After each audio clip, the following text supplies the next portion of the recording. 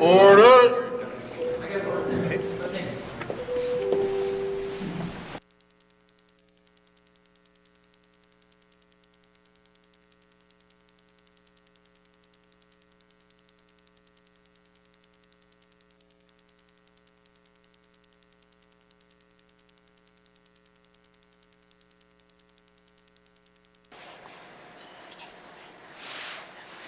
Dringwinsi shila kacha which in kata gehti dija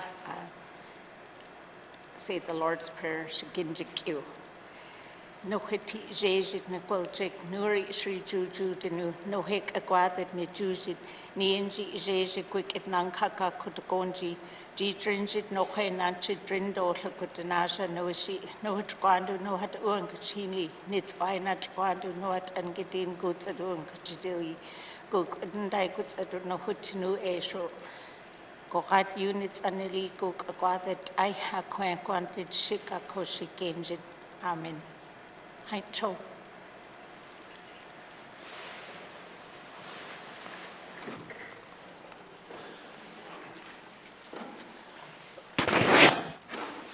I'd like to thank Karen Mitchell for the blessing today. Minister statements. Minister for Health and Social Services. Mr. Speaker, the Government of the Northwest Territories continues to work to address the national shortage of healthcare professionals that has led to the service reduction and system impacts, not only in the N.W.T, but across the country post-pandemic. This shortage has only intensified, with many health professionals resigning, retiring, or reducing their working hours.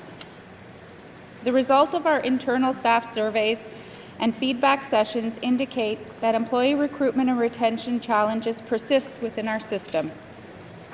To address this shortage and its impact on our staff, we have increased our focus on employee engagement and employee retention through the development of the Northwest Territories Health and Social Service System Human Resource Plan. While recruitment remains essential, it is essentially important to recognize the hard work and dedication of our existing staff and thank them for their commitment to serving residents in the face of many challenges experienced by our healthcare system over the past several years. Multiple new recruitment initiatives were introduced in August 2022. These initiatives have provided additional support to our existing health system and include incentives to both recruit new employees and retain the valuable employees we currently have.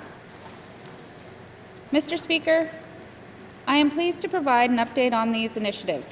Expanding the use of paramedics has provided additional support to remote and isolated communities and to acute care emergency room operations. A contract for these services was issued in the summer of 2023, resulting in paramedics being used in multiple locations across the territory, including at both Stanton and Inuvik hospitals, as well as Fort McPherson, Delaney, Aklavik, Tuktoyaktuk, and Olahaktuk. Paramedics also support emergency care operations at Stanton during the citywide evacuation in the summer of 2023, and assisted in the Hay River during a physician shortage and during evacuation last summer. The Friends and Family Program reimburses travel costs for family members visiting the Northwest Territories while an eligible health and social service employee works over the holiday period. Last year, Mr. Speaker, the program supported 114 applications from employees. While we are still confirming this year's numbers, there appears to be a similar number of supported applications this recent holiday as well. Mr. Speaker, the referral program is also available to N.W.T employees and offers up to $2,000 for the successful recruitment of nurse practitioners, physicians, and registered nurses. Since the launch of this last July, there have been 10 successful complete referrals. to the international travel to and from the Northwest Territories incentive, which offers to cover the international travel costs of any Canadian physician, nurse practitioner, or registered nurse living abroad and wishing to relocate to live and work in the Northwest Territories or work as a locum in our system, was taken up by 6 physicians since it began in 2022. We also continue to reimburse licensing fees for locum physicians. Mr. Speaker, I am pleased to report that 30 physicians were reimbursed in 2022 and 45 more in 2023. Additionally, 4 new positions were created to provide specialized support to new hires, and as of January 24th, all of these positions have been filled. Mr. Speaker, aside from these initiatives, we are actively recruiting for vacant family physicians and physician specialist positions across the territory. There was a small yet positive reduction in the system vacancy rate from June 2023 to September 2023. The Health and Social Services System recruitment team continues to work with hiring managers and Northwest Territories Health and Social Services Authority leadership to enhance our recruitment strategies. Scheduled monthly marketing campaigns for hard-to-fill, high-vacancy positions are underway, ensuring a consistent advertising presence on key job boards and association websites. The improved consolidated hiring process for nurses has significantly reduced hiring times down to an impressive 6-week turnaround for registered nurses and 7 weeks for community health nurses.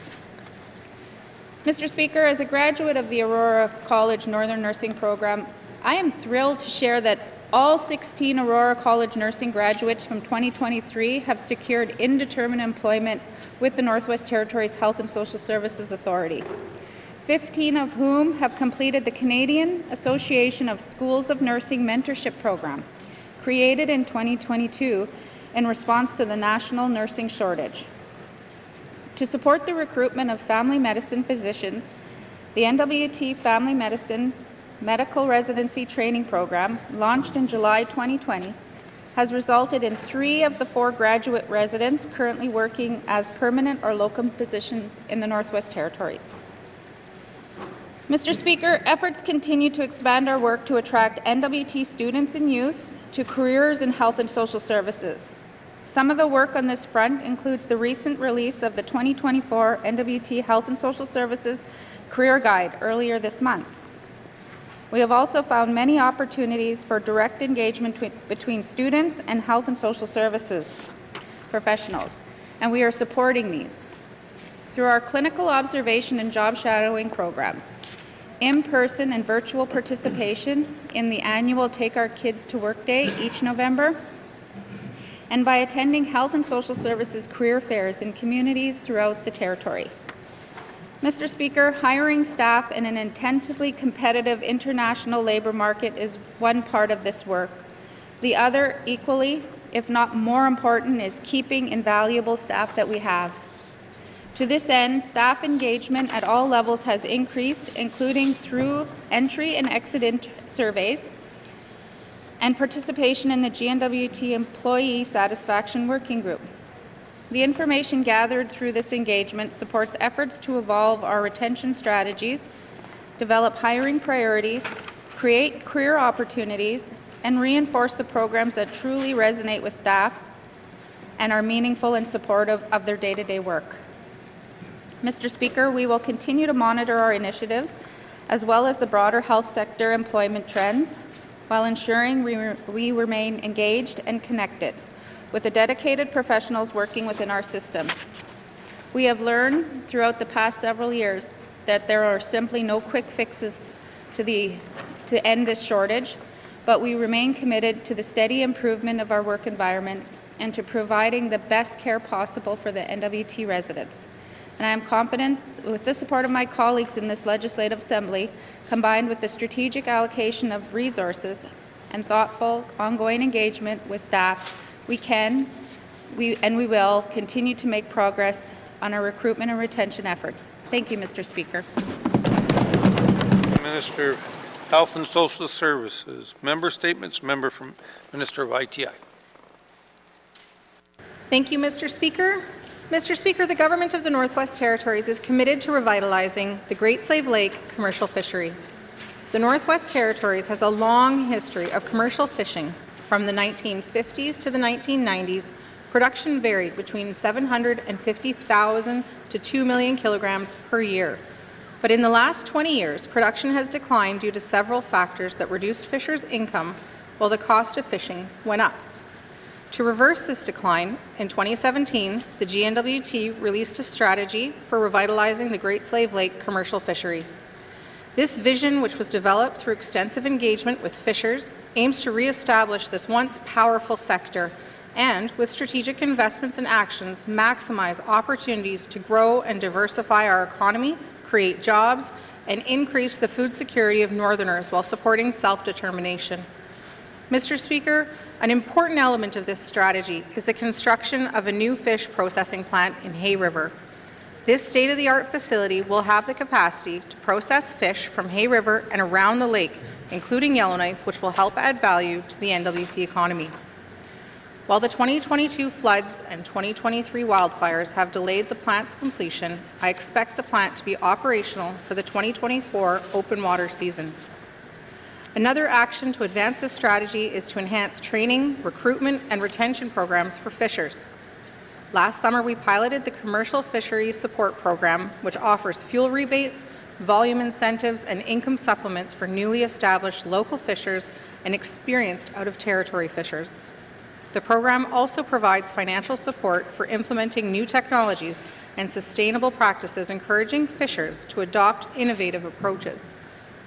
Looking back at the disruptions caused by flooding, wildfires, and evacuations in the past year, it is remarkable that the Great Slave Lake fishery is exceeding expectations and growing. 2023 marked the highest recorded harvest since before COVID-19. This output highlights the resilience, ingenuity, and hard work of our fishers in the Northwest Territories. Mr. Speaker, the Government of the Northwest Territories is focused on increasing participation in the fishery.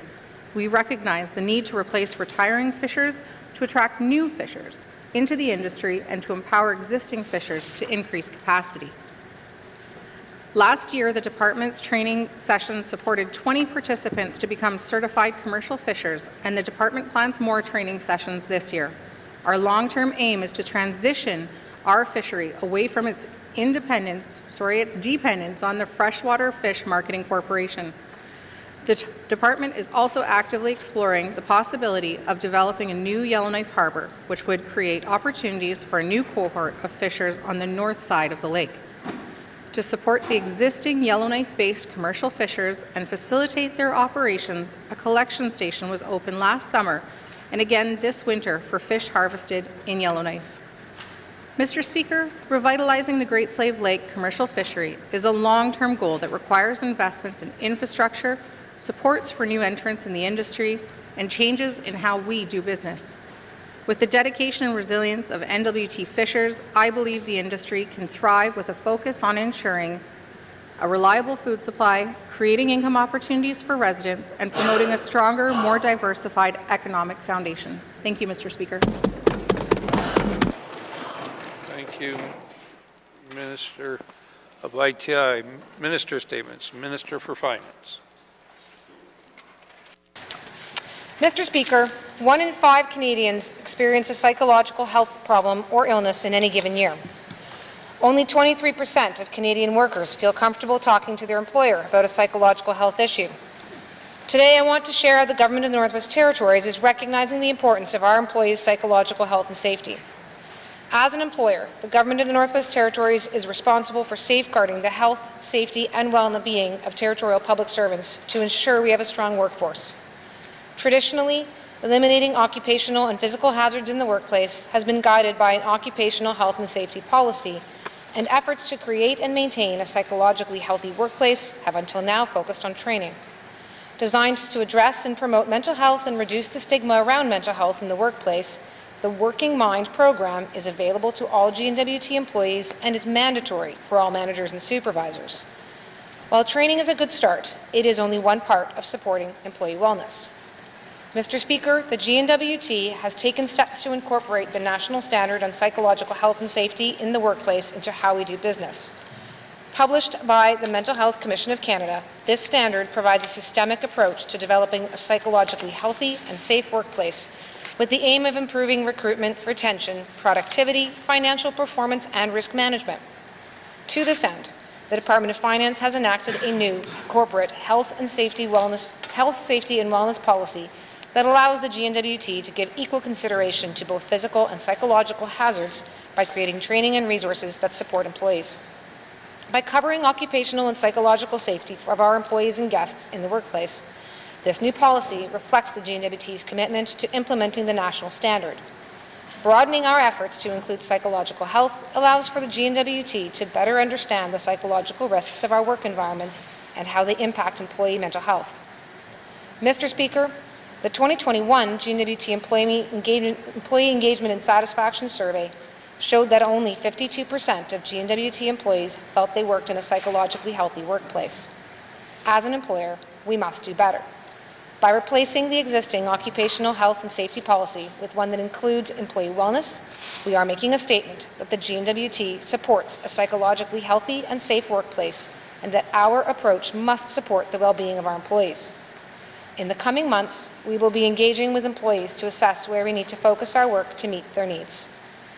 Mr. Speaker, I encourage all employees, managers, and senior leaders to participate in these engagement sessions. Establishing and maintaining a psychologically healthy and safe workplace is a shared responsibility and cannot be accomplished by the employer alone. Collective and intentional action is crucial to actively promote, prevent, and mitigate both physical and psychological hazards in the workplace. It is my hope that this new health, safety, and wellness policy sets us on a path towards creating and maintaining a workplace culture across the territory that is genuinely supportive of employee well-being, ensuring a resilient and thriving workforce for generations to come. Thank you, Mr. Speaker. Thank you, Minister of Finance. Minister statement. Member from Range Lake. Mr. Speaker, I move, seconded by the Honourable Member for Nunavut Lake, that the Minister of Health and Social Services Minister's Statement, Health, Human Resources, Recruitment and Retention, be referred to Committee of the Whole for consideration. Thank you, Mr. Speaker. You're here. Thank you. Motion in order to the question? Or to the motion to the question? Question's been called. All those in favor? Aye. Opposed? Abstention? Motion carried. Statement moved into Committee of the Whole. Minister statements. Minister statements. Member statements. Member from Frame Lake. Did he say Range Lake? Yeah. Frame Lake. Okay. Thank you, Mr. Speaker. Mr. Speaker, I am adding my name to the growing list of MLAs who have risen in this House in the recent past to speak to the potential benefits to our healthcare system of expanding pharmacists' scope of practice. I need to finish this, you guys. The member for Yellowknife Centre beat me to it during oral questions yesterday, but I certainly don't mind joining the chorus because I have also been hearing about this one from Frame Lake residents who are looking for anything we can do to help create efficiencies in our critically overburdened primary care system. To summarize the issue, most other jurisdictions in Canada have expanded the scope of practice for pharmacists to include basic primary care functions such as managing prescriptions, initiating lab work, administering vaccines, which has been shown in research to have the potential to reduce pressure on emergency rooms by as much as 35%. Mr. Speaker, I think we enjoy support from both sides of the House for this idea, as the member for Cam Lake said herself less than a year ago that pharmacists continue to be an underutilized healthcare resource in the Northwest Territories. When they can't practice to their full scope, Mr. Speaker, it means that patients aren't receiving the best possible care and the system can't work to its full potential.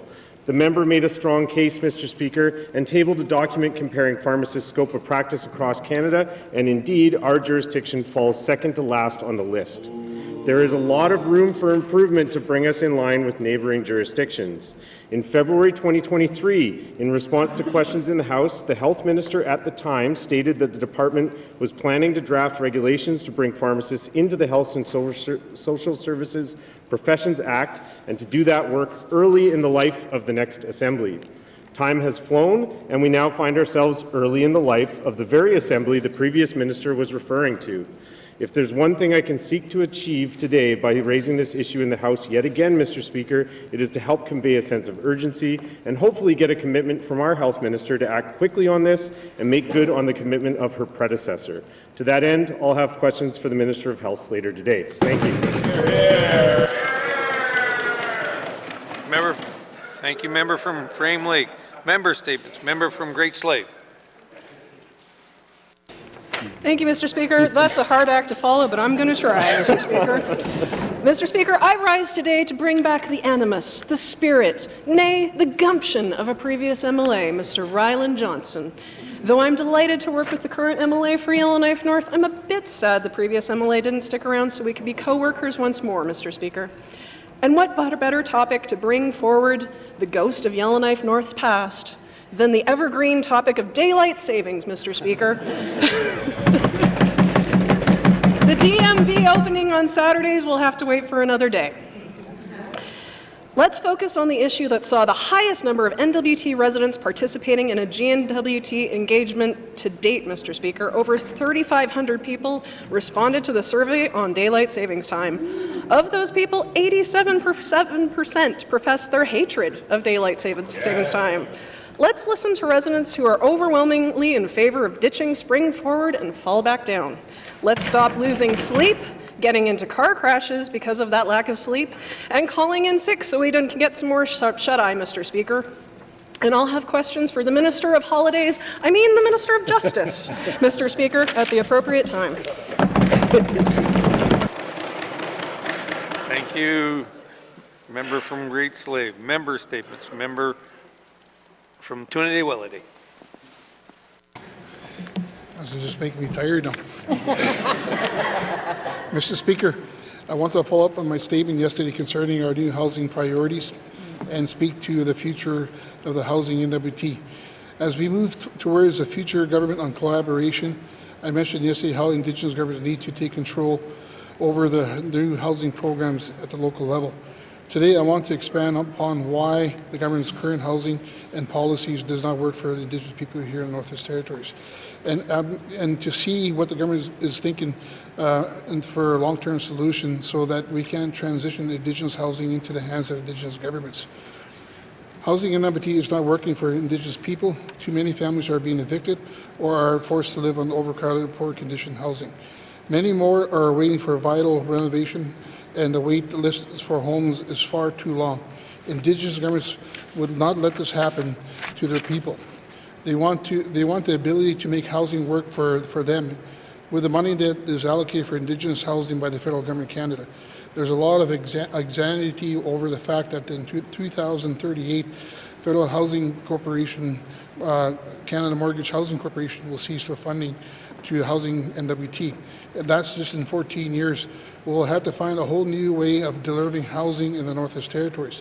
This is a challenge, but also an opportunity to create a collaborative government approach as spoken by the Premier. There are many creative and cooperative ways we can change the housing system for Indigenous people and their communities, but we need to start working together towards this goal now. Regardless of how fixed our delivery of housing is today, we know that just 14 years to get solution in place. I hope when I ask the Minister of Housing later today that this Assembly will get a clear picture of their plans to deliver on housing after 2038. Thank you, Mr. Speaker. Thank you, member from Trinity-Willity. Member statements. Member from Nunavut Lake. Thank you, Mr. Speaker. Mr. Speaker, I'm concerned about a trend in government operations. There appears to be a high number of vacant positions and positions that have gone unfilled for an inordinate amount of time. Mr. Speaker, I understand there is staff turnover, and for a variety of reasons it can be hard to fill positions. Maybe the position is specialized, which makes filling the position difficult, especially in the more northern and remote communities. Mr. Speaker, how is the N.W.T monitoring this trend across the government? Is the number of vacant positions being monitored over time? Is the government tracking the vacancy rates of positions overall, by department or by region? Mr. Speaker, unfilled positions can also provide surplus funding and unallocated spending dollars for regions or divisions. Unfilled positions can provide slush funds for upper management, and this is a concern. Mr. Speaker, we are in a time of fiscal restraint. As members, we all agree this Assembly needs to exemplify good governance. We need to tighten up how government does business and address vacant positions. Why are these positions going unfilled, Mr. Speaker? Can the N.W.T address the root cause of these vacancies? The N.W.T needs to identify where these positions are located, by position, by department, and start to uncover why they're going unfilled. The N.W.T needs to dig into this to determine what positions could be filled and which ones are more challenging, to improve operations of government and to improve efficiency in government service. Mr. Speaker, the N.W.T also needs to ensure that senior positions in the regions are adequately filled, such as the Regional Director position in the Beaufort Delta, Mr. Speaker, and other senior positions throughout all of the Northwest Territories. These positions are integral to ensure all regions have a voice and that decision makers are located in the regions that these decisions affect the most. Thank you, Mr. Speaker. Hear, hear. Thank you, member from Nunavut Lake. Member statements. Member from Range Lake.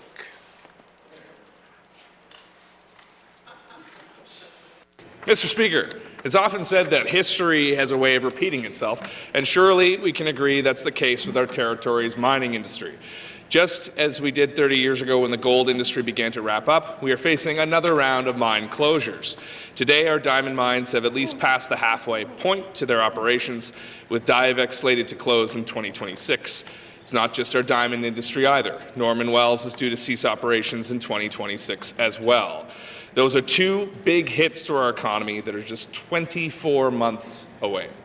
The N.W.T and Nunavut Chamber of Mines recently published work analyzing the impact these closures will have on the territory, and it's frightening to say the least. They see a leaner future ahead, with thousands of jobs and therefore a government without millions of revenues.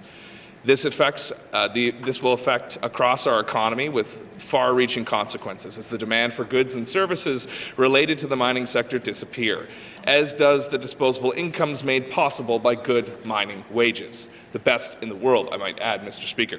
A future without mining is a future of fewer businesses, poorer services, and less Northerners, as many will be forced to look elsewhere for opportunity.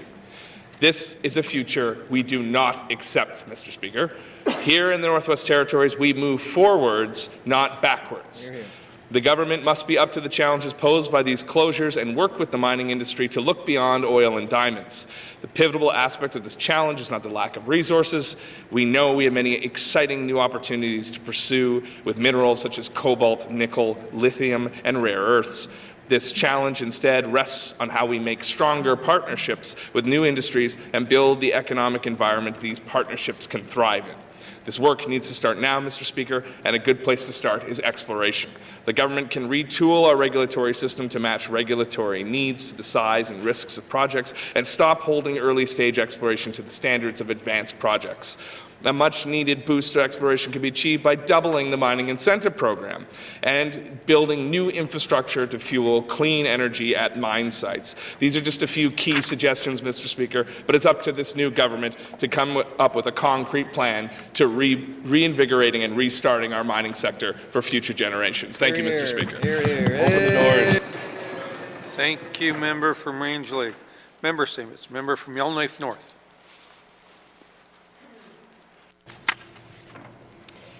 Thank you, Mr. Speaker. So last week we announced the priorities for the 20th Assembly, and one of those was building a strong economic foundation. One major area of economic opportunity that we are currently letting slip through our fingers is remediation. Now, I want to say up front that I don't want us to promote the idea of remediation as this economic growth opportunity that will be our long-term ticket to prosperity.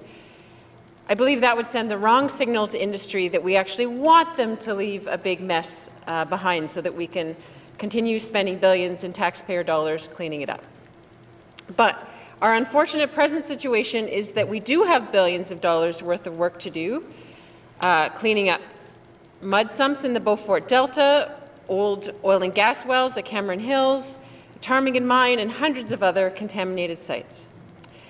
Now, the Giant Mine remediation project has an estimated cost now of $4.38 billion over the life of the project, at least over the next 30 years, and maintenance on the site could run in perpetuity. To quote the Giant Mine Oversight Board's latest annual report, the Giant Mine remediation project will be one of the largest, if not the largest, single economic project in the history of the Yellowknife area. Increasing participation by resident, Indigenous, and non-Indigenous workers and businesses will bring about greater financial prosperity and set the N.W.T. on a path for a stronger and more integrated economy in the future. However, as of last year, only 24% of the employees at the Giant Mine remediation project were Northern. The person hours was at 36%. However, the target was for at least between 55 and 70%. 10% of employees were Northern Indigenous, although that was 16% of person hours, and the target was at least 25 to 35%. And to put this in perspective, the number of Northern Indigenous employees have actually gone down slightly since 2018. So while the N.W.T. does sit on the Giant Mine Socioeconomic Advisory Body, it's not clear what results we've achieved from being part of this group. The proposed Polytechnic University could be a great venue to develop partnerships to train Northerners to work in remediation. Mr. Speaker, I ask for unanimous consent to conclude my statement. Thank you. Member for Yellowknife North is asking for unanimous consent to conclude her statement. Any nays? Seeing no nays, you may conclude your statement. Member. Thank you, Mr. Speaker. So our task here is urgent. We have to train and equip more Northerners to work in remediation and offer pathways for them to continue upgrading their skills to match the technical requirements of the work that needs to be done. This task was urgent 10 years ago, 20 years ago, and I don't see evidence that the N.W.T. has devoted the necessary attention and resources to such an urgent task. I will have questions for the Minister of ECE. Thank you, Mr. Speaker. Thank you. Member from Yellowknife North. Member statements. Member from Sawtooth.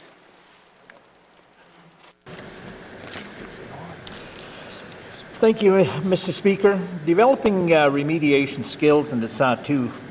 Mr. Speaker, it has been documented that Northerners have not fully benefited from environmental cleanup and remediation sites across the Northwest Territories.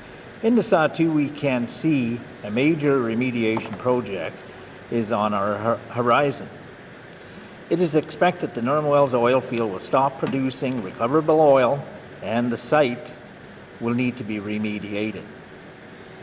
Imperial Oil has submitted their closure and reclamation plan to the appropriate authorities. It must be noted the oil field is owned by the Government of Canada. Mr. Speaker, this presents a unique opportunity for both levels of government on joint collaboration. Imperial Oil is well underway determining the objectives for progressive reclamation and the eventual end-of-life activities at the Norman Wells oil field. Closure and reclamation is moving forward in Norman Wells, but how are the regional residents prepared to benefit from this activity? Mr. Speaker, we only have to look at the federal administration of contracts for the Giant Mine site to see local labor and businesses are missing an economic opportunity in remediation. The Giant Mine Oversight Board 2022 annual report states disappointment by the lack of local activity from the project. The board continues to urge the proponents to implement improved access to remediation work for the local small businesses and to create more employment and training opportunities for residents. Mr. Speaker, I want to acknowledge that N.W.T. is responding to the remediation opportunity by developing 2 remediation focus courses at Aurora College through the Industry, Tourism and Investment Department, supporting a pilot program designed to support Indigenous business capacity in the remediation sector. The N.W.T is also working with the federal government to explore the viability of a remediation economy in the Northwest Territories. Mr. Speaker, I seek unanimous consent to conclude my statement. Merci. Thank you, member from Lasatu. Member from Lasatu is asking for unanimous consent to conclude his statement. Any nays? Seeing no nays, you may conclude your statement. Thank you, Mr. Speaker. Thank you, colleagues. This, Mr. Speaker, raises NORTRAN, a trades training readiness for remediation and reclamation workforce opportunities, authored and most importantly supported by myself. But how does all this benefit the residents of Lasatu? What is the N.W.T doing to ensure benefits has the local labor force and business capacity to take advantage of the Norm Wells oil field closure? Member from Lasatu, your time is up. Member statements. Member from the Mackenzie Delta.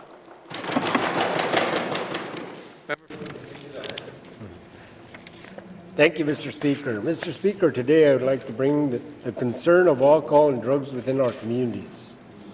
This issue is nothing new to the residents of the Northwest Territories and this government. With the legalizations of marijuana, the dealers from the southern region of Canada have had to resort to hard drugs to keep their business going. Unfortunately, these hard drugs have made their way into our communities within the N.W.T. Mr. Speaker, when I was the interim band manager for the Tetlaquichin Band Council, we dealt with the influx of alcohol and drugs on a daily basis. We would have interagency meetings, and the common denominator of all the community problems is alcohol and drugs. We had resource people invited to our meetings in hopes of finding a solution, but their hands are tied with policies and procedures. We have concluded that these people, whether they are from the community or not, seem to have more rights than the law-abiding citizens of our communities. Mr. Speaker, it is unfortunate that we have our own people within our own communities involved in these illegal activities, our own people killing our own people. It is the amount of money that one can make without being worried about the consequences that is being imposed on others. Mr. Speaker, as a band manager and now as an MLA, I have been contacted by residents who are worried about the future of their community and their families. Some of these residents have lost members to alcohol and drugs. In the past few years, they have been local members of and others from the south who have been caught conducting these illegal activities, and to this day, these same people are still in this illegal trade. Mr. Speaker, we have worked with the RCMP, and they too are exhausted, both physically and mentally. This is a no-win situation. We have been requested to help the RCMP with tips, but the offenders are detained for a day or so and released with a promise to appear. Mr. Speaker, I seek unanimous consent to conclude my statement. Thank you. Member from Mackenzie Delta. Member from Mackenzie Delta is seeking unanimous consent to conclude his statements. Any nays? Seeing no nays, member, you may conclude your statement. Thank you, Mr. Speaker. Thank you, colleagues. Mr. Speaker, I believe that we have taken the wrong approach. We need to target the persons who are addicted to these substances and get them help. Therefore, the bootleggers and drug dealers have no customers. Thank you, Mr. Speaker. Thank you. Member from Mackenzie Delta. Member statements. Member from Wolfway. Thank you, Mr. Speaker. Mr. Speaker, today I would like to talk about people who are unable to work because of a disability. I have constituents in my riding who have progressive, deteriorating conditions. For these people, it becomes even more difficult to work as they age. Mr. Speaker, as you are aware, many families in the N.W.T, especially in small communities, are very large. Many households in small communities are multi-generational families with children, grandchildren, or nieces and nephews. Mr. Speaker, I want to acknowledge the government created a new a new income assistance for seniors and persons with disabilities program that is intended to reduce barriers to accessing income assistance. But unfortunately, even with a new program in place, constituents in my riding are still unable to access support. Mr. Speaker, in many cases, we know that people with disabilities can be at risk of abuse. Luckily for the constituent in my riding, there is a loving and supportive spouse that provides care. However, as people age and grandchildren become part of the family that is cared for, it is more difficult to make ends meet on a single income. Yet this constituent who is aging with a progressive disability and caring for many children and grandchildren is ineligible to access support through income assistance. Mr. Speaker, there needs to be a more holistic approach to delivering income assistance for people with disabilities. We know these people are more challenged to complete paperwork and also are some of the most vulnerable people in communities. How are we protecting and supporting seniors with disabilities? I will have questions for ECE Minister. Thank you. Thank you, Member from Mofi. Member statements. Member from the Decho. Thank you, Mr. Speaker. Mr. Speaker, today I wish to speak about a topic of holistic health and the need for our communities to heal from historic traumas. Mr. Speaker, most of the social issues that Indigenous communities face today, such as health inequities, lack of education, high crime rates, and higher rates of homelessness, are because of colonialism and residential schools. I myself have gone to residential school, as have many others, and now our communities are dealing with the multi-generational effects of that collective experience. That is why, Mr. Speaker, the N.W.T has some of the worst crime statistics in the country. For example, the N.W.T has the highest total crime rate in the country per capita and also has the second highest rate of violent crime in the country per capita. Additionally, according to the N.W.T Bureau of Statistics, the Decho region, my region, has some of the highest rates of property crime and violent crime in comparison to the capital region. And the rate of unemployment is several times higher compared to Yellowknife as well. Mr. Speaker, as a Dene woman representing mostly Indigenous constituents, I can say confidently that we come from strong people. Despite past governments trying to take the Indian out of the child and trying to make us forget about our cultural teachings and depriving us of who we are as the Indigenous people, we remain resilient. We cannot allow governments to continue setting us up to fail any longer, and we cannot keep making excuses preventing us from advancing ourselves and making a better life for our families and our communities. Mr. Speaker, as elected leaders in this House, it is our duty to do what we can to help our people get back on track. It is very important that our government, all levels of government, support our traditional way of being.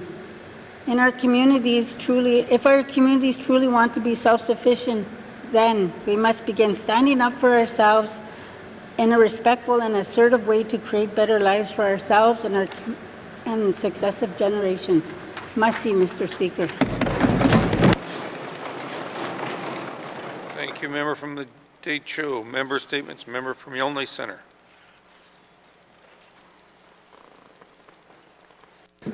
Thank you, Mr. Speaker. Before we begin, I want to say there must have been serving Happy Meals at lunchtime because there's a lot of enthusiasm on this side of the House today. Mr. Speaker, Tommy Douglas would be rolling in his grave if he saw the changes to the extended health benefits to Northerners, Mr. Speaker. Healthcare is a Canadiana promise, Mr. Speaker. It's a promise all Canadians will take care of you in your time of need, Mr. Speaker, those folks in the ivory towers downtown in Yellowknife coming up with these policy maven ideas about how to conquer and change the world at the expense of Northerners, shame on them. Shame. Health care is for all, and that should be a mandate of this government. It's certainly a mandate by me, and I have not ever heard a member say, cut health care, take away. Well, that seems to be the government, Mr. Speaker. So as they chop up policies and try to find groups to support one policy over another, it's a divide and conquer, Mr. Speaker. And I don't care what the old Assembly came up with as a policy idea. I don't care what they think this Assembly should do. It's this Assembly, the 20th Assembly, should be making choices about the extended health benefits. Mr. Speaker, as those who have suffered through many problems, the burden is not theirs to share alone. It's ours to help them collectively. So as they see the burden or the financial tsunami of expenses coming their way, where is this government? No, it's taketh away, Mr. Speaker. The report of what we heard clearly said expand health care and drug coverage, Mr. Speaker. It said don't take it away from Granny and Nahani and give it to Tommy and Tunaday. It said share, help, help, help, help others. But no, those people in the downtown ivory towers are turning that fiscal financial knife into Northerners. This is unacceptable based on the Northern spirit of helping all, working for other, collectively working, because we care about Northerners, Mr. Speaker. I'm telling you right now, in this age we are living in and we're struggling with the cost of living, it is a slippery slope. What's next? This government goes from co-pay to private health care? Shame on this government, because I know they're looking at it, Mr. Speaker. So let's not let this government turn the report, what we heard, into what we're now ignoring. Mr. Speaker, I'll have questions later today for some lucky minister, perhaps the health minister. Thank you, Mr. Speaker. Thank you. Member from Yellowknife Centers. Member statements. Member from Hay River South. Wow, how do you follow that? I just want to acknowledge a couple exciting events happening in Hay River and my region this upcoming week. First of all, neighbors across the river, N.W.T, having their annual carnival this weekend. This week we're also welcoming members from throughout the Northwest Territories and Hay River for the annual N.W.T Association Communities Training and Annual General Meeting. Also this weekend in Hay River is the annual pond hockey tournament, which is put on by a bunch of amazing volunteers in Hay River. And I'm looking forward to being back home and taking part in some of the activities this weekend in Hay River, along with a few of my colleagues, I believe. And wish everybody a safe and enjoyable week and weekend in Hay River. Thank you.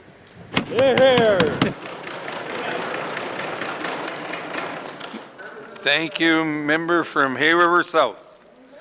Member statements.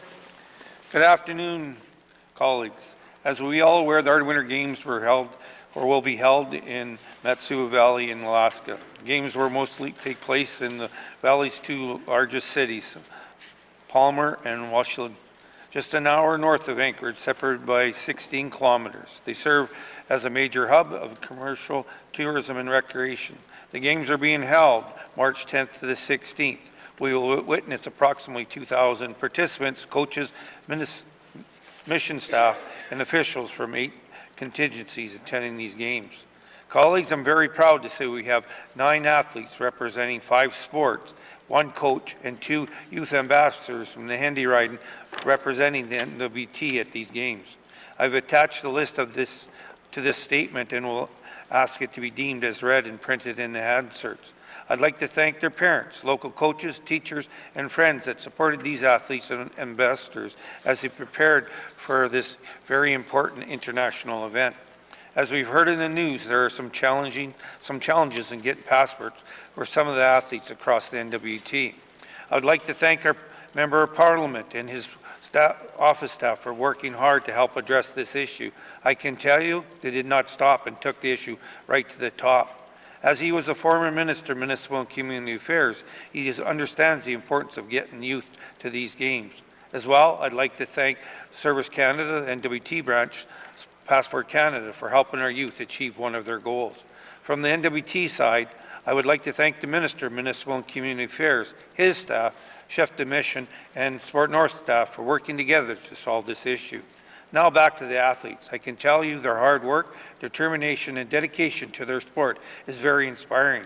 I know that they are very proud of their accomplishments and are looking forward to the next adventure of these games.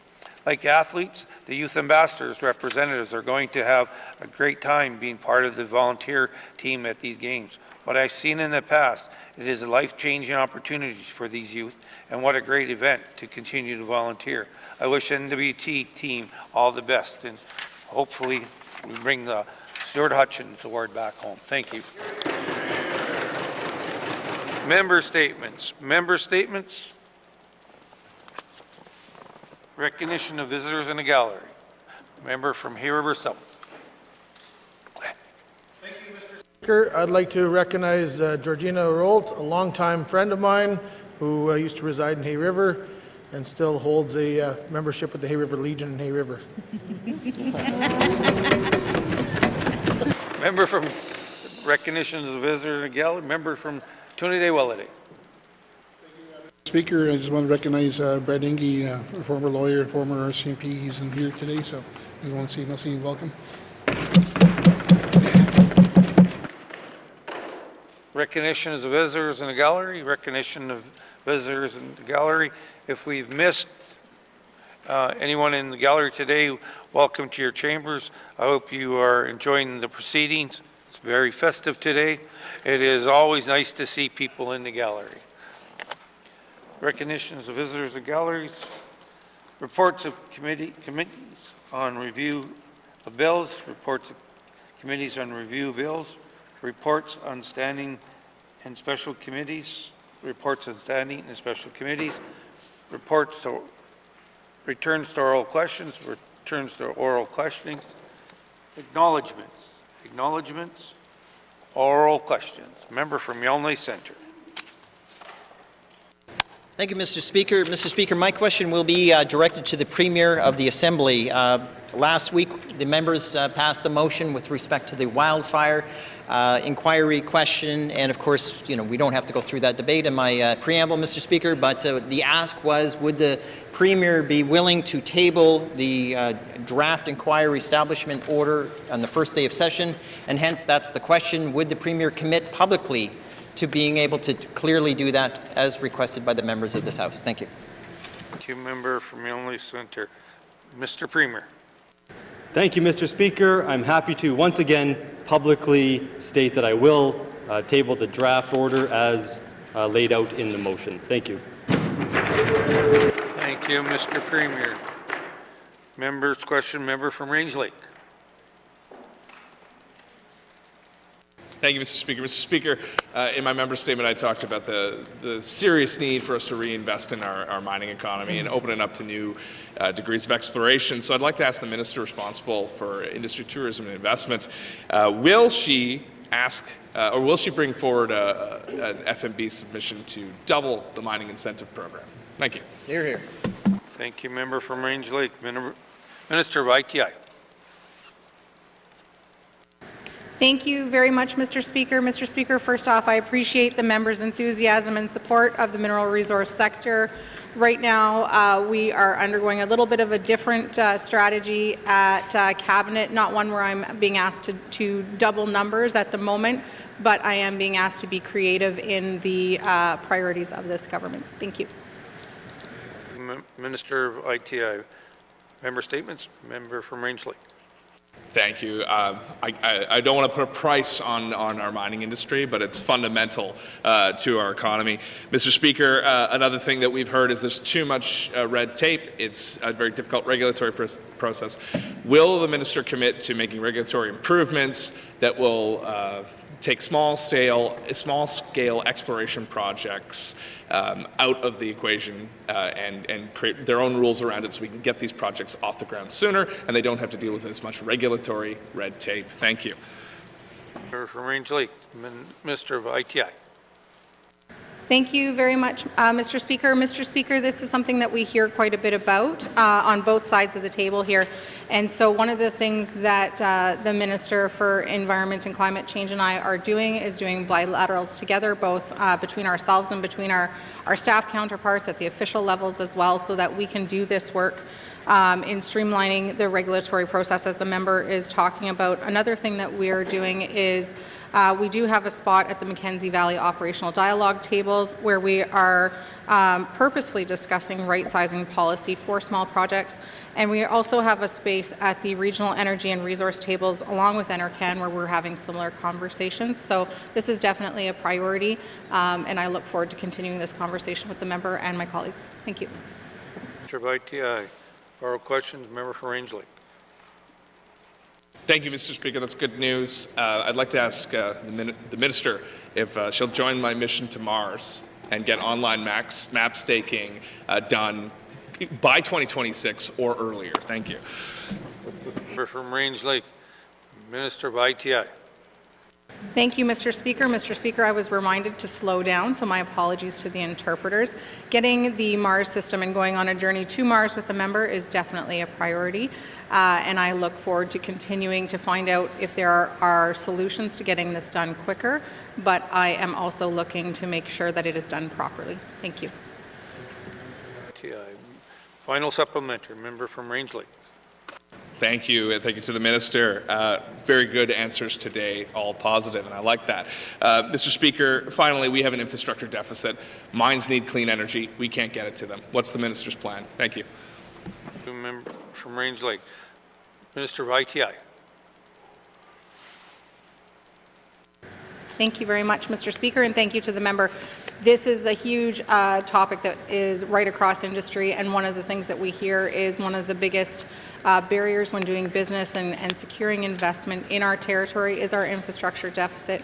That being said, it is still an opportunity for us to be able to work together on this side of the table, and luckily myself and the Minister of Infrastructure have a very good working relationship and both share goals of economic prosperity for the territory. Thank you.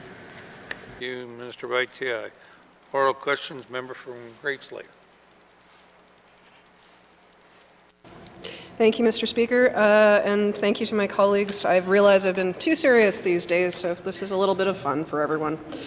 The Minister of Justice released the Daylight Savings What We Heard report in 2023, early 2023, Mr. Speaker. We're sitting here a year later. So will the current Minister of Justice commit to moving the territory to permanent time in the life of the 20th Assembly? Thank you, Mr. Speaker. Thank you, member from Great Slave. Minister of Justice. Thank you, Mr. Speaker. No one would like that more than me. I was really pushing for this in the last government. Unfortunately, I can't make that commitment. There's a variety of reasons. It is unfortunately a much more labor-intensive and much more complicated task than people might expect. There is not one entity that you go to and say, I want to get off daylight savings time, I want to stick with a permanent time. We have to reach out to Microsoft, Apple, Google, a number of these different companies. So maybe I can leave it at that. The member might have more questions. I don't want to spoil all the fun at once. Thanks. Thank you, Minister of Justice. Member statement, Great Slave. Thank you, Mr. Speaker, and I sure hope we can have fun for the next 3.5 years. Mr. Speaker, I understand it's a technically difficult ask. I understand that the Yukon had a bit of a difficult job implementing as well. So what I guess I would ask the Minister today is if he can't commit to full implementation happening in the 20th, can he at least look into what steps need to happen to get us there, Mr. Speaker? Thank you. Thank you, member from Great Slave. Minister of Justice. Thank you, Mr. Speaker, and the member referenced the Yukon, and of course the Yukon got rid of their time change a couple of years ago. They intended to piggyback off British Columbia, who announced that they were going to do the same. It turns out that they didn't go through with it, but the Yukon had already committed themselves, and so they had to go through with it, and it showed the difficulties of a small jurisdiction in making that a reality. And so some of the things that I heard, and they actually released a report that's quite interesting. You had staff from the Yukon government on the phone with, the 1-800 customer service number to companies like Microsoft trying to make this happen. So unless we have a big jurisdiction who is sort of leading the way and getting the attention of these companies, it is quite difficult and quite resource intensive. I've been preaching about living within our means, and ensuring that we are at least providing the basics before we do anything else. So the thing that needs to happen is Alberta needs to get on board. I know that they had a referendum and there wasn't clear support for getting rid of time change, unlike here where I think it was 80-some%, the biggest survey response in the history of the territory. But hopefully that happens. There has been some work done already to see what we would need to do, a number of technical changes. We've been engaging with officials from the Yukon to learn about the steps they had to take. So a lot of that work has already happened.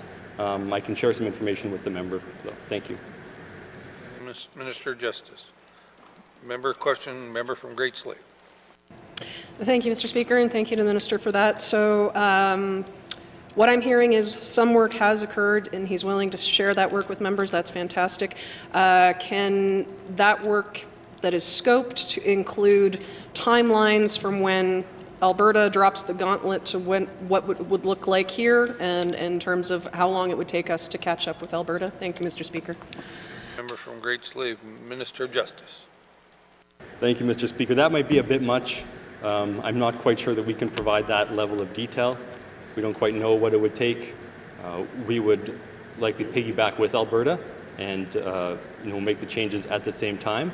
So while Alberta is contacting the airlines saying that they're getting rid of their time change, we could be part of those conversations. That would be my hope.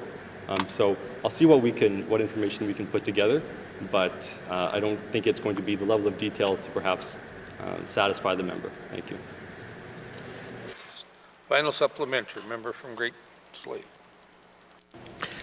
Mr. Speaker, I thought today was supposed to be fun.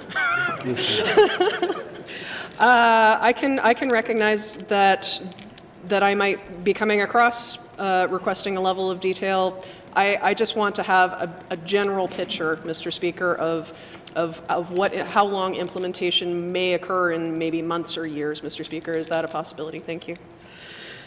Great Slave. Minister of Justice.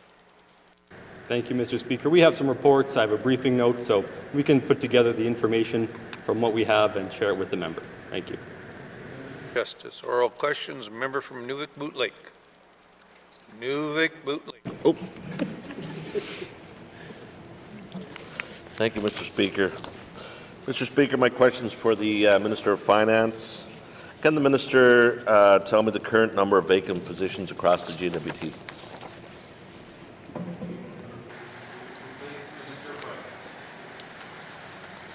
Thank you, Mr. Speaker. I'm able to say that as of December 31st, 2023, we had 517 vacancies across the total N.W.T. So that's approximately 8.6 or so of all of the funded positions, which is a total of just over 6,000. Thank you. Thank you, Minister of Finance. Member from Nunavut Lake. Thank you, and thank you for the response. Mr. Speaker, how does the N.W.T monitor and track this trend across government? Member from Nunavut Lake, Minister of Finance. Thank you, Mr. Speaker. Mr. Speaker, there is a variety of different tracking mechanisms that are underway. Every department is responsible to manage all of their internal positions. Finance, through the Human Resources Division, then collects and collates that information. Mr. Speaker, I would commend our annual public service report. It doesn't put vacancies in there, but it does put a fair bit of information that shows the ascension, so the different hiring of employees, retention rates, retirement rates. So it certainly does give a good sense of what some of the movements are, and it does that actually broken down by the different departments. So you can start to see areas where there are some divisions that are seeing higher turnovers versus others. Thank you. Minister of Finance. Member from Nunavut Lake. Mr. Speaker, and thank you to the Minister of Finance for that question. My question is there an annual financial value to these positions that are vacant, and if so, can the Minister give me that number, please? Thank you, Member from Nunavut Lake. Minister of Finance. Thank you, Mr. Speaker. So, Mr. Speaker, I don't have it done by a financial number. Again, certainly if we do track, as I said, that as of December of last year, there was 517. You certainly could go in and take all of those and figure out what each one is worth. What I can say is that late in the end of the last Assembly and also the beginning of this one, I certainly have asked the Department of Finance to go and figure out and ensure, rather, that we are looking at positions that have been vacant for a long time.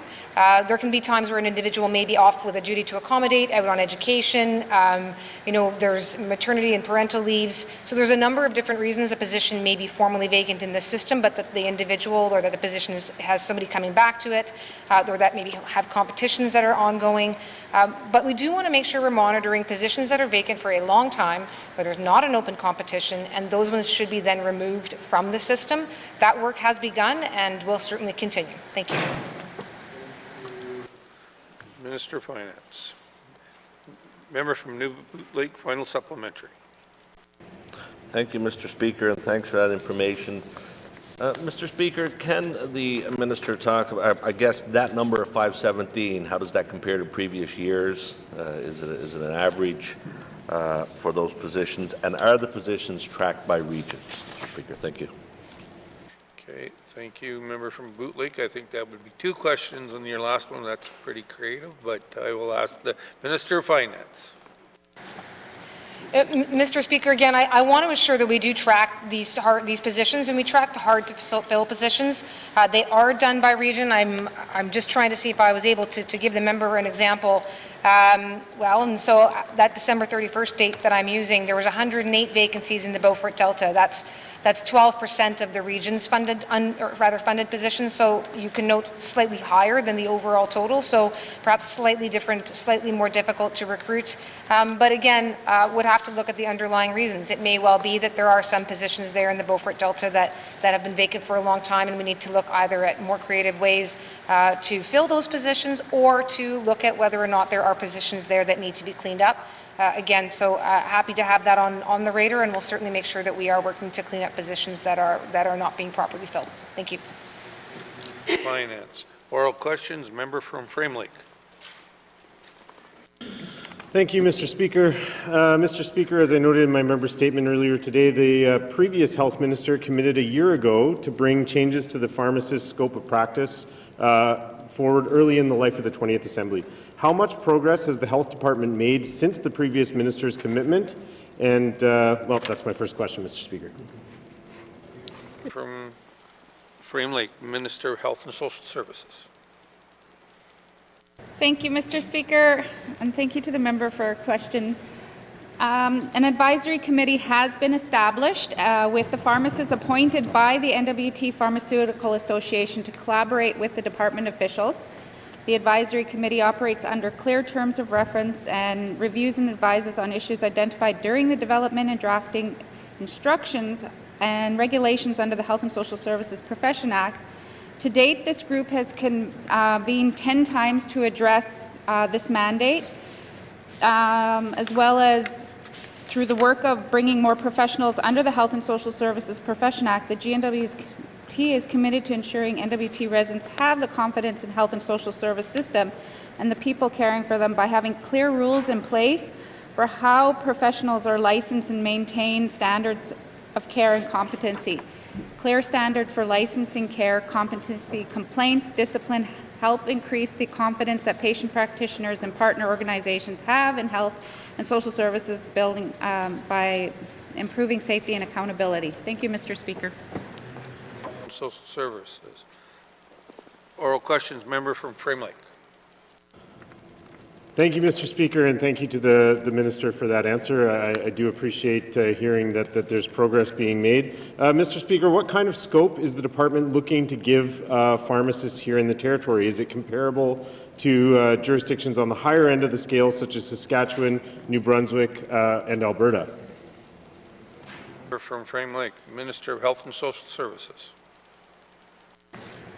Thank you, Mr. Speaker. Mr. Speaker, the scope of practice being considered is in line with the scope of other jurisdictions. The work will hopefully align the Northwest Territories with best practice and establish standards. The rest of Canada provides practitioners and patients in an understanding of what's required and expected of professionals. Thank you, Mr. Speaker. Minister of Health and Social Services. Oral questions. Member from Frame Lake. Thank you, Mr. Speaker, and I'm very happy to hear that from the Minister. Mr. Speaker, will the Minister commit to a timeline of 6 months, that being August 2024, to get these new regulations into force? Frame Lake, Minister of Health and Social Services. Thank you, Mr. Speaker. Mr. Speaker, the work required to bring regulations in is a minimum of 2 years. What we are projecting is at a 2025 come into force date for the pharmacy regulations. And we are very pleased with the support and commitment of the Pharmacists Working Group with the departments to move this work forward as quickly as possible. Thank you, Mr. Speaker. Thank you, Minister of Health and Social Services. Final supplementary. Oral questions. Member from Satu. Thank you, Mr. Speaker. Mr. Speaker, as I mentioned in my member statement, my question today is, questions today is the Minister ITI and ECE. A unique remediation opportunity is within our grasp. The Norman Wells oil field is creating revenues for the owners as we speak. Revenues that can fund Nortran, a trades training initiative. This is an ideal candidate for economic diversification. My first question to the Minister is, the N.W.T working with the community of Norman Wells, Indigenous governments and industry to prepare for the closure of the Norman Wells oil field? Mussy. Sorry, member from Satu, is that question for ITI or ECC? Thank you. Minister of ITI. Thank you very much, Mr. Speaker. Mr. Speaker, the remediation of the Norman Wells oil field will be managed by the owner of that lease that's on that property, which is Imperial Oil Resources. However, what I can say is due to ongoing development in the planning process on that remediation, the Government of the Northwest Territories, while it doesn't have detailed information, is doing what it can in order to try and make sure that there is some synergy happening. Like the MLA said, this is Canada's longest operating onshore oil field, which definitely is a legacy, but one that has some opportunity to learn from what is happening with the remediation of the diamond mines, or the winding down of the diamond mines, I should say. And there's definitely some potential to be had. I can say that right now ITI is working with Indigenous organizations, stakeholders, and businesses through its seed funding to help networking processes with Imperial Oil, and to ensure that they're doing what they can to support the local governments in order to ensure that there are relationships there for local contracts and also remediation opportunities. Thank you, Mr. Speaker. Mr. ITI, member from the Satu. Thank you, Mr. Speaker, and thanks to the Minister for the replies. I guess I should have put training in there. But my second question, can the Minister provide an update on the work the N.W.T is doing with the federal government to explore the viability of the training remediation economy in the N.W.T? Mussy. Thank you, member from Satu. Minister of ITI. Thank you very much, Mr. Speaker. Mr. Speaker, what I can say on the collaboration between ITI and the federal government, as well as with local communities, Mr. Speaker, is that ITI is doing what it can in order to support local businesses as far as business development. There's opportunity as well for also training through ECE as well for businesses to be able to prepare for the remediation that's ongoing. What I can say too is that as the government, we're constantly advocating at the federal level for funding, for example, for labor market initiatives and investments, and also strategic infrastructure investments as well through my counterpart colleagues here, in order really to build a skilled workforce and make sure that we have the critical infrastructure to be able to move forward with the economy. Thank you. Thank you, Minister of ITI. Supplementary, oral questions, member from the Satu. Thank you, Mr. Speaker, and thanks to the Minister for that reply. Carrying on to my next question, are any pilot programs to develop remediation labor force or business capacity planned to the principles of Nortran. Mussy. Thank you, Member for that too. Minister White. Thank you, Mr. Speaker. Mr. Speaker, this is probably a little bit more of an ECE question and kind of a marriage between the two departments, which is so nice to be able to wear both hats. But as far as Aurora College is concerned with that, they have informed us that they do have a funding agreement with CERNAC to develop courses related to mining remediation.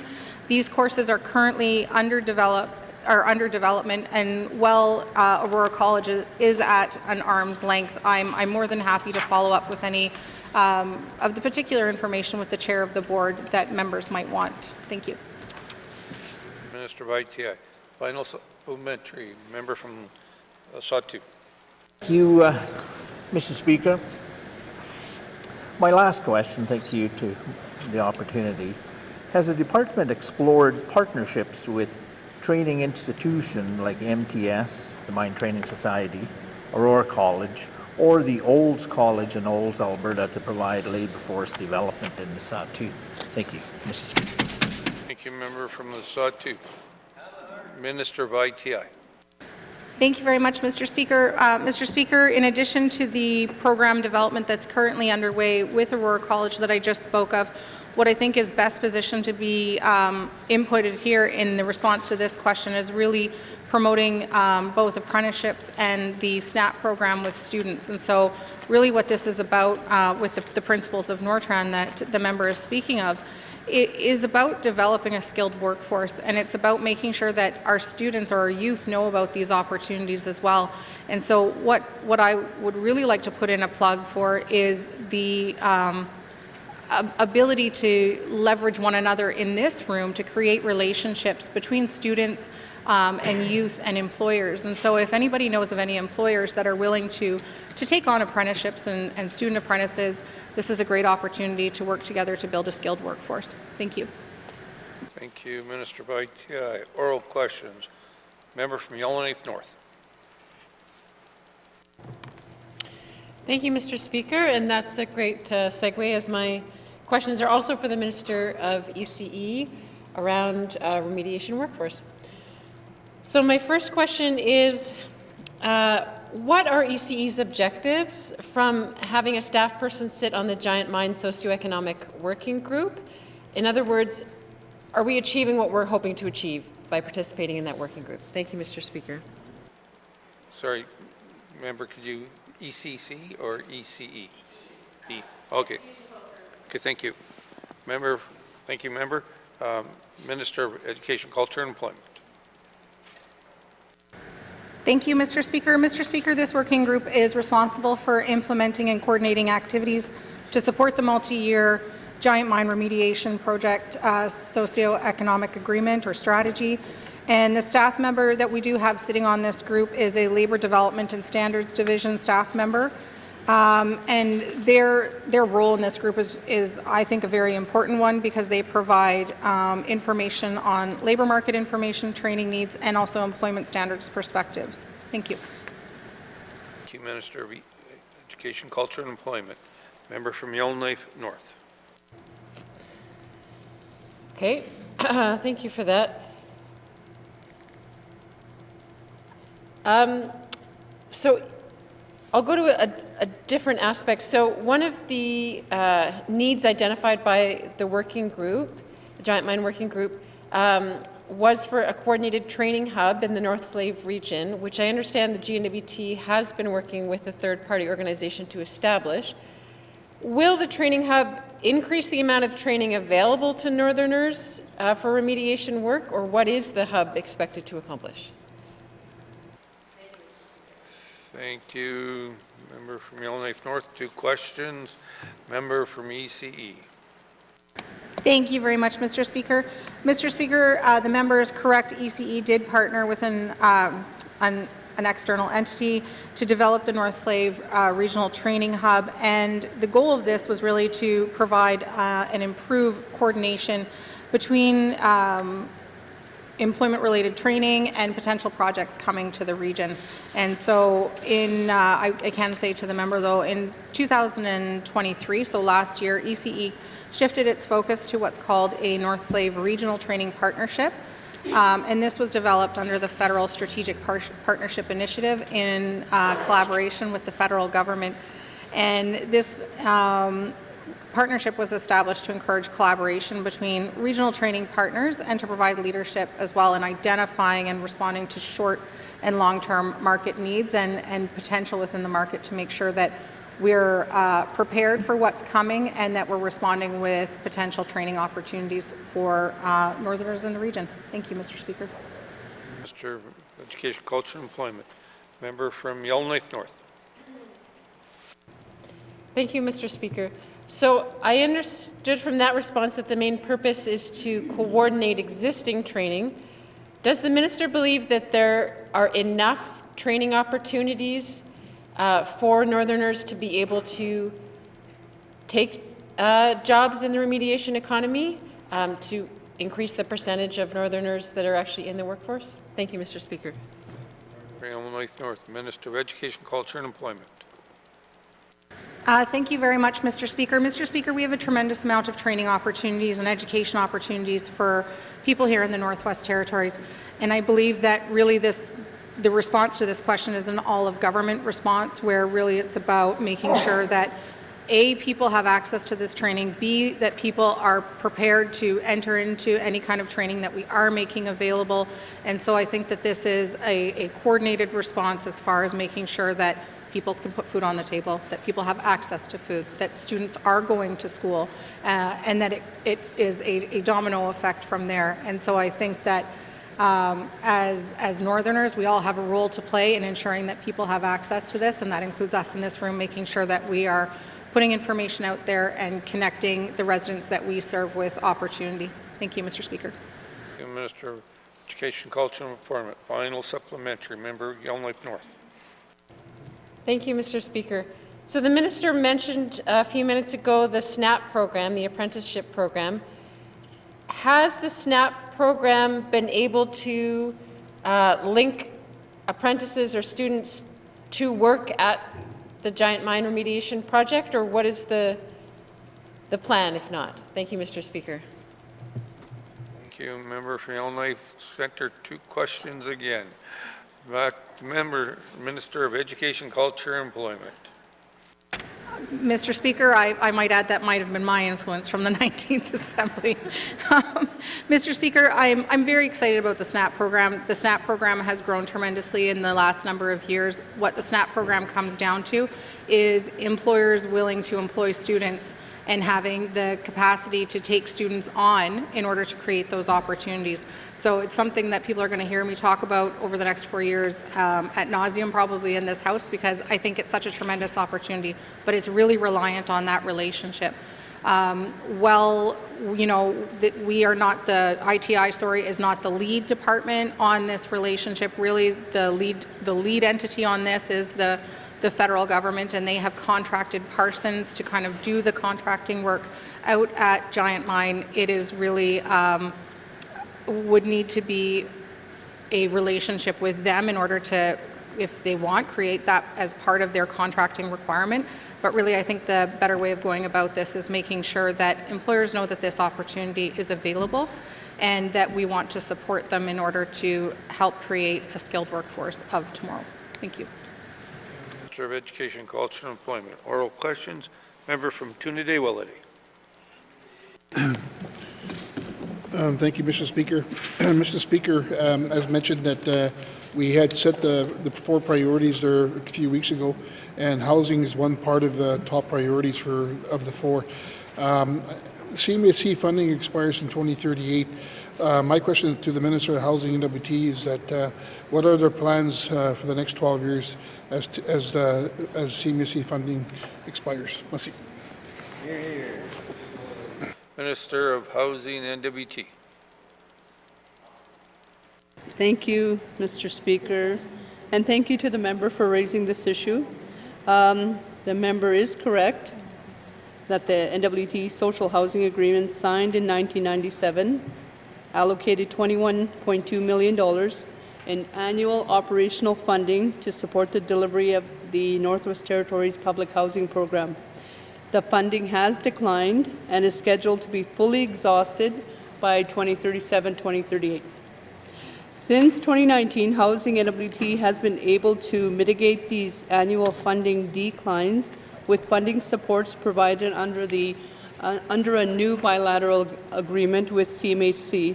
The funding under this agreement is being used to offset the decline in CMHC funding up to 2027-2028.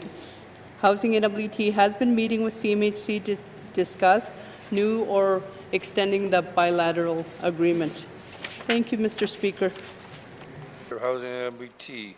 Member from Trinidad-Willowdale. Thank you, Mr. Speaker.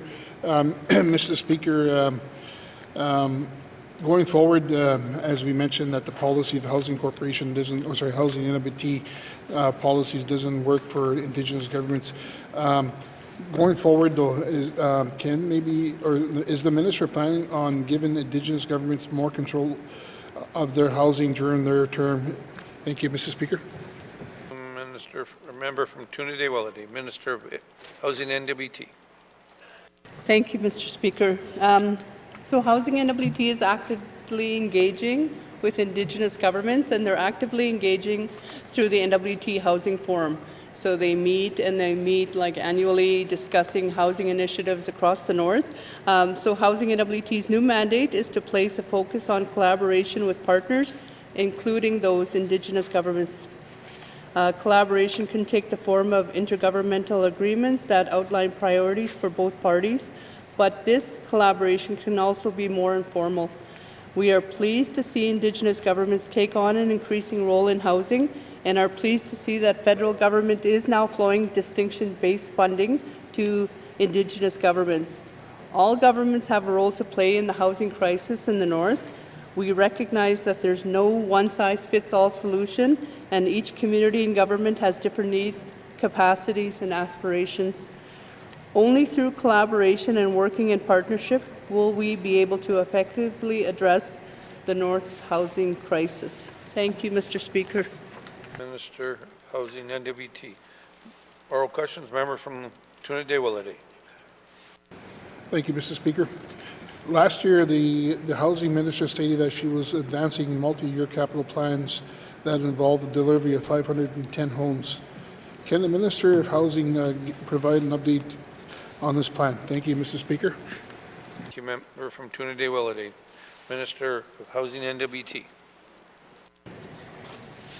Thank you again to the member. Thank you, Mr. Speaker. So Housing N.W.T continues to advance a multi-year capital plan which includes the construction of and repair of over 500 housing units. The scale of this work ranges from modernization and improvement projects for housing assets in the communities to new construction, including duplexes for seniors and a large multi-unit residential building plan for Yellowknife. These 500 units include 100 new public housing units for the territory. Of these 100 units, all are either under construction or complete. Thank you, Mr. Speaker. Thank you, Minister of Housing N.W.T. Final supplementary, member from Trinidad-Willowdale. Yeah, thank you, Mr. Speaker. Last year, my colleagues and I brought up some deplorable housing conditions. Has there been any progress addressing safety concerns in public housing and making homes healthier to live in? Thank you, Mr. Speaker. Thank you, member from Trinidad-Willowdale. Minister of Housing N.W.T. Speaker, Housing N.W.T routinely assesses the conditions of its housing assets through a comprehensive unit condition rating. And these unit condition ratings are done every couple of years for each housing unit across the territory. And we have 2,900 units across the territory, so a lot of unit condition ratings. Through this work, Housing N.W.T prioritizes the health and safety of housing units. Housing N.W.T's preventive maintenance program, which is administered by the local housing associations, also targets the safety of housing units.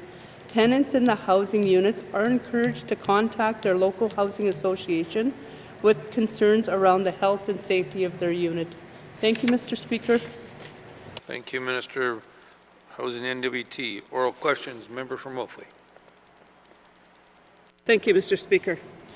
Mr. Speaker, on August 8, 2023, the government of the Northwest Territories announced improvements to income assistance program for seniors with disability. The N.W.T. provides benefits aligned with the Northern Market Basket measure. So I just want to ask the minister, how does income assistance recognize the higher cost of living for families with more than 2 children? Thank you. Thank you, member from Moultrie. Minister of Health and Social, or Education, Culture, and Employment. Sorry. Thank you very much, Mr. Speaker. Mr. Speaker, I appreciated the member referencing the press release from August. Unfortunately, the Education, Culture, and Employment Income Assistance Program, which was slated to be brought into force before we began the 20th Assembly, has unfortunately not been brought into force yet, and so those changes have not yet occurred. Thank you, Mr. Speaker. Thank you, Minister of Education, Culture, and Employment. Minister, or member from Moultrie. Yeah, really? Yeah. Okay. Thank you. Thank you, Mr. Speaker. So, what supports are provided to assist people with disabilities to complete the application to income assistance? Thank you. And member from Moultrie, Minister of Education, Culture, and Employment. Thank you very much, Mr. Speaker. Mr. Speaker, ECE employs what's called client navigators, and the client navigators work for income assistance and are responsible for providing that support to income assistance clients. And I can say that BHCO does have a client navigator that is available to residents and to provide them with support to complete forms and let them know what forms might be missing or what else is required. Thank you, Mr. Speaker. Thank you, Minister of Education, Culture, and Employment. Member from Moultrie. Okay. Thank you, Mr. Speaker.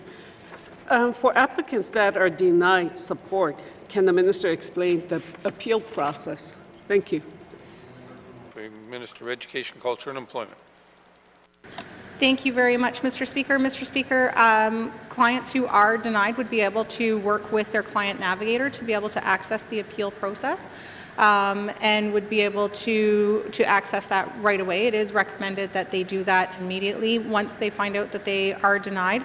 Sometimes it's something as simple as paperwork is missing from the client, and the client navigator, again, can take residents through what information is missing and how they can rectify that together. And if that doesn't work out, they can go through the appeals process. Thank you.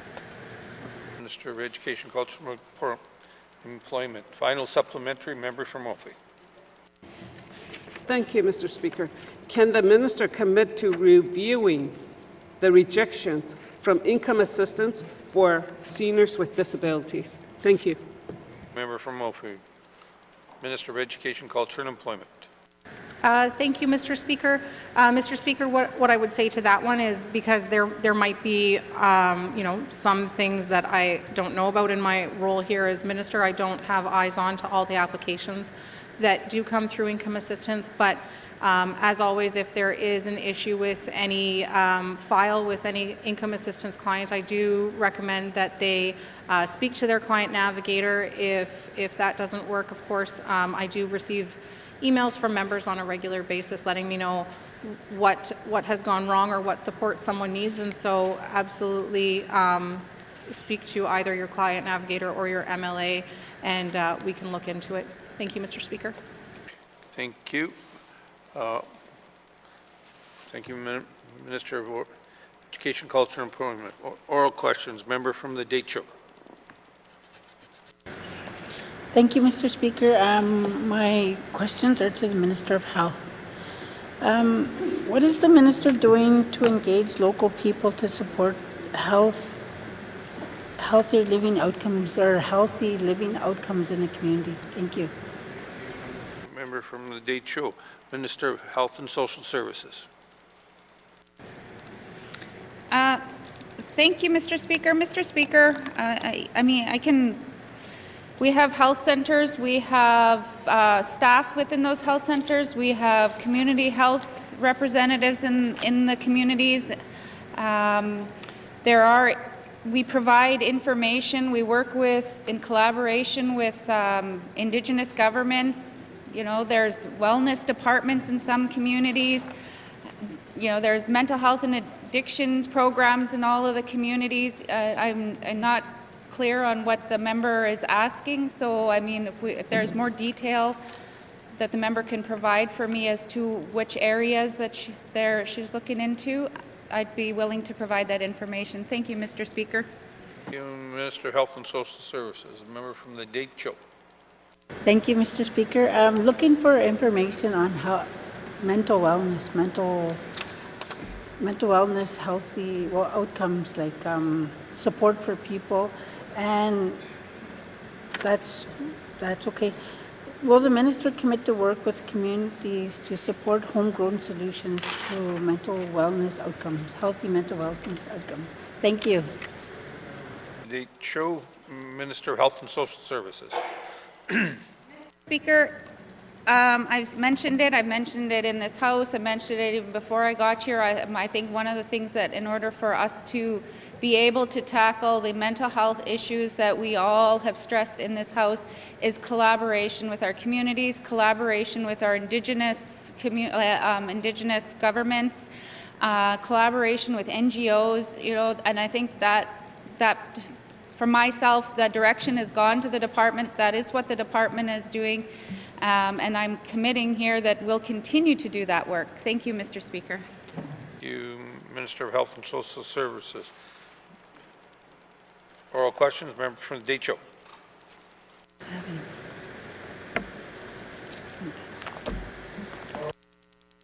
Member from Yellowknife Center. All right, thank you, Mr. Speaker. I'm excited to ask some questions regarding extended health benefits to the Minister of Health and Social Services, just in case she's hoping someone else will take them. Mr. Speaker, we all know the current minister sat on the Social Development Committee for 4 years, Mr. Speaker, and I have no doubt she was a robust member talking about policy and whatnot and how it affected Northerners. Mr. Speaker, the last Assembly shared its consultation with regarding extended health benefits with that committee, and given the fact that over 700 people of the public wrote in and gave valuable input through the public engagement. So out of the 700 people or more who wrote in or expressed their points of view, how many of them suggested we should reduce health benefits to Northerners? Thank you. Member from Yellowknife Center. Minister of Health and Social Services. Thank you, Mr. Speaker, and thank you for the member for being able to have this conversation. And I was a member of the Standing Committee on Social Development, and we did have lots of consultations on this, and what we did reduce the costs. Like with the changes that we've put in place, there are members of our residents of the Northwest Territories that had no access to any benefits will now be able to fall under the extended health benefits policy. Thank you, Mr. Speaker. Thank you, Minister of Health and Social Services. Member from Yellowknife Center. Thank you, Mr. Speaker. Actually, it's the opposite. The people wanted the expansion of the program, not reduction of the program. So therein lies the question, Mr. Speaker. How does the Minister of Health explain such an aggressive policy that takes away coverage and forces Northerners to become co-pays in their own health care? Thank you. Member from Yellowknife Center, Minister of Health and Social Services. Thank you, Mr. Speaker. Mr. Speaker, the extended health benefits policy addresses gaps in some of the N.W.T. residents, like I mentioned, that they did not have services. It's not taking away any benefits from anybody. The policy before, you had to fall under a specific disease. Senior benefits haven't changed. Extended NIHB, they all have their own programs. So this is just actually giving access to healthcare benefits for those residents who never had access before. Thank you, Mr. Speaker. Thank you, Minister of Health and Social Services. Member from Yellowknife Center. Thank you, Mr. Speaker. I go back to the similar question, not the same question because that's against the rules, but I go back to a similar question because the minister doesn't seem to want to answer the question. She's doing this, but literally moving something with the other hand. Mr. Speaker, how does the minister explain such a policy that takes away opportunities from Northerners by making them co-pay?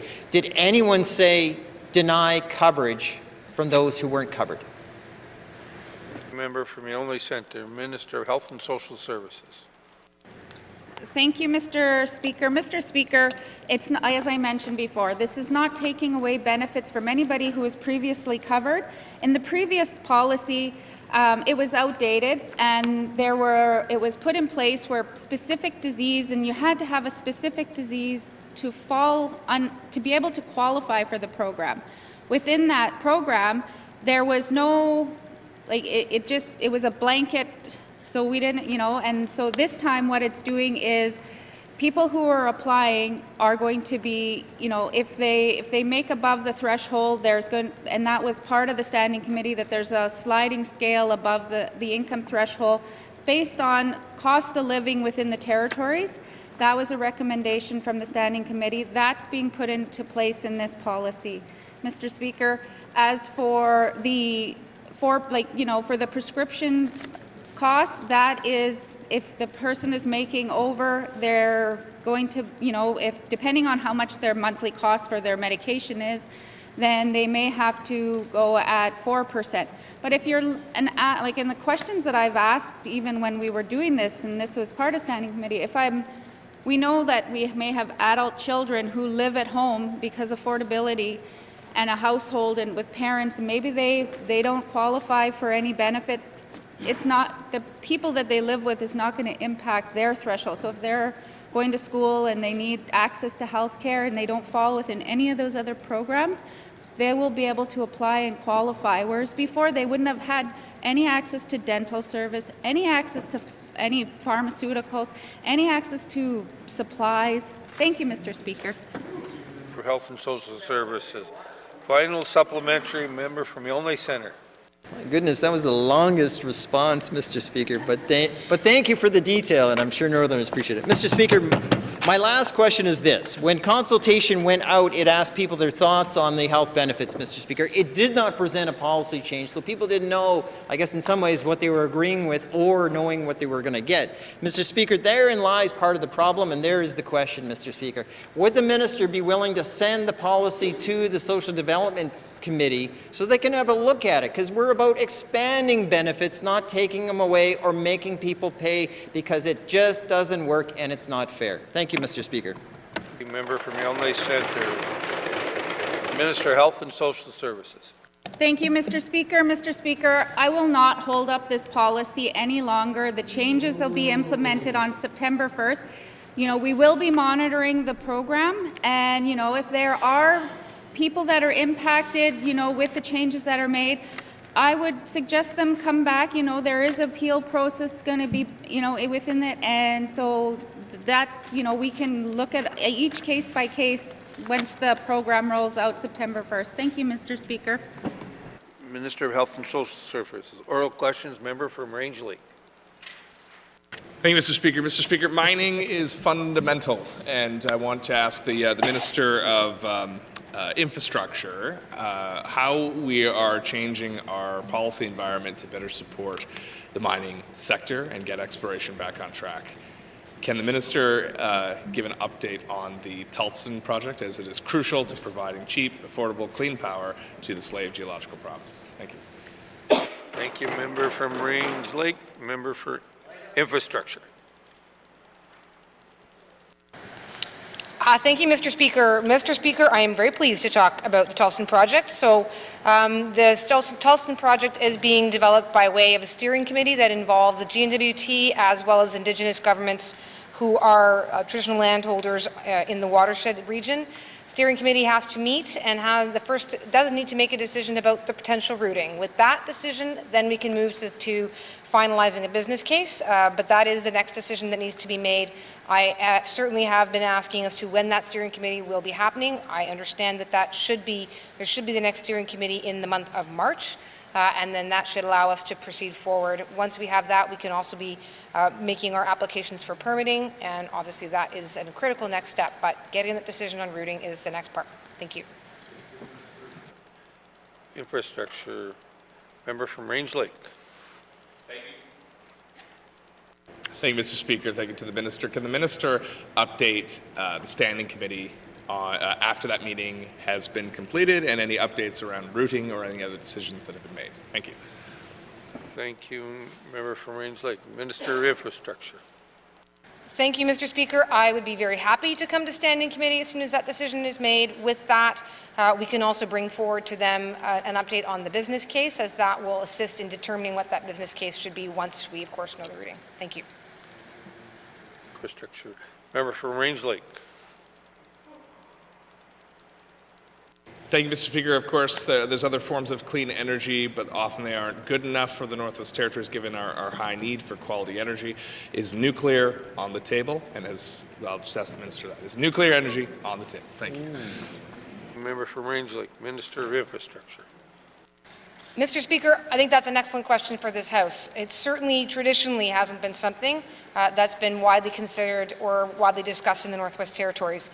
But the reality is we have over 20 different energy grids scattered across the territories. We're not linked into the North American energy infrastructure, and it may well be that the future of nuclear, as it's proving to develop and if it's proving to be safe, could well be a direction that the Northwest Territories wishes to go, that communities want to go, and so that certainly is a conversation that should be had publicly and should be had with regions and Indigenous governments and community governments. Thank you. Minister of Infrastructure. Final supplementary. Member from Range Lake.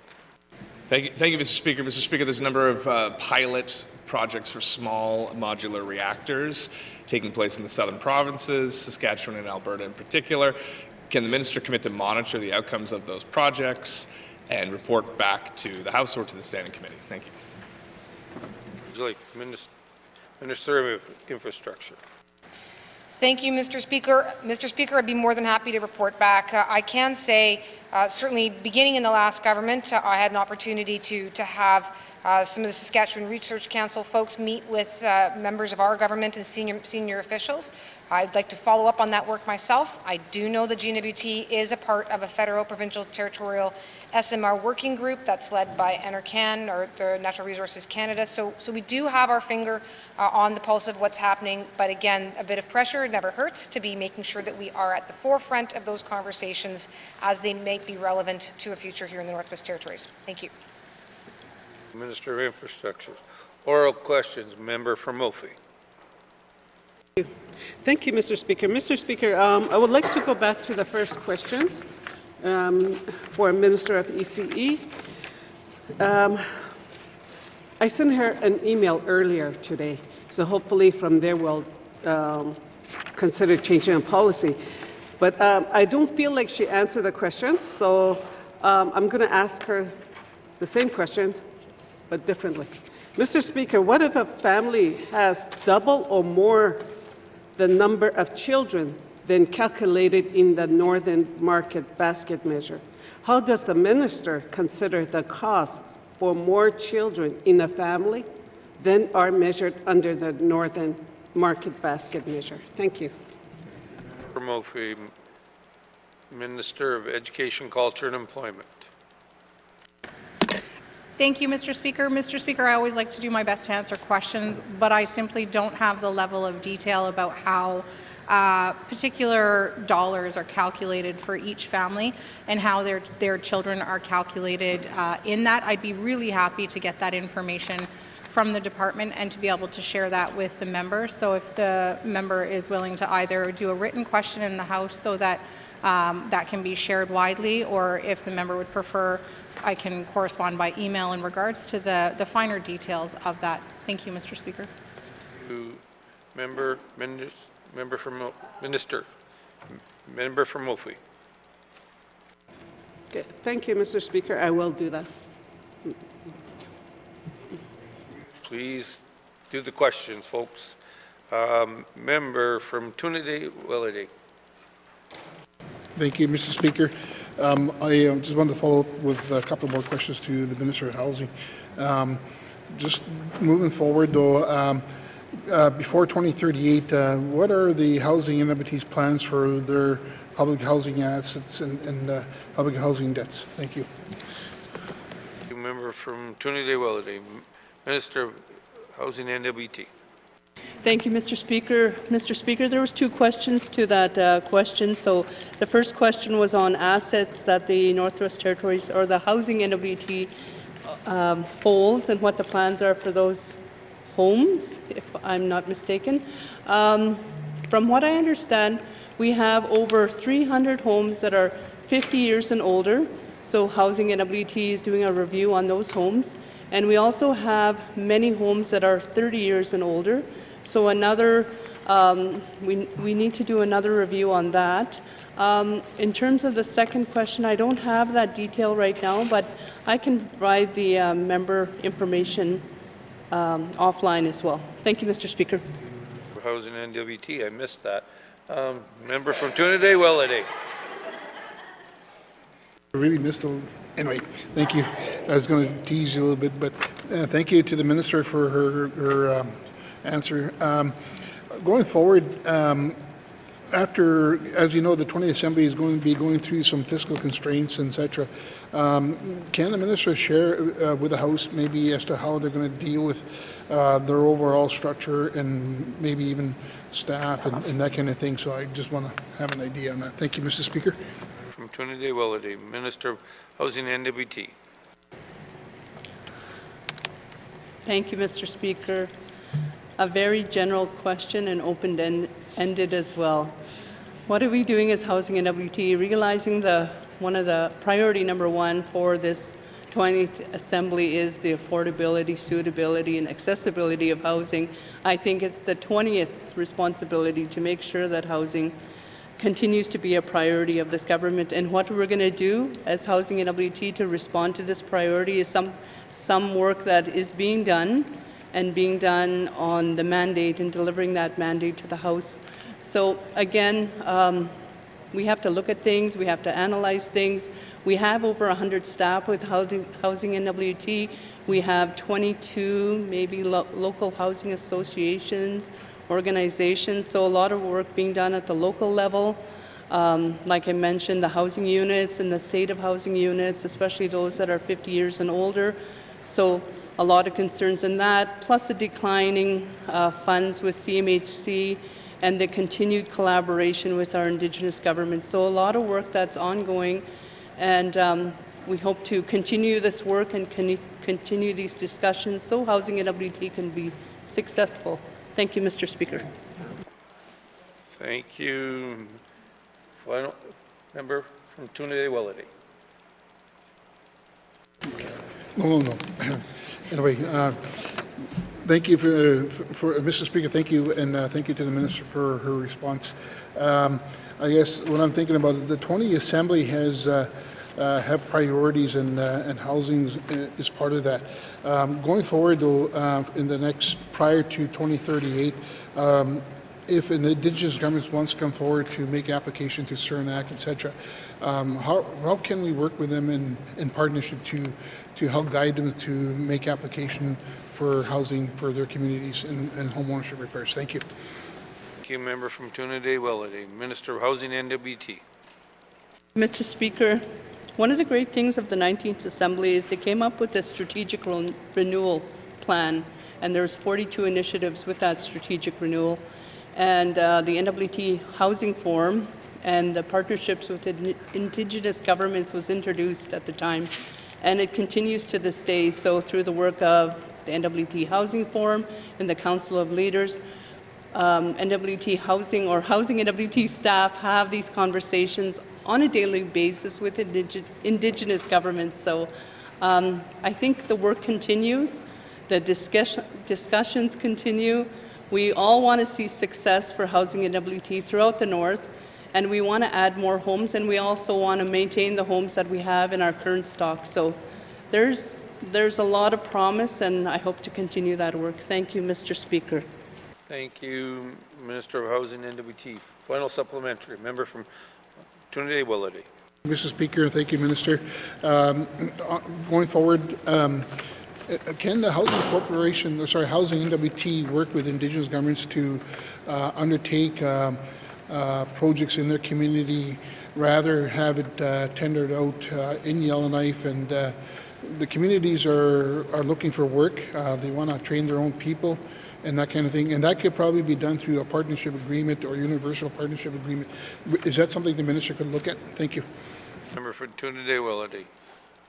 Member from, or Minister of Housing, N.W.T. Thank you, Mr. Speaker. That's something I can look at. Thank you, Mr. Speaker. Minister of Housing, N.W.T. Colleagues, time for oral question is up. Oral questions, written questions. Member from Range Lake.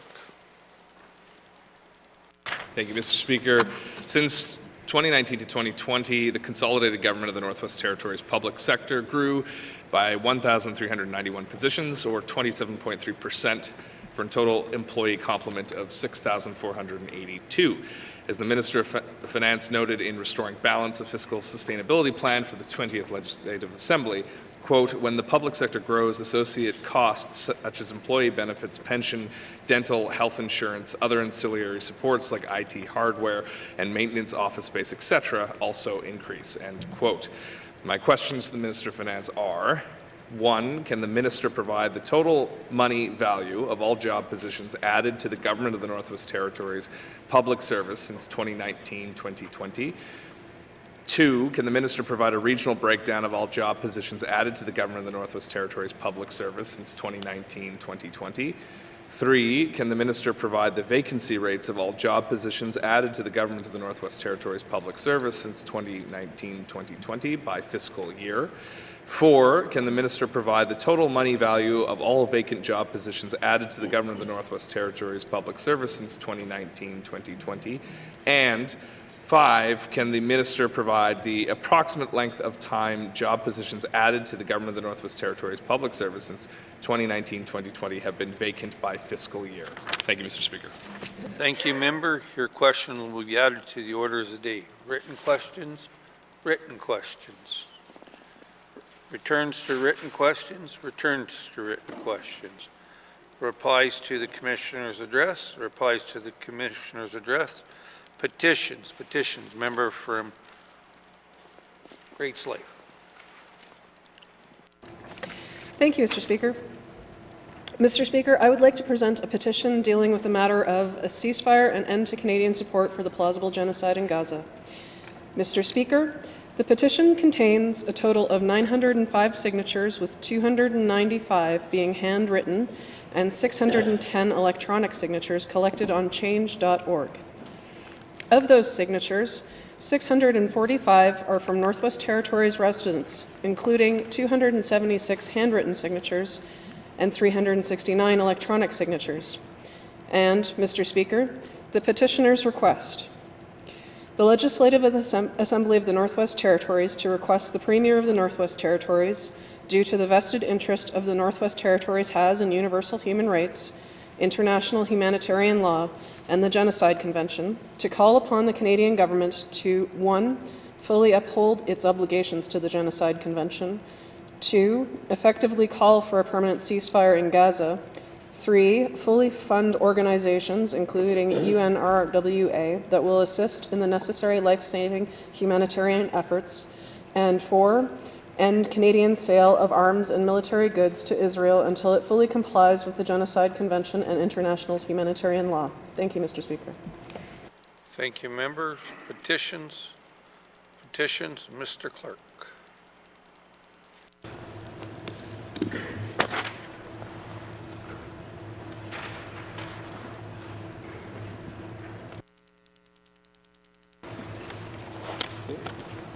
Petitions. Tabling of documents. Minister of Education, Culture and Employment. Mr. Speaker, I wish to table the following two documents: 2022-23 Annual Report on Official Languages and Aurora College Annual Report 22-23. Thank you, Mr. Speaker. Thank you. Tabling of documents. Minister of Municipal and Community Affairs.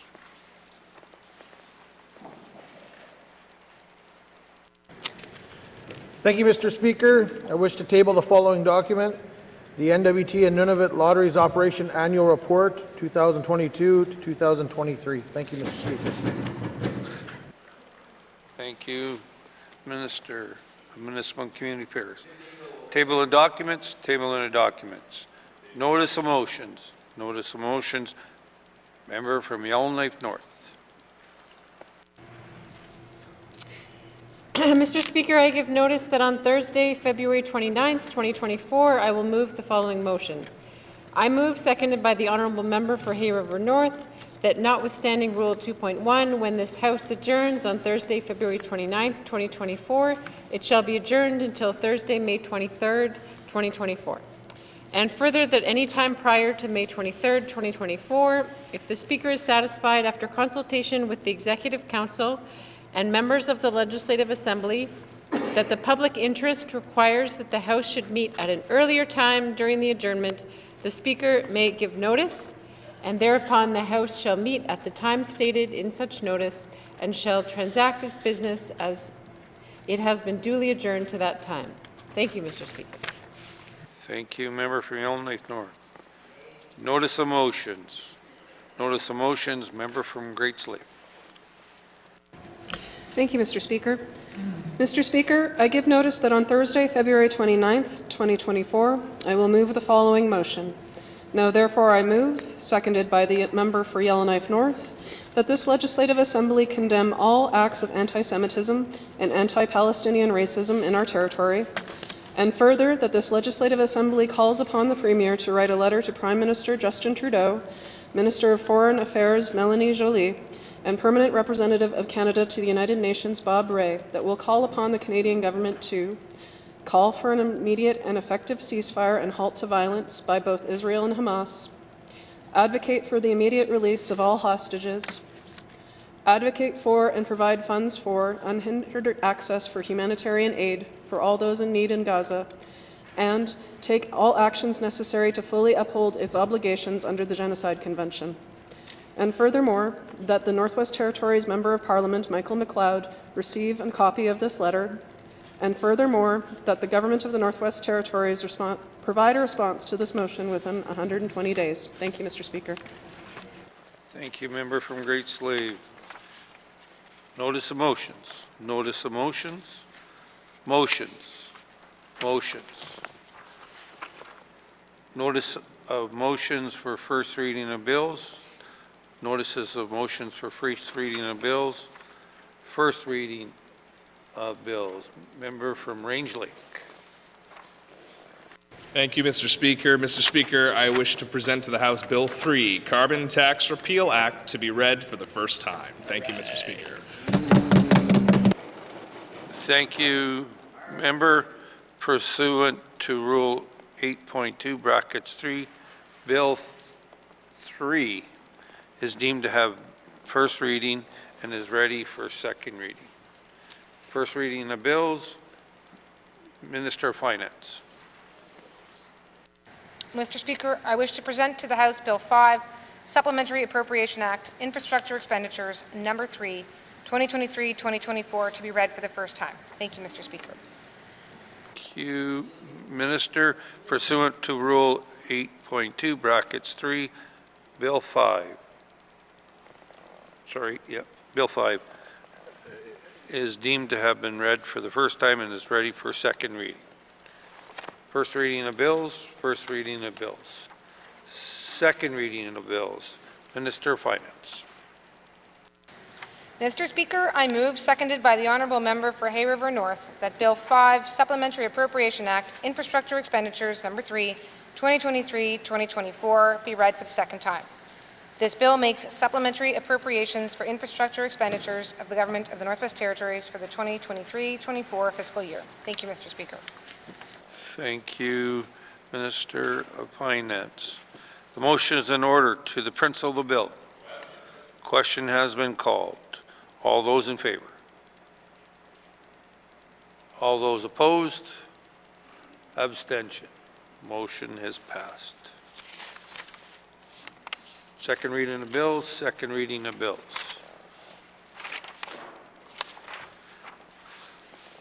Consideration Committee of the Whole of bills and other matters.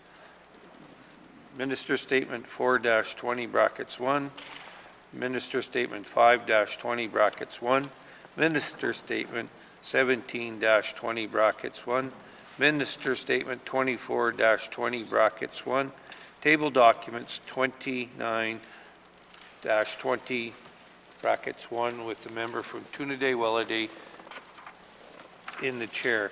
Before we go, by the authority given to me as Speaker under Rule 2.2 brackets 4, I hereby authorize the House to sit beyond the daily hours of adjournment to consider the business of the House. Thank you.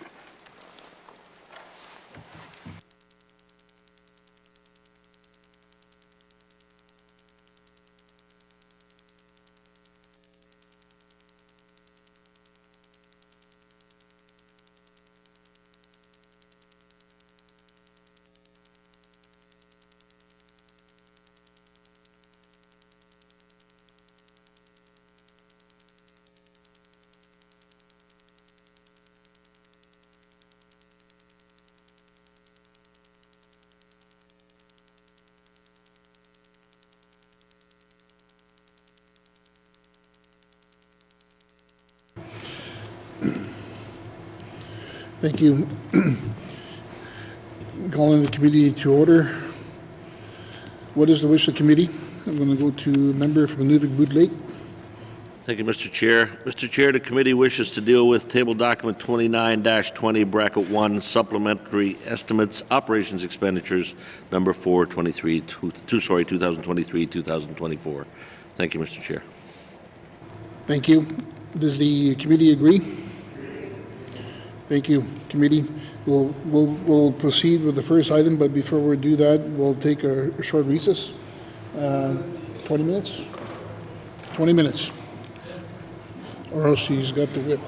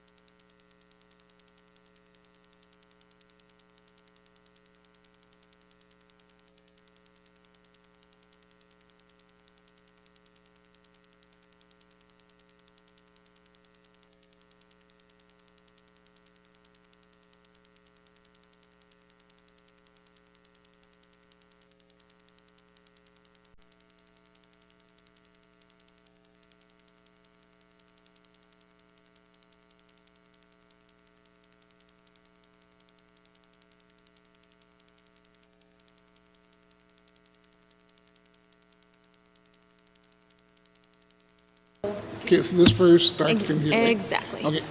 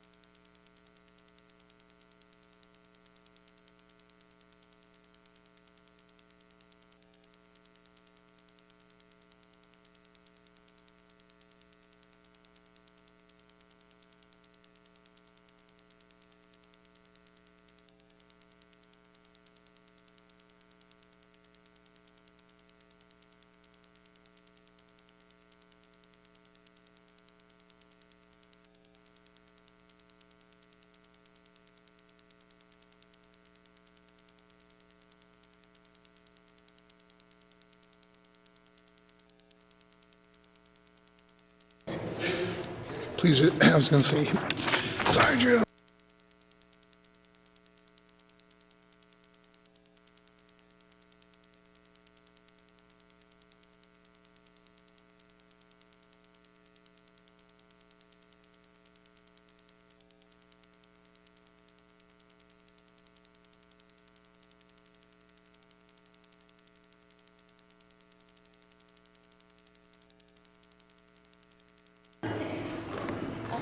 Okay, thank you. Okay. We're all ready to go. We get quorum. Order. Mr. Hopkins. Order. I'm learning from her. Former. Okay, thank you. I now call the committee of the whole to order. Before proceeding begins today, I will ask that everybody please make an effort to slow down when speaking for the benefit of our interpreters. Committee has agreed to resume consideration of table documents 29-20 brackets 1, supplementary estimates, operations and expenditure, number 4, 2023-2024. Would the minister would like to bring witnesses into the chambers? Sergeant at Arms, please escort the witness in. Oh, sorry. Does the committee agree? Thank you. Sergeant at Arms, please escort the witness into the chamber.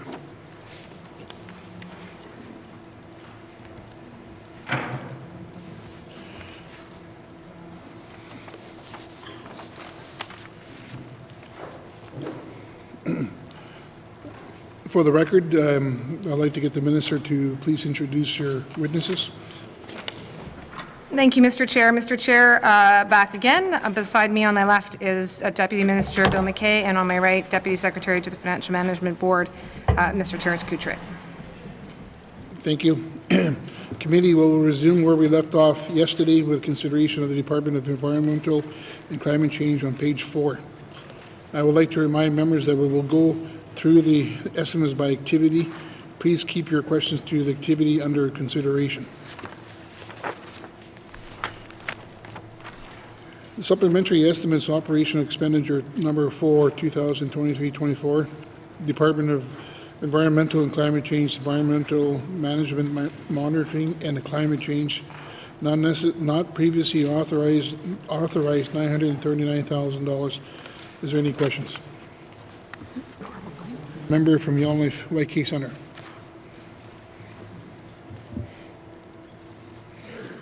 Thank you, Mr. Chairman. And of course, before I begin my questions, I'll note that being first in the queue and then the power goes out, I won't say that's suspicious or coincidental. The government will do anything to deny questions.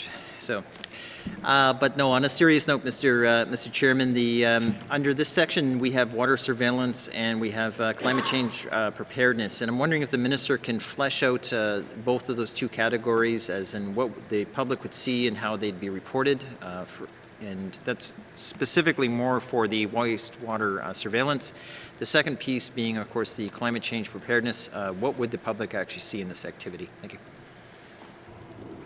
Thank you. I'm going to go to the Minister Wozniak. Thank you, Mr. Chair. Sorry, Mr. Chair, we're in an effort to actually answer questions. I'm not clear. We're asking what in the wastewater surveillance and what in the second item go public facing, like as in what the programs and services are. Thank you. Thank you. I'm going to go to the member from YK Center.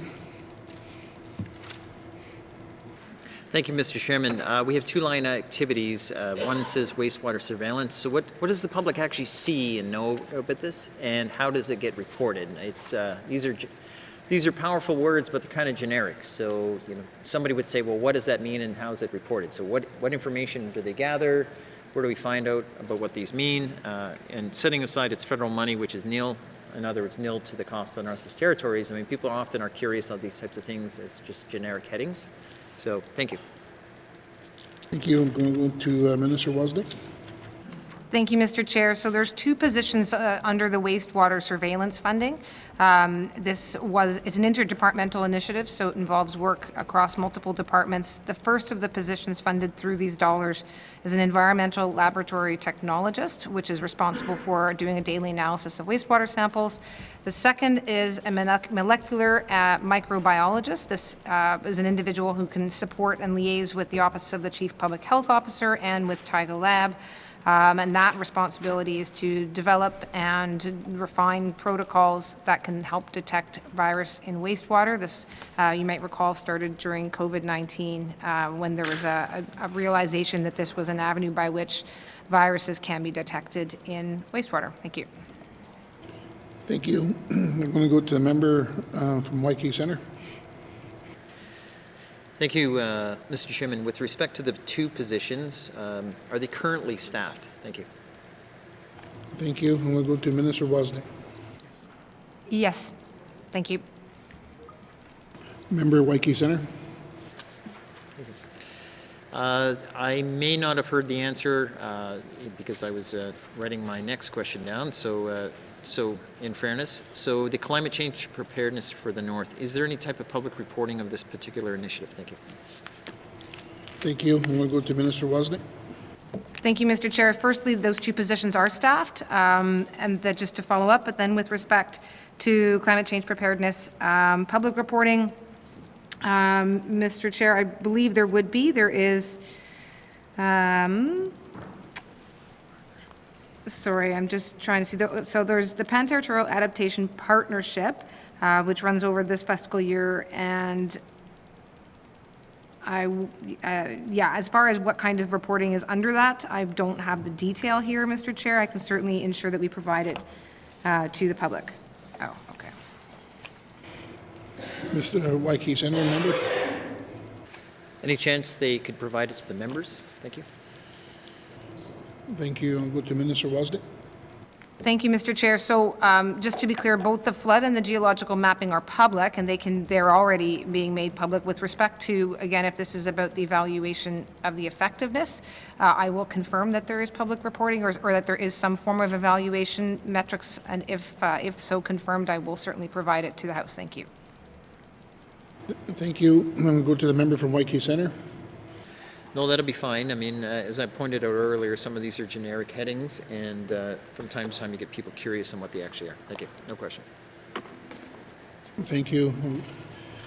We're going to go to the member from Range Lake.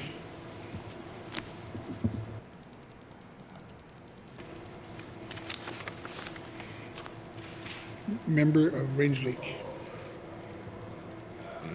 So, thank you, Mr. Chair. The wastewater monitoring or wastewater surveillance program is, I believe, related to COVID-19 funding. So are we discontinuing this program after that funding sunsets? Thank you. Thank you. I'm going to go to the Minister Wozniak. Thank you, Mr. Chair. The positions may not be sunsetting, but with respect to what will happen, the funding itself is going to be sunsetting at the end of this fiscal. Thank you. Thank you. I'm going to go to the member from Range Lake. Nothing further. Thank you, Mr. Chair. Any further questions from the members? Okay, I don't see any. I'll continue on.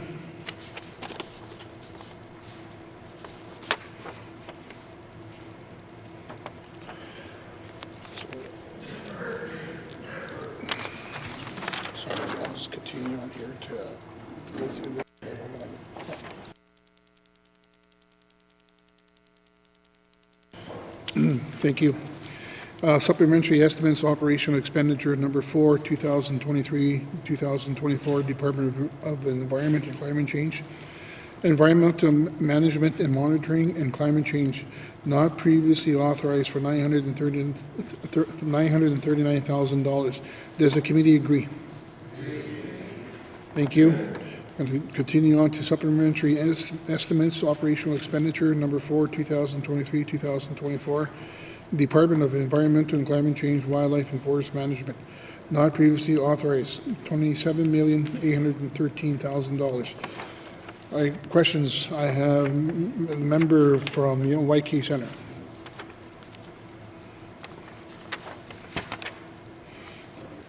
Thank you, Mr. Chairman. Mr. Chairman, I see that there's $24 million plus earmarked for the fire suppression. This is supplementary funding. So this is on top of what's also been provided earlier. Can the minister start this round of questioning off with clarifying how much to date has been allocated for I'm assuming, last year's firefighting season? Thank you. Thank you. I'm going to go to the Minister Wozniak. Thank you, Mr. Chair. So, Mr. Chair, we are looking at total projected expenditures for the year will be at just over $121 million. And that's anticipated expenditures. So in terms of the base budget, that comes in at around just over 21.7 million. In August, you may recall there was a request for a supplementary appropriation at 75 million.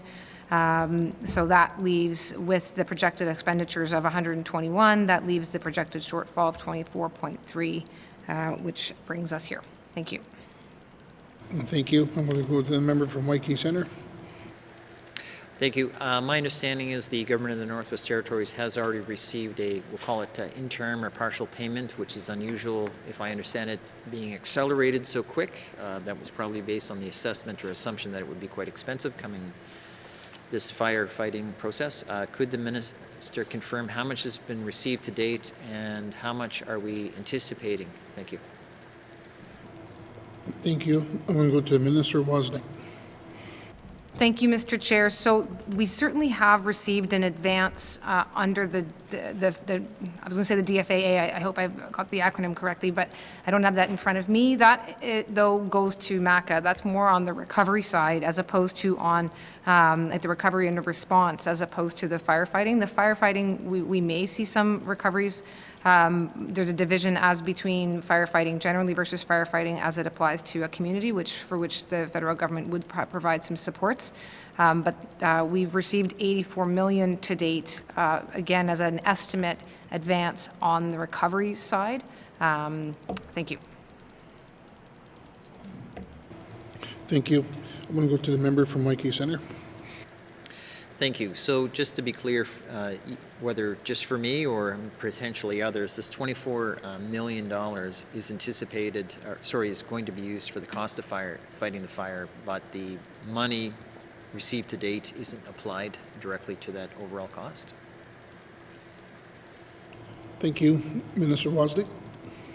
Thank you, Mr. Chair. There are some very, very detailed breakdown charts of all of the efforts, both in terms of recovery, costing, as well as the firefighting. I think there may be some firefighting associated here, but, some firefighting that's under the MACA envelope, but this portion under ECC, this is exclusively with respect to fire suppression. And the fire suppression will include both community fires activities as well as wildfires away and outside of communities. So this is entirely for that. It is not the recovery amounts or the response amounts that would relate to, for example, evacuations or people returning to their communities. Thank you. Thank you. I'm going to go to the member from YK Centre. Thank you, Mr. Chairman. Mr. Chairman, my next question with respect to this activity and beyond, because I think it's all related, is when can we expect a reasonable reconciliation time on this cost? So in other words, an assessment to break down and some transparency on when the costs will be fully aggregated for the expense of last year's, and that includes the whole process. Thank you. Thank you. I'm going to go to Minister Wozniak. Thank you, Mr. Chair.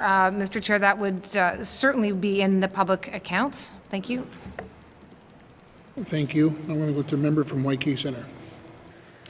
Well, it's my understanding that some of these reconciliations of costs, in other words, knowing exactly what it costs, and then submission of the final portion of our application to get some money back from Canada, there will be an assessment and accounting of those costs. So is the minister saying that it's fully been costed, paid for, and reconciled and submitted for the transparency of our public accounts, or is it still being worked on? I'm asking when would that be available? Thank you.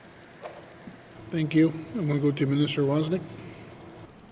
Thank you, Mr. Chair. So, I mean, again, certainly the public accounts do provide that type of accounting. This supplementary appropriation is really just seeking to make up the amount that we at this point have available to us, knowing the actuals to date. I mean, there may well be, and I expect that there indeed probably are still some amounts to be that will still be coming in to communities, and then through communities to MACA, from communities and community firefighting efforts up to ECC. So the total fire suppression, total firefighting budgets and reconciliations of that are not in front of me right now. I only have here the amounts that are with respect to the shortfall on the actuals or on the projected amounts known to date for fire suppression. So again, public accounts is a good place to start. There's likely to be, I expect, in the course of the various reviews and efforts, probably a lot more of information that can also come out through that process. Thank you. Thank you. I'm going to go to the member from Waikiki Centre. No, I don't have a further question. I've kind of asked it twice, but really, I mean, when they're looking for more money, I mean, people do wonder where the money's going, what's it paying for, and how are we balancing it out in the bigger picture. It's not directly connected to the overall cost, but it's certainly, it's like saying, you know, one part of the government isn't part of the other. So it's just, there are a lot of people still wondering how much is it costing and how much do we keep paying. That's ultimately the issue. So it is a comment. I'm not sure the minister wants to comment. She doesn't have to. It's not implied that she has to, but you know, people are concerned about how much keeps going out to pay for this, and it's not that they don't think that the bills are real, but I think it's more a question of like, oh my goodness, how expensive does this keep getting? Thank you. Thank you. Does the minister want to respond?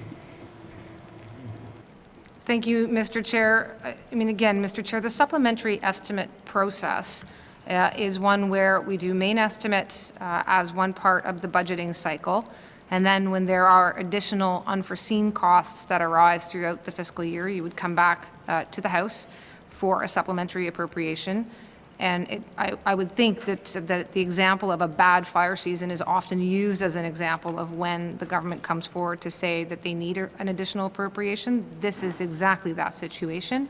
That's why the government came back in August, and that's why we've come back again now, bringing forward the projected expenditures at the first opportunity to put before the Assembly what the expected costs of the fire suppression season were. Thank you.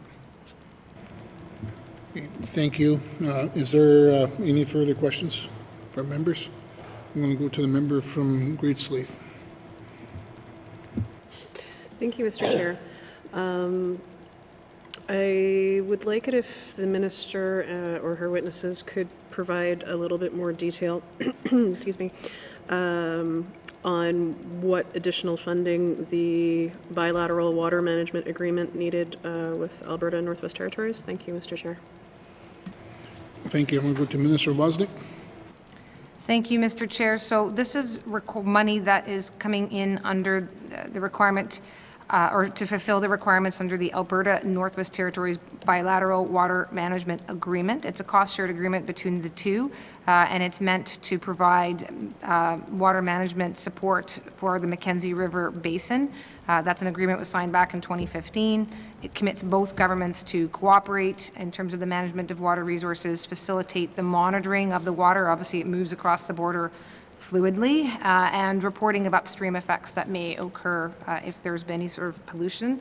This is an amount that's being appropriated because as an offset from the government of Alberta. Thank you. Thank you. I'm going to go to the member from Great Slave. Thank you, Mr. Chair, and thank you to the minister. I'm curious if this additional expense had anything to do with the, let's call it a dust-up with Alberta around oil sands in the last fiscal year. Thank you, Mr. Chair. Thank you. I'm going to go to Minister Wozniak. Thank you, Mr. Chair. No, it doesn't. That was a good example of the bilateral agreement, perhaps initially not quite in action as intended, but then brought it back into the front of mind and being utilized thereafter, hopefully as intended. No, this appropriation reflects the fact that money can be carried over, and in this point, there's some unspent funding that gets held over but can be brought forward, and that's the situation that we find ourselves in, and that money is being brought forward. Thank you. Thank you. I'm going to go back to the member from Grace Slave. Thank you, Mr. Chair. Nothing further. Any further questions? I'm going to go to the member from Sault 2. Thank you, Mr. Chair. I wanted to ask the minister the questions on the cross-border water monitoring. I see later on in the department request that we're going to be dealing with the Marine Training Society, or the Marine Transportation Services on additional funds. This is a result of the low waters that were probably running into a deficit with that MTS service.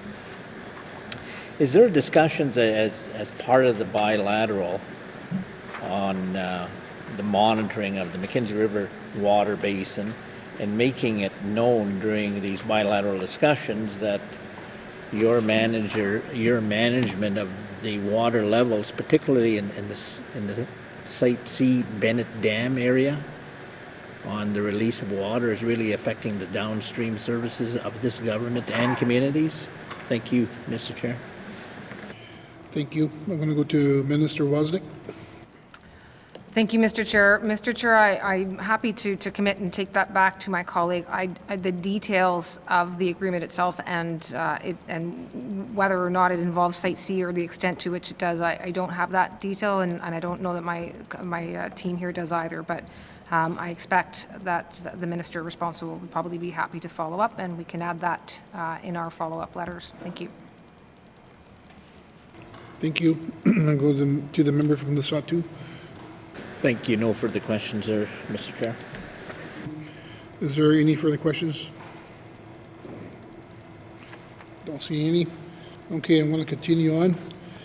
Supplementary estimates, operational expenditure for number 4, 2023-2024, Department of Environmental and Climate Change, Wildlife and Forest Management, not previously authorized, $27,813,000. Does the committee agree? Okay, thank you.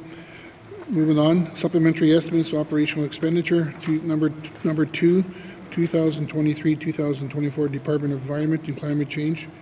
Total department not previously authorized, $28,752,000. Is there any questions? Don't see any. Does the committee agree?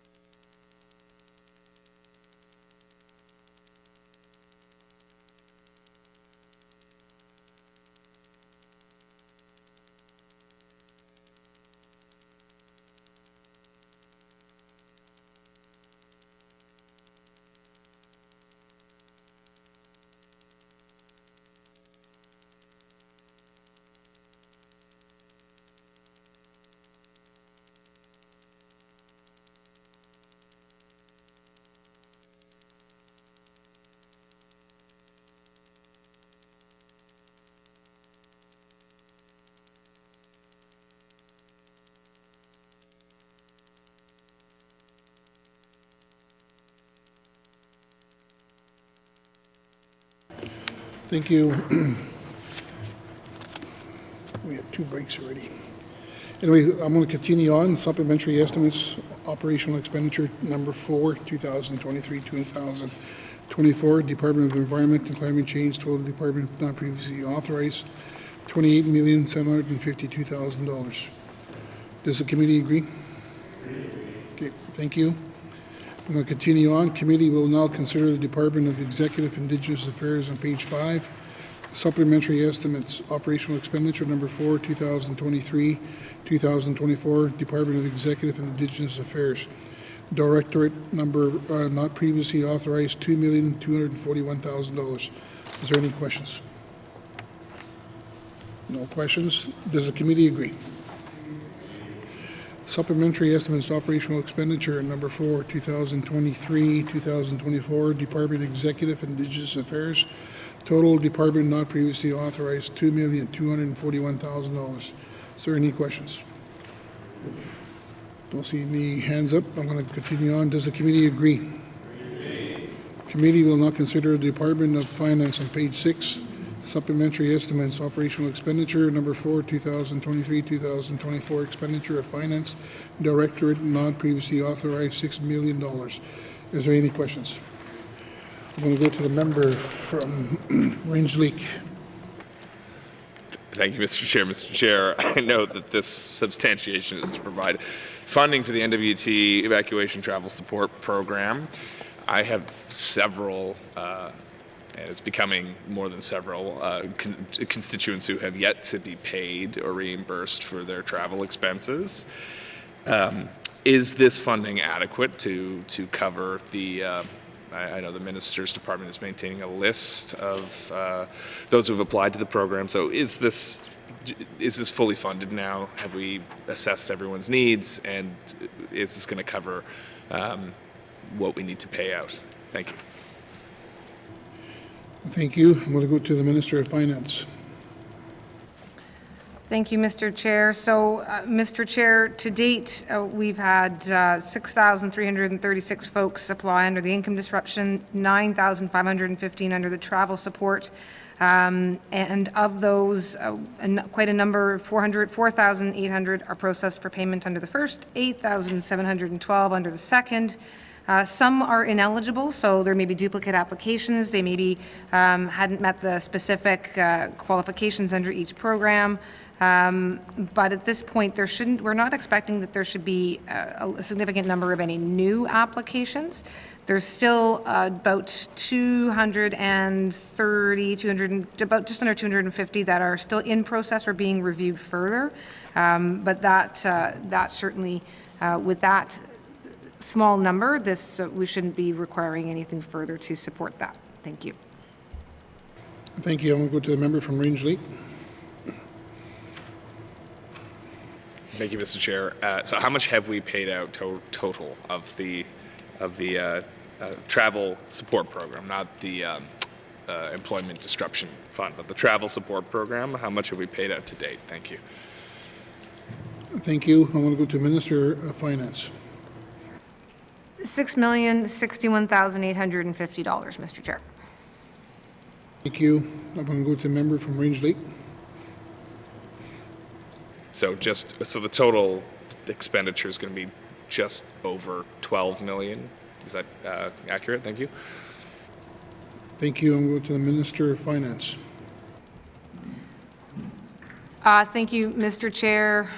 Mr. Chair, I think, and I just want to make, I'll double check this, that I have this accurately, but I think, no, it's 6 million roughly, or just over 6 million is for the travel. We maintained the employment disruption from internal funds, and so the total expenses on both will come in at just around 9 million. Thank you. Thank you. I'll go back to the member from Range-Leak. Okay, now I'm confused. So the travel support program is 6 million then. Okay, I see nodding of heads. Yeah,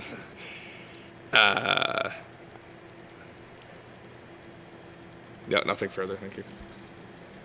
Thank you. Is there any further questions?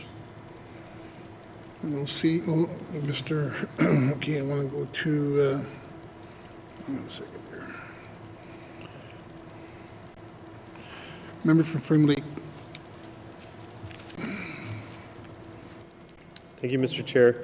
I'm just wondering, so the total, well, I mean, we can ask about the 6 million, but also the total appropriation. Is there indications that the feds are going to be coming back to the territorial government with support for this due to it being related to a natural disaster? Thank you. I'm going to go to the Minister of Finance. Thank you, Mr. Chair.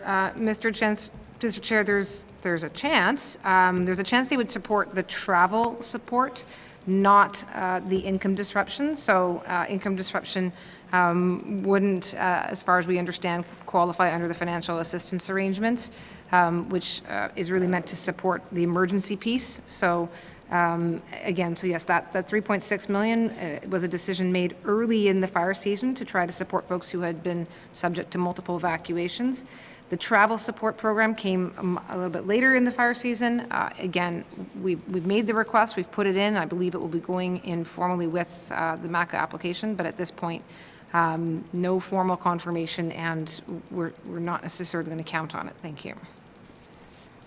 Thank you. I'm going to go back to the member from Frame Lake.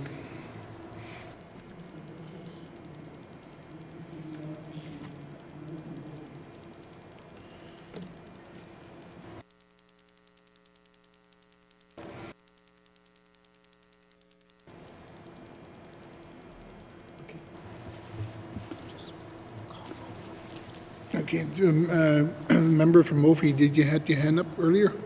Okay.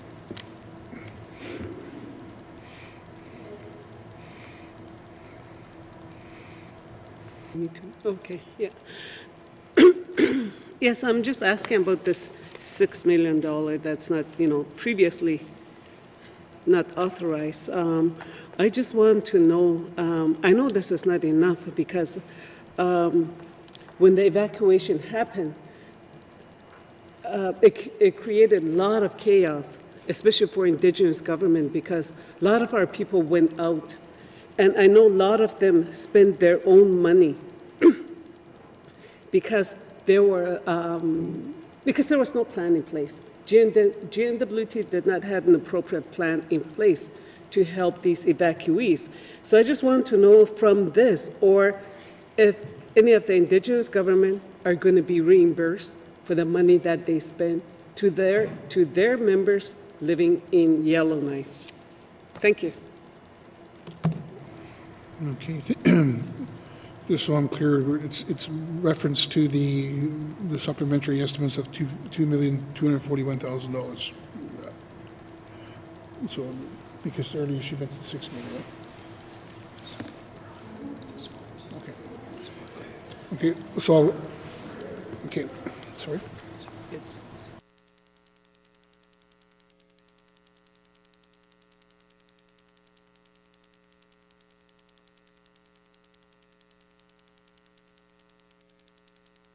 I'm going to go to the Minister of Finance. Thank you, Mr. Chair. So, Mr. Chair, again, what I have here in front of me is with the request for a supplementary appropriation related explicitly and exclusively to the Northwest Territories Travel Support Program.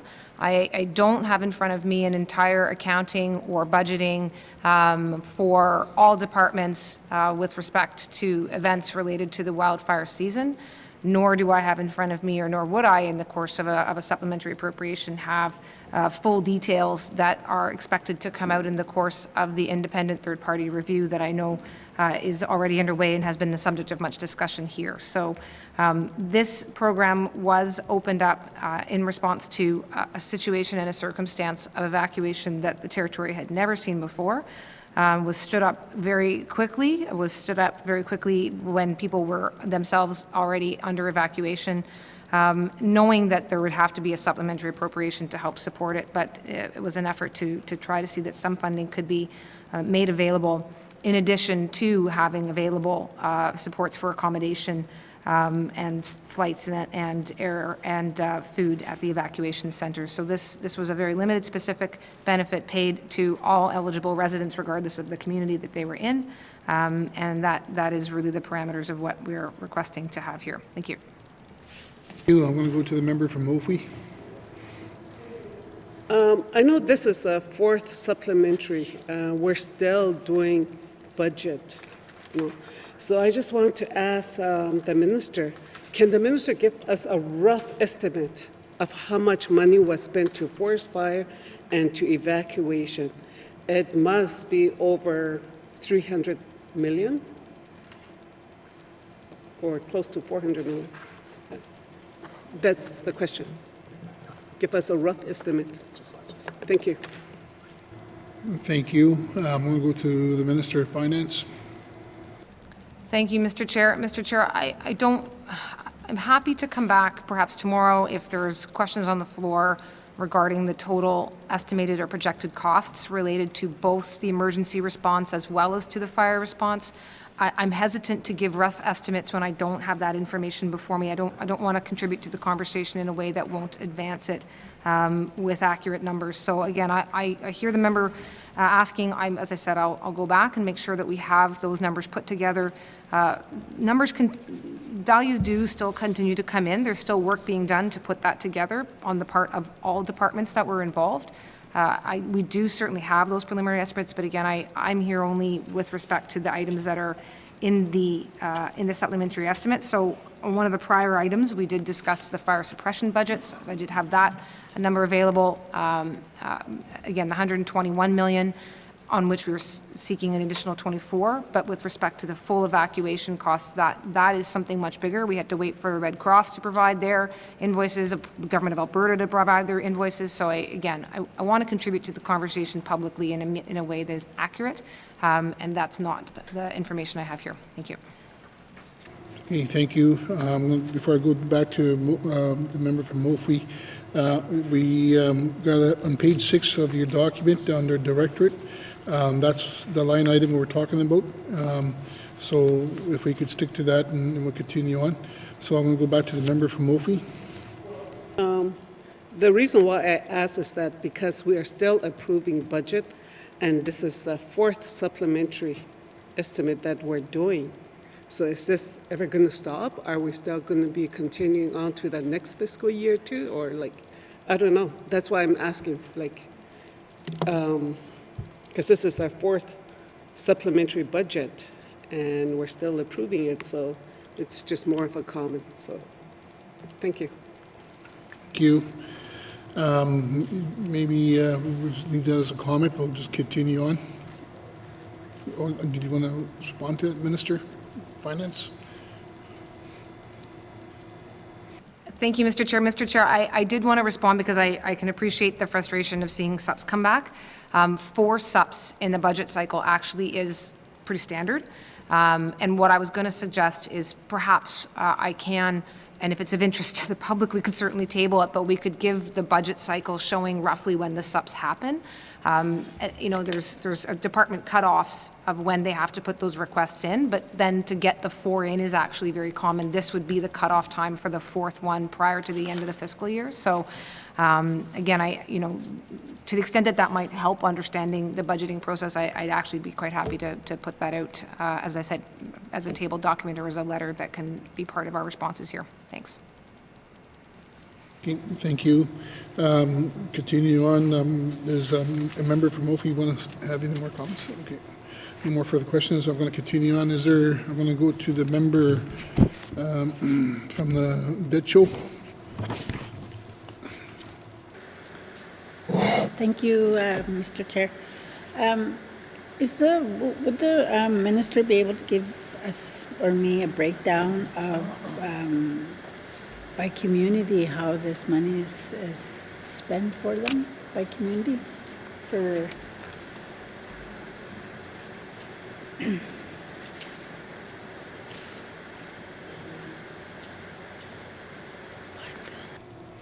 Thank you. I'm going to go to Minister of Finance to the question.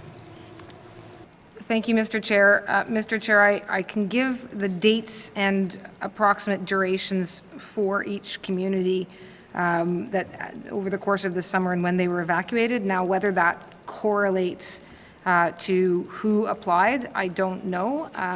So let me take that back, and I'll I can provide this document. I mean, I can't really read out the chart here in an easy way, but I can provide that to committee and see if we do have a breakdown. I expect that that probably has been tracked to the extent that we could, but I just want to go back and confirm what kind of data I do have. Thank you. Thank you. I'm going to go back to the member from the Decho.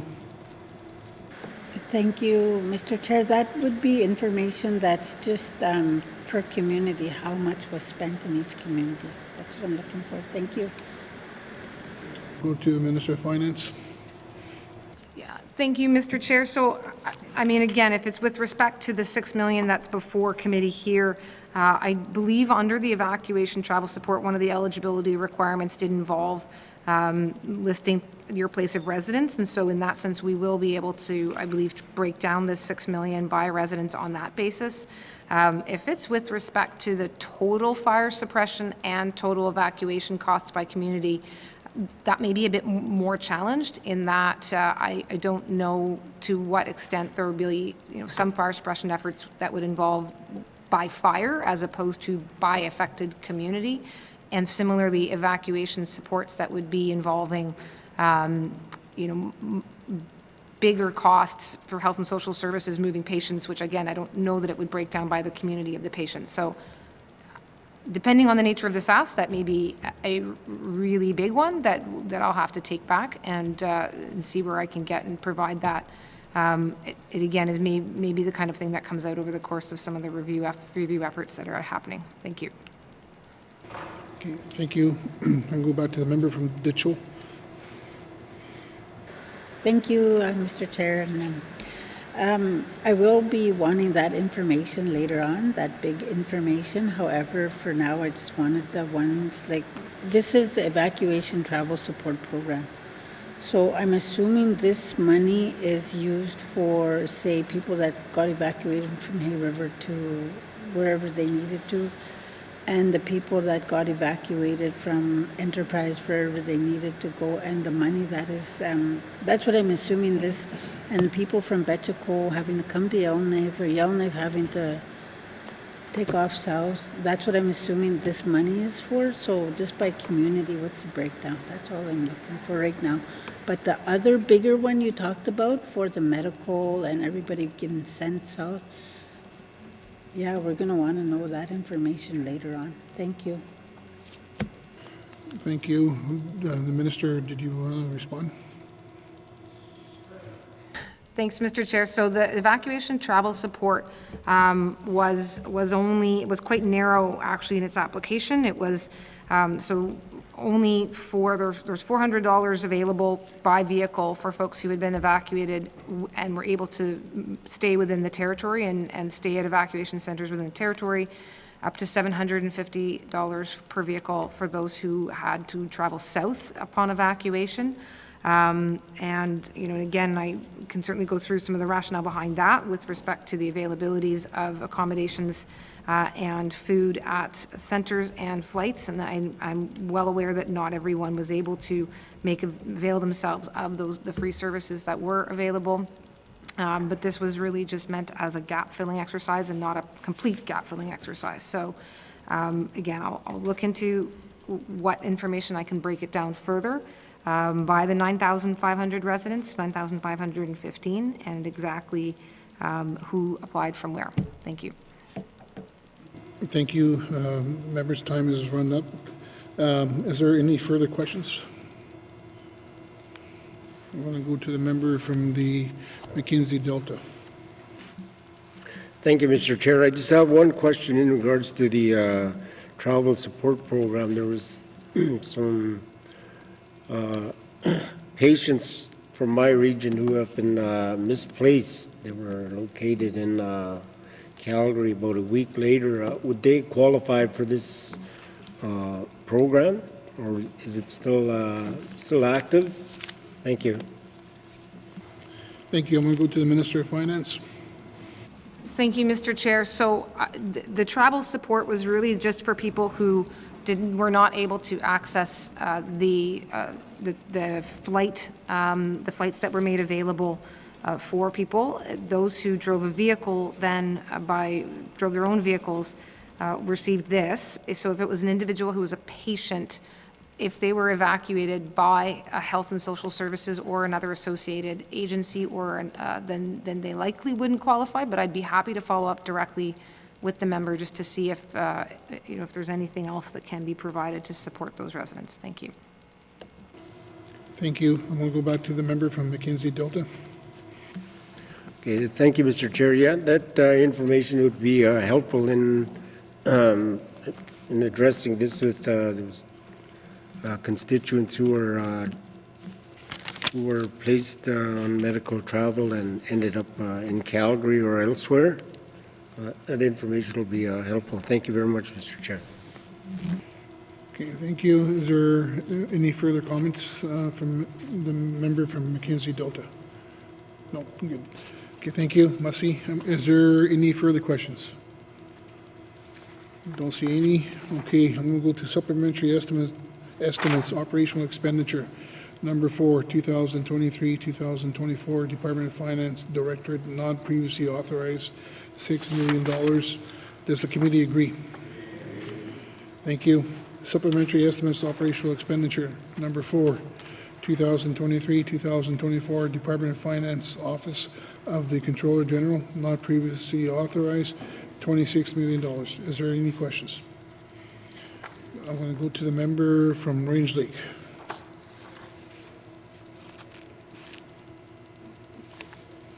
Thank you, Mr. Chair. Mr. Chair, the $18 million related to public debt, what is the reason for the increase in expenditure?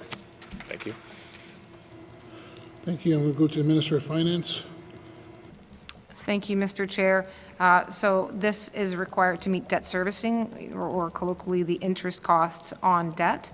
So a couple of different reasons have contributed to this being higher than what was projected in the original budget.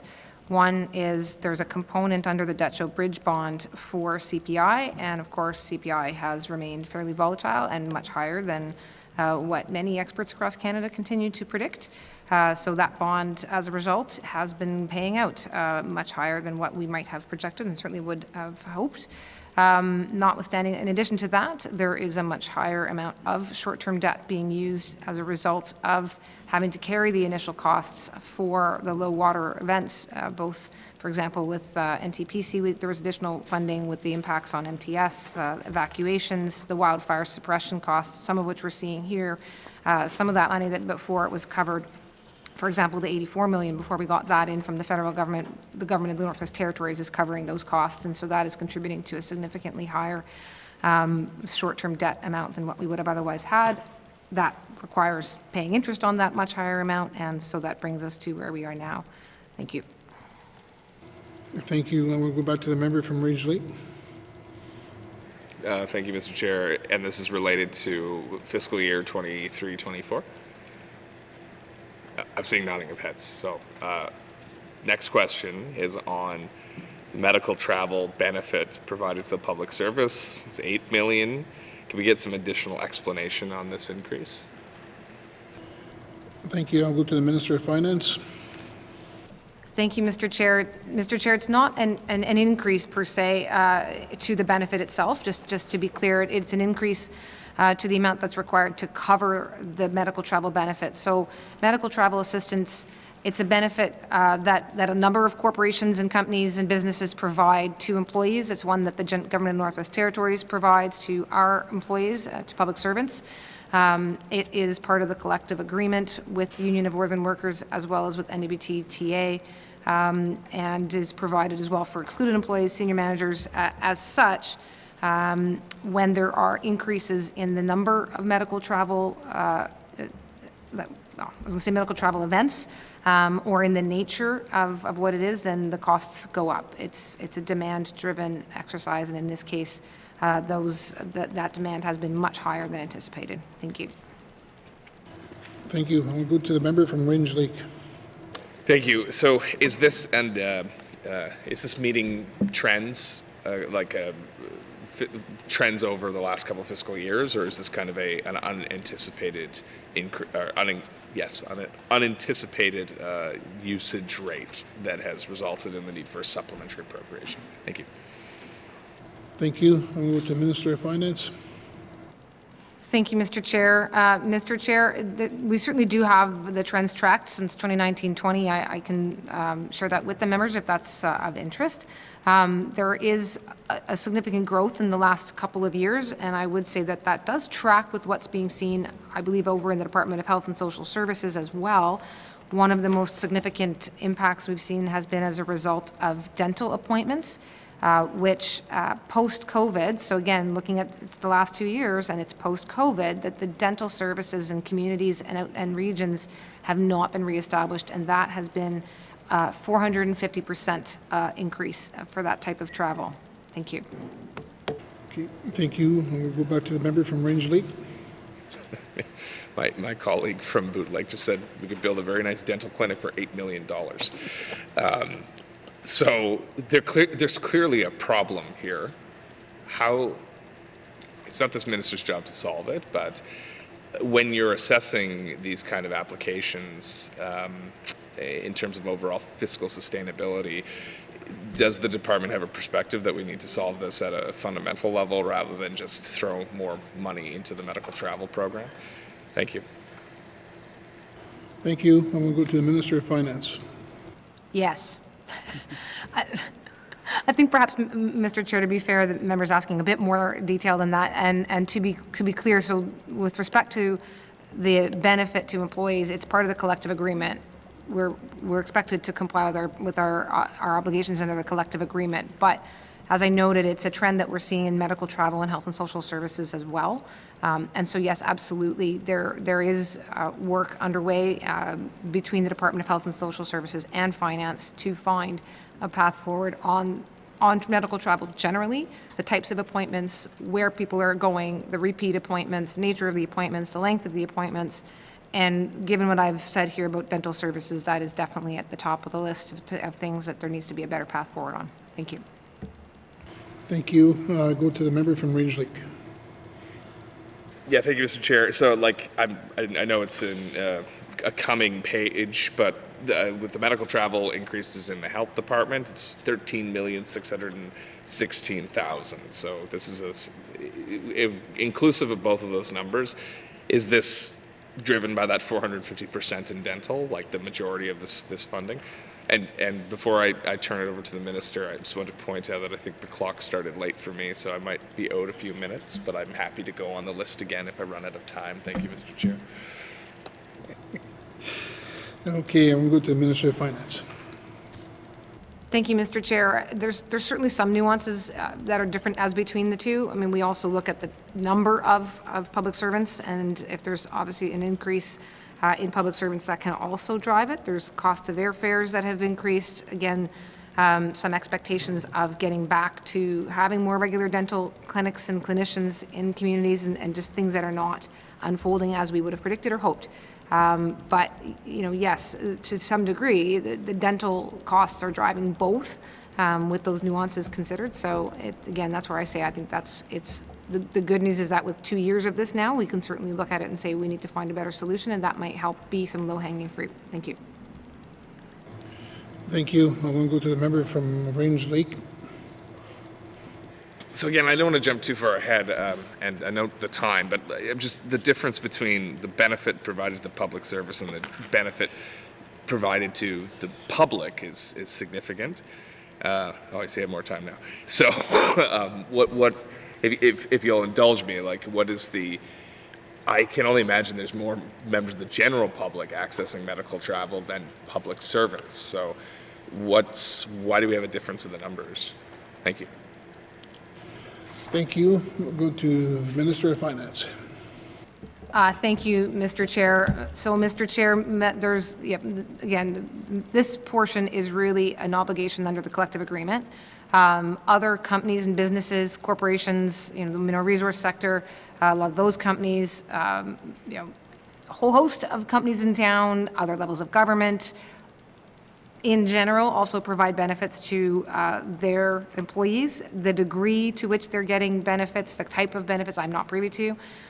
Whether those individuals might have partial payment through public medical travel and then offset by others. Again, there's going to be some complex differences, but to kind of compare it simply to the general public, I would shy away from that. This is an obligation under the collective agreement to ensure that we have a public service that's getting benefits that align with other employers, to make sure that we're a competitive employer, to make sure that we can recruit and retain employees. That's what this one is, and I have no doubt that I'll get some more questions when we hit the health and social services sector. Thank you. Thank you. Just to the member, I added 2 minutes and 30 seconds. I'll go to the member from Range Lake. And I'm eternally grateful, Mr. Chair. Mr. Chair, does the minister anticipate the total costs for medical travel to decrease after September 1st when the extended health benefits are changed? Thank you. Thank you. Minister Wasda. Mr. Chair, that is not an analysis that I necessarily have in front of me with respect to this supplementary appropriation. I'm happy to take that question away and have our folks in finance give it some thought. Thank you. Thank you. And we'll go back to the member from Range Lake. Much appreciated. No further questions. Thank you, Mr. Chair. To the member from YK North. Thank you, Mr. Chair. So I wanted to start first with just noting that this overall request of $26 million for this item is the highest, second only to wildfire-related expenses. So I think it's significant. And the $18 million supplementary that's requested for payment on our debt. I appreciated the explanation given earlier by the minister as to why costs have gone up. Can the minister give some perspective as to how much of an increase this is over what we had budgeted to be spent on paying interest on debt or paying off debt? So how much is the $18 million adding to in terms of how much we're paying on our debt-related expenditures for this fiscal year? Thank you. I'm going to go to Minister of Finance. Thank you, Mr. Chair. So I can certainly say the budgeted amount first under the debt show bridge was $9,021,000. The bond we have predicted to be $2 million, and short-term debt is $6.141 million. So that's the budget, and of course we're now asking for $18 million more. So you can do probably some fairly simple math on that one. The biggest single impact here is coming from short-term debt, where we're now projecting that that's going to hit a $20 million interest rate or a level of interest required. So again, that's the one where there's been significant number of items that are being carried by short-term debt. And I went through a number of them before, so I won't repeat them, and I'll pause and see if there's another question on it. Thank you. Thank you. I'm going to go to the member from YK North. Thank you, Mr. Chair. And I appreciate that I'm putting the minister on the spot here, but would the minister be able to comment on, like, is this the most that we've been spending on debt historically? You know, like, just to put this in historical perspective, is this significant, that the amount that we've paid on debt-related expenditures over the past year? Thank you. I'm going to go to the Minister of Finance. Thank you, Mr. Chair. Mr. Chair, I can say, probably, but that's, again, as I said, not really the kind of answer I would like to give to the House or to inform the public. Our debt levels certainly are high. When we capped the capital estimates 2 fiscals ago, that significantly impacted the rate of growth on the debt, but then the sheer volume of impacts over this last summer has sort of undercut that otherwise positive story, in that our short-term, that was capping the total anticipated or projections of what we would need in terms of debt to fund capital, but then we had these huge increases unexpectedly over the summer, increases the short-term. That's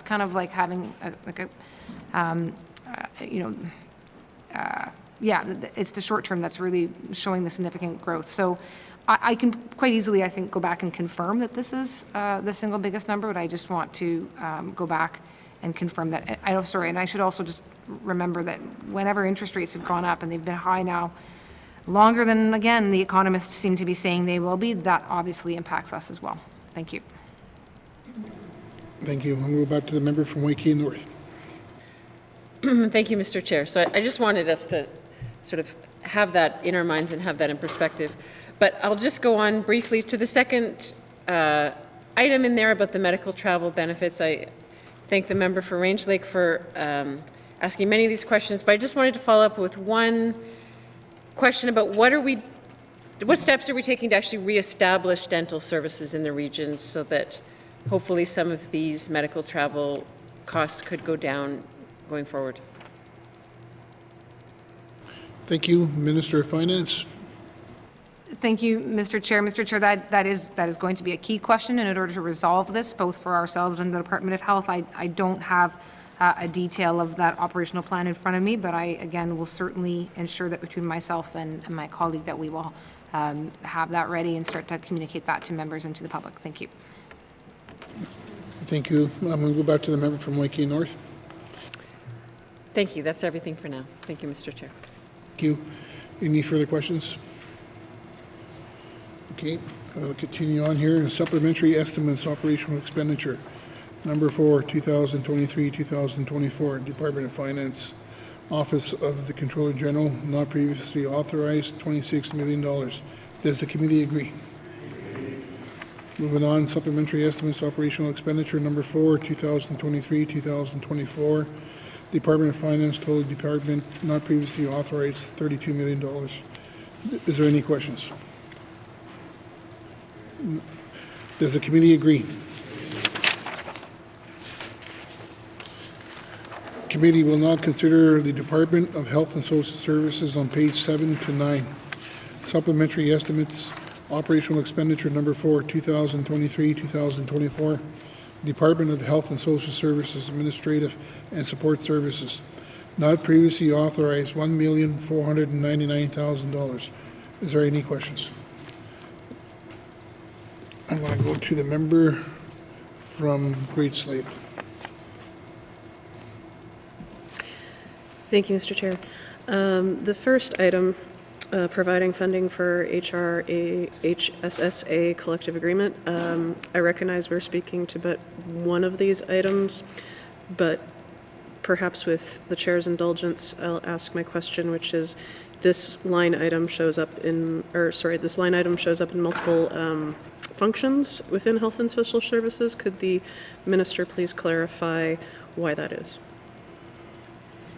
Thank you. I'm going to go to the Minister of Finance. Thank you. I believe, Mr. Chair, and as I'm speaking, I'm sure a lot of people are going to start typing at me, but that it's reflective of where different employees, this is correct, it is reflective of where the different employees provide their function within Health and Social Services or Hayes River Health and Social Services. So whatever activity the individuals fall under is where the salaries get attached, and so that's why you're seeing it pop up, because it was a collective agreement for the entirety of Hay River Health and Social Services, but again, it gets broken down by the divisions in which the individual employees find themselves. Thank you. I'm going to go to the member from Great Slave. Thank you, Mr. Chair. I expected that would be the answer, but I just wanted to make sure. Thank you so much. Thank you. Is there any further questions? I'll go to the member from, again, Range Lake. Thank you, Mr. Chair. So a note under the agreements, some of these contributions seem very low. $4,000 Canadian Chronic Disease Surveillance System Agreement, $4,000 for an epidemiology support for substance use agreement. I'm not sure what you can do with that, so I'm assuming this is multi-year agreements that are just kind of paying out. It just seems quite a brief or a very limited amount of contributions. So could the minister just explain how this money is flowing and if there's a larger pot that we're not seeing? Thank you. Thank you. I'm going to go to the Minister of Finance. Thank you, Mr. Chair. Yeah, Mr. Chair, that is something that is worth highlighting as we're going through this. This is administrative and support services, and so yes, the agreements themselves are much larger, and they include a larger sum in, for example, to actually go into a frontline operation.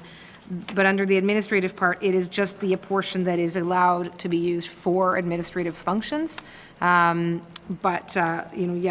For instance, the Northern Wellness Agreement sees a small amount here, but you will see it come back under a much larger portion under the programming function. Thank you. Thank you. And we'll go to the member from Range Lake. Thank you. Nothing further. Any further comments or questions? We'll go to the member from Yellowknife North, YK North. Thank you, Mr. Chair. So first about the collective agreement with the Hay River Health and Social Services Authority. Can the minister confirm whether all additional salary and benefits that were negotiated as part of this agreement, the new agreement, have been costed out, or whether there are elements in these agreements that are yet to be costed out? Thank you. Minister Wozniak. Thank you, Mr. Chair. Mr. Chair, let me put that one over to the Deputy Minister, please. Thank you. I'll go to Minister McKay. Thank you, Mr. Chair. So this agreement is retroactive pay, so it pays out the retroactive salary of 1.5% per year for those 2 years. And then the department is going to come forward with costing for those other elements because those are all forward-looking. So they'll have an idea of how much those other benefits will cost when they come back for the term of the collective agreement as a whole. Thank you. Thank you. I'll go to the member from YK North. Okay, so just to confirm that all costs that are retroactive have been included in these estimates that are coming forward for SUPs, and that any forward-looking benefits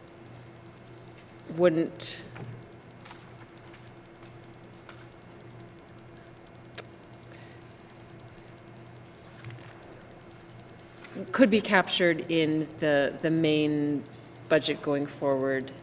There wouldn't be any benefits that need to be covered between now and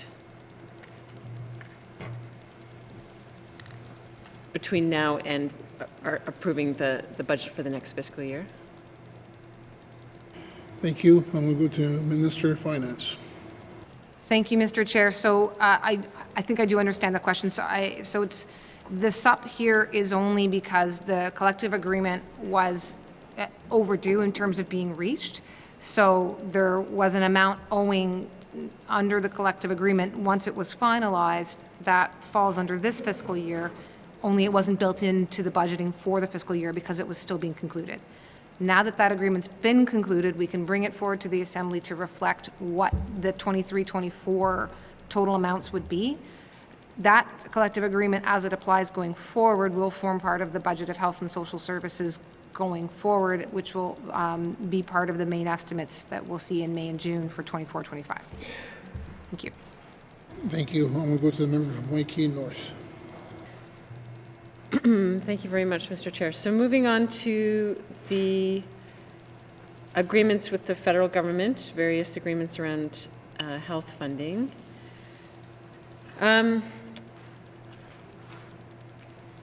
Can the minister clarify whether any of these agreements have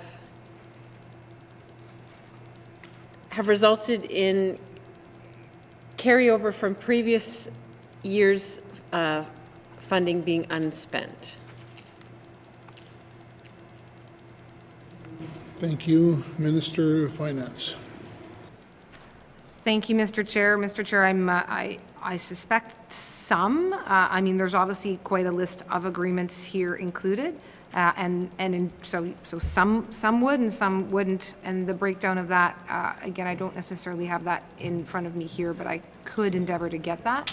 Yeah, thank you.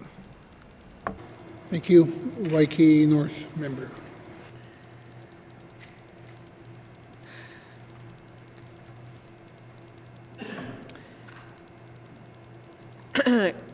Is there an explanation for why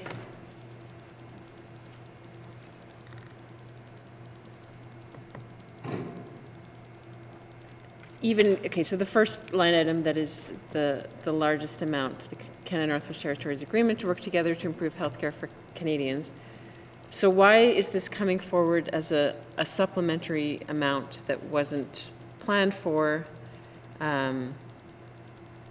That is it being something that's being done ahead of schedule, or can the minister provide an explanation for why this is coming forward as a sub? Thank you, Minister of Finance. Thank you, Mr. Chair. For this one, and I believe for several of the others, the agreements were either signed for the first time or renewed after the time when the business planning process had been completed. And so in such cases where there's an expected or change coming to an agreement, if it's being renewed, or if it's obviously, again, a new agreement that comes after the business plan cycle when materials are before the House for approval as part of the formal budgeting process, then it would come forward as a SUP.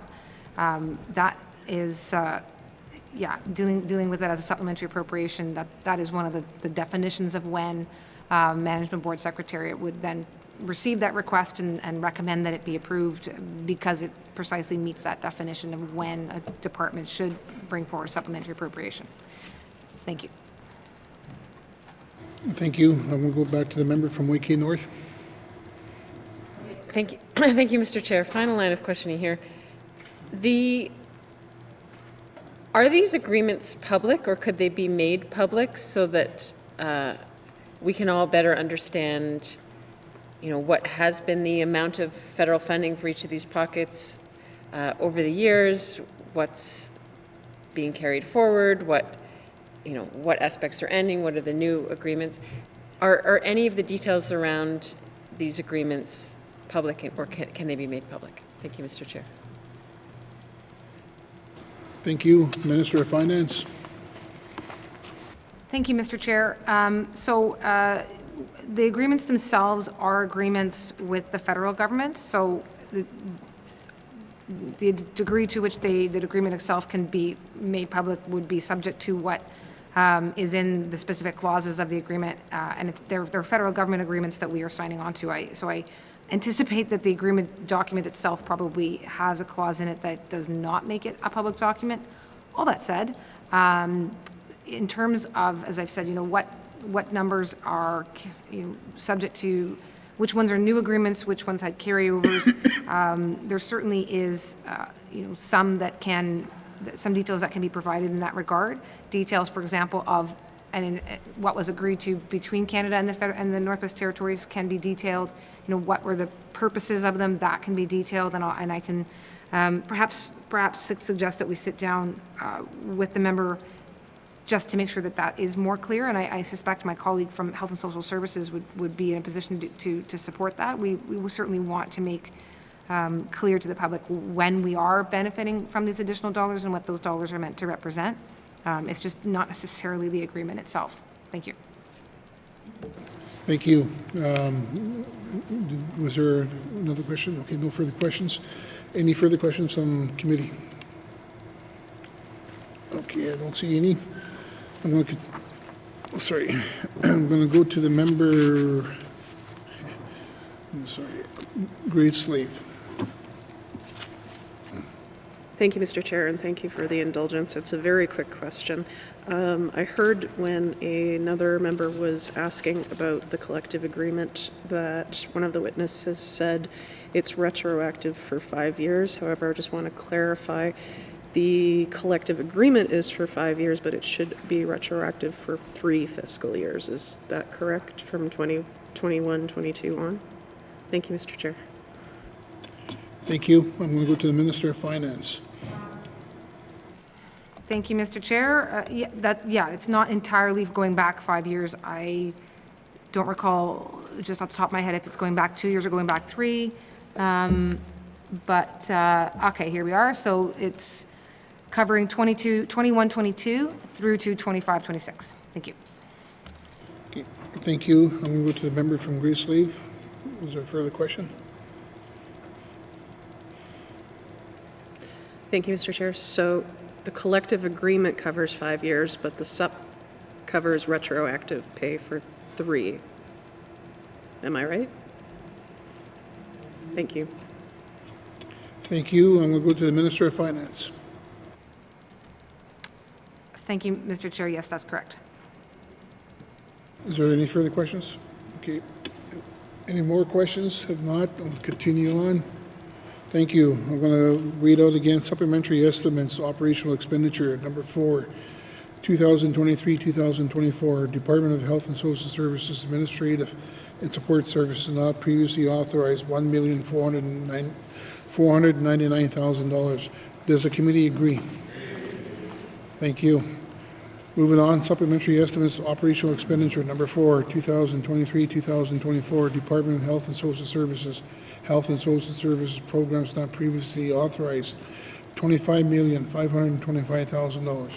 Is there any questions? I'm going to go to the member from Range Lake. Thank you, Mr. Chair. Mr. Chair, the funding for diagnostic laboratory services, chemotherapy, drugs, radiology services, what do those increases represent? Is that more client usage or is that replacement of equipment? Can the minister provide more substantiation? Thank you. Thank you. We'll go to the Minister of Finance. Thank you, Mr. Chair. So these are this is demand driven, as I understand it, so I can start one at a time.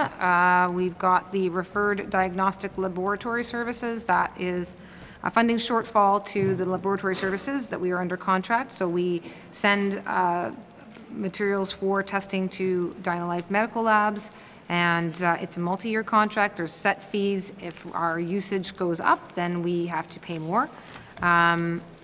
Under chemotherapy drugs, similarly, Mr. Chair, if we wind up having a greater uptake or greater usage of those of need, then the costing will again go up. And similarly, radiology services, we have an external contract with an entity that provides those services, and again, it's on an if and when basis. If usage goes up, then again, we are in a situation where we are required under that contract to pay more. Thank you. Thank you. I'm going to go to the member from Great Slave. Oh, sorry, Range Lake. Thank you, Mr. Chair. Thank you for that explanation. That's satisfactory. Okay, let's talk about agency nurses. So this is just over 2.3 million. So what's the total amount that's going to be expended on agency nurse contracts? Thank you. Thank you. Minister of Finance. Thank you. So the total amount requested in this supplementary appropriation is $2.34 million for shortfalls here in terms of the staffing. It's projected, that's the amount that we're requiring at this time, but the total anticipated cost for agency nurses this fiscal is $5.5 million. Thank you. Thank you. Member from Rangeley. Thank you. Well, the media stands corrected because I think there was a news article recently, 5.2 million. And that's what the public is and my constituents have seen and have brought it forward. So a $5.2 million expenditure is apparently equivalent to 42 nursing positions and staff wages. So how many agency nurses are we getting from 5.5 million? Thank you. Thank you. Minister of Finance. Thank you, Mr. Chair. Mr. Chair, I'm difficult to make a guesstimate of that. Different nurses have fall within the pay scale at different rates. There's different overtime amounts, different enhancements, again. So I can give you that there's a, total number of scheduled hours that an agency nurse might work. I can try to break that down, but again, breaking it down by what that does by hour, again, different nurses come in at different hourly rates. So this is a discussion broadly about the fact that agency nurses are being utilized in the Northwest Territories and elsewhere in Canada. It is all over the news right now. It is an agreement that we have that with the UNW to use agency nurses only when available, and the difficult challenge we put ourselves in. And I don't mean to steal the Minister of Health thunder on this one, but you don't have the nurses there, and then the staffing is short and the services close. That is difficult on morale, it's difficult for the public, but of course, to keep things open, we're either relying on our own nurses to cut short on their time off, on their leave time, or we're bringing in agency nurses. It is a quagmire, and I acknowledge that, but at this point, we're really just looking for a supplementary appropriation to cover the costs for the current fiscal year for being in that exact quagmire. The forward-looking challenge is a much bigger one. Thank you. Thank you. And we'll go to the member from Range Lake. Thank you, Mr. Chair. I hazard a guess that the health minister is probably only too happy to let the finance minister sub in for questions here. But she's welcome to entertain this discussion as well. I'm sure we'd appreciate it. So the issue, I think, and I'm hearing this from nurses in my riding, so this is a morale issue in addition, just because they're the prevalence of agency nurses. So can we get the minister to commit to a very clear cost analysis of that 5.5 million that tells us exactly the equivalent positions, staff positions that it is? I appreciate they don't work the same way as full-time health personnel in the system, that they do work differently. So can the minister just commit to giving us accurate staffing numbers? How many bodies are coming through this contract that's equivalent to the staffing numbers that we currently employ in the health system, and getting real costs to those numbers? Thank you. Thank you. I'm going to go to the Minister of Finance. Thank you, Mr. Chair. Mr. Chair, this is a longer one. I certainly don't want to hold up any of the other commitments that we're making that I think can benefit members, particularly at this stage of the Assembly as we're learning about departments and supplementary appropriations. I don't want to hold those commitments up. The commitment to better understand the drive on agency nurses, the usage of agency nurses, for example, what departments are using more, what regions might be using more, what times of year they might be getting used. Those are questions that I do want to be seeking answers to. I know myself and Minister of Health are actively working with the two departments to have a health sustainability discussion, and agency nurses as well as dental travel are both pretty hot topics. So I will commit that I want to get more of a detailed analysis to the member. As far as coming up with, dollar for persons, I'm not sure that will be the question to be asked in terms of understanding what's driving agency nurse use and how we can avoid it and get away from it. I think we all share the desire to have less agency nurses and more resident nurses. So long answer, and I know I'm probably going to be told it wasn't a clear commitment, but the commitment I'm making is that we want to actually find a way to not have as many agency nurses. Thank you. Okay. Thank you. I'm going to go to the member from Range Lake. One is too many. Thank you, Mr. Chair. I think that's the sentiment I'm hearing from health professionals in my riding, and what they're looking for is accurate numbers and cost analysis. So, in their words, we have been successful in seeing how we can compare if we've been successful in recruiting and training nurses, and these questions are not kind of to. Yeah, I guess we could put a spin on it and say we're excoriating the department for relying on agency nurses and privatizing our health care system, which is probably more exciting for question period than it is for committee of the whole. So I won't do that. But what I will say is we need some transparency around this so public knows where their money's going and they're getting good value for money, and our hardworking healthcare professionals can see that as well. That's what they're asking for.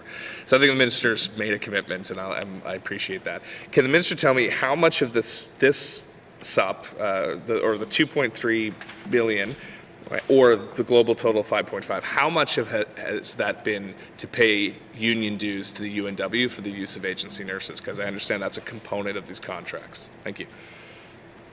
Thank you. I'm going to go to the Minister of Finance. Thank you, Mr. Chair. The total amount for, everyone's pointing at my computer, Mr. Chair, just 69,766, Mr. Chair. Okay, thank you. I want to go to member from Range Lake. Thank you, Mr. Chair. That's arising from this the supplementary appropriation or the 5.5 million total. Thank you. You want to go to Minister of Finance. That is on the total, Mr. Chair. Thank you. Thank you. Member of Range Lake. Thank you, Mr. Chair. Yeah, I think we just go back to like, it's much like the medical travel discussion we've had, like there's an issue here we need to solve because this is just going to end up costing the taxpayer more and more as time goes on, not less and less. And there's an additional cost to staff morale and productivity within the healthcare system that needs to be looked at as well.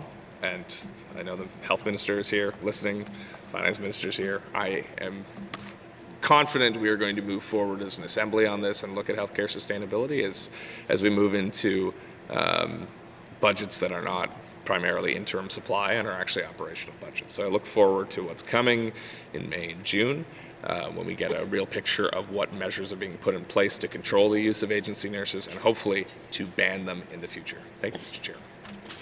Thank you. The time is up. I'm going to move on. Is there any further questions? Don't see any. I'm going to continue on now. Supplementary estimates. Oh, sorry. I'm going to go to the member from YK North. Thank you, Mr. Chair. So I will start with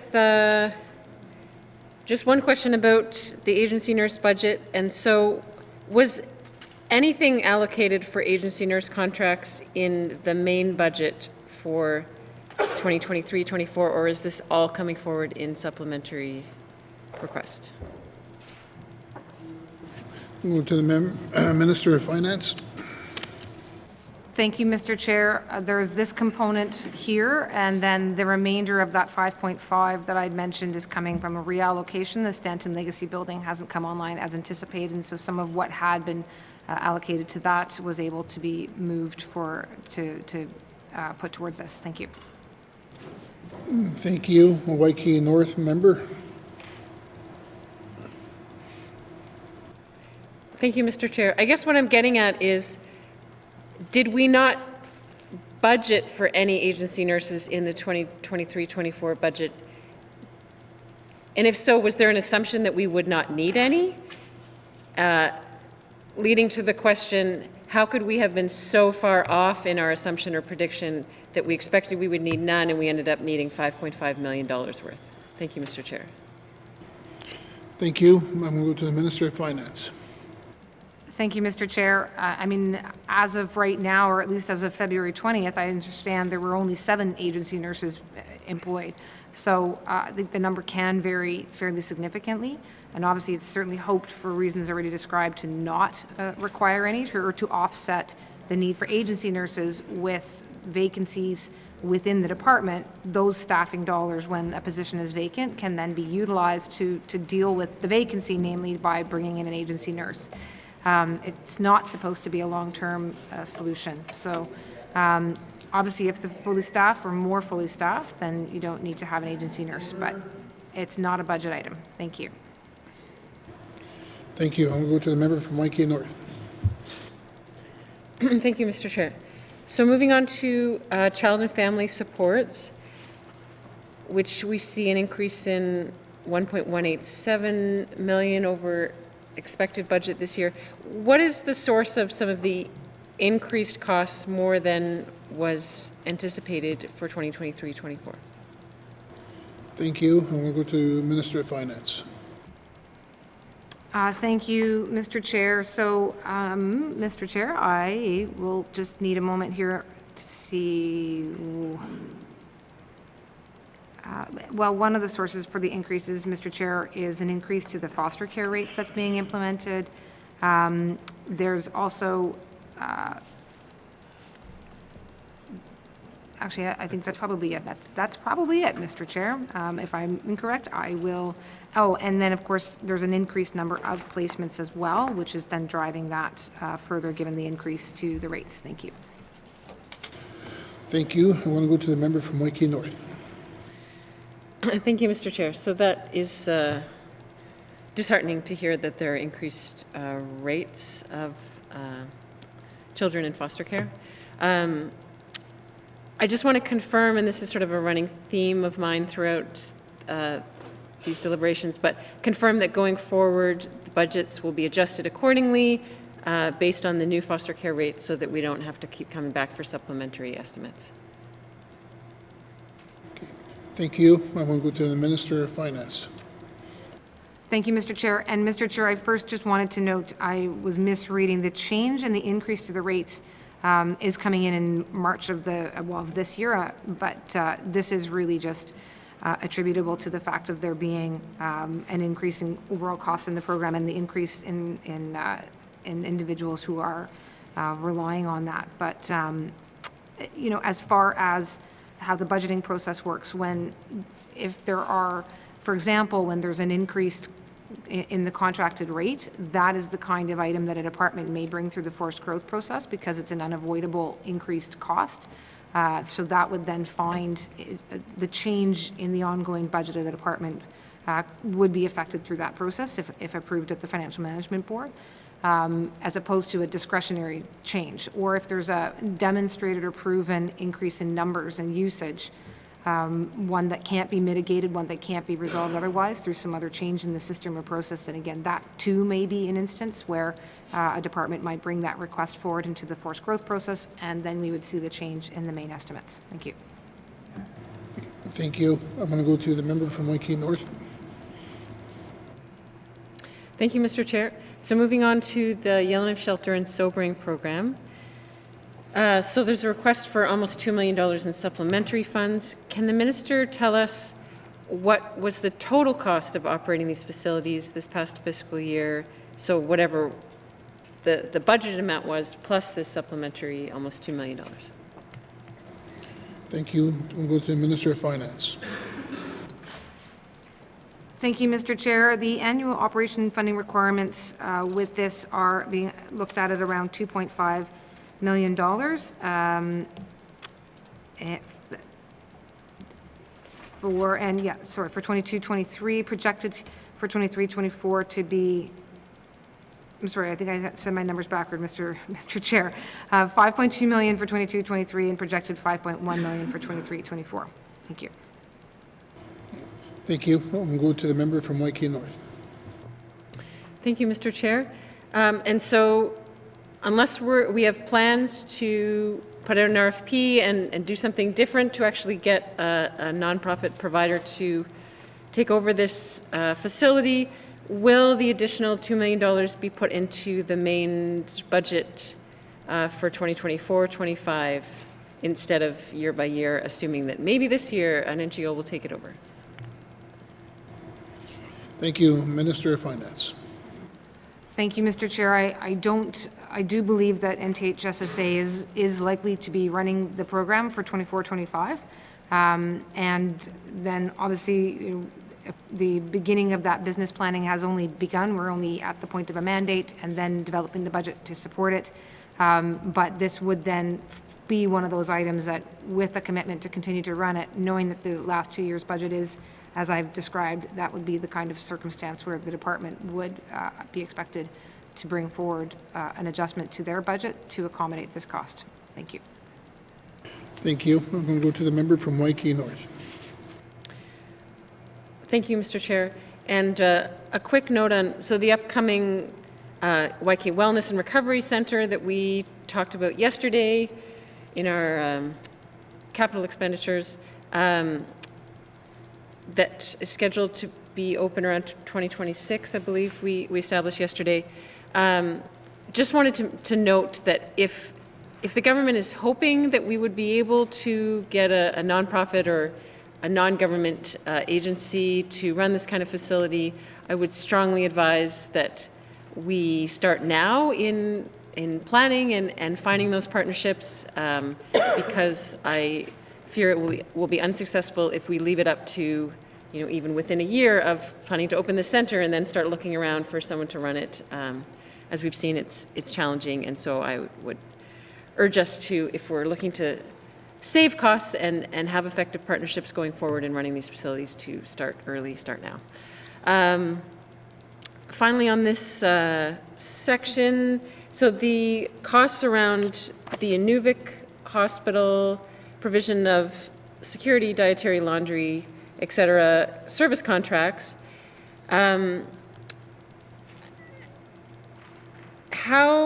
what are the reasons why it looks like they were at least $1 million over budget? Was there monitoring of these expenses to control costs, or what were the reasons why these contracts came in so much over budget?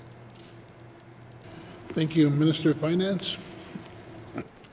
Thank you, Mr. Chair. So these are contracts specific up to the N.W.T Regional Hospital and the Arctic Family Center and the N.W.T Public Health Office, so all Beaufort Delta related, and there are 2 specific contracts at issue. In both cases, those contracts saw increases as a result of some inflationary pressures that were being experienced. So, again, not perhaps dissimilar to some of the challenges being felt in other areas of both the government and in the private sector, that just with whether between labor market shortages, increased inflation, increased expenses for insurance, or increased fuel costs, so on and so forth, all of that came in significantly higher, and that is what has led to this item. Thank you.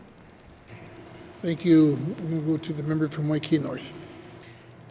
Thank you, Mr. Chair, and I realize my time is almost up. So just wanted to emphasize how important it is to me anyway that going forward we do our best to be realistic about what we think things are actually going to cost. I know there's some things we can't anticipate, but especially looking at past patterns, if things are consistently coming in over budget, I would much rather see us have a realistic main budget than be sort of pressured or see these things come forward later in sub-estimates, because it definitely skews our idea of what things actually cost. Thank you very much. Thank you. We're going to need further questions. Okay. Supplementary estimates, operational expenditure number 4, 2023-2024. Department of Health and Social Services program not previously authorized, $25,525,000.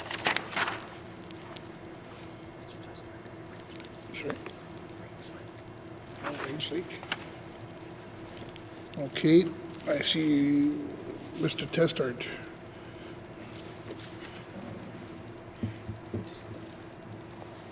Thank you, Mr. Chair, and thank you for allowing me a second time to speak.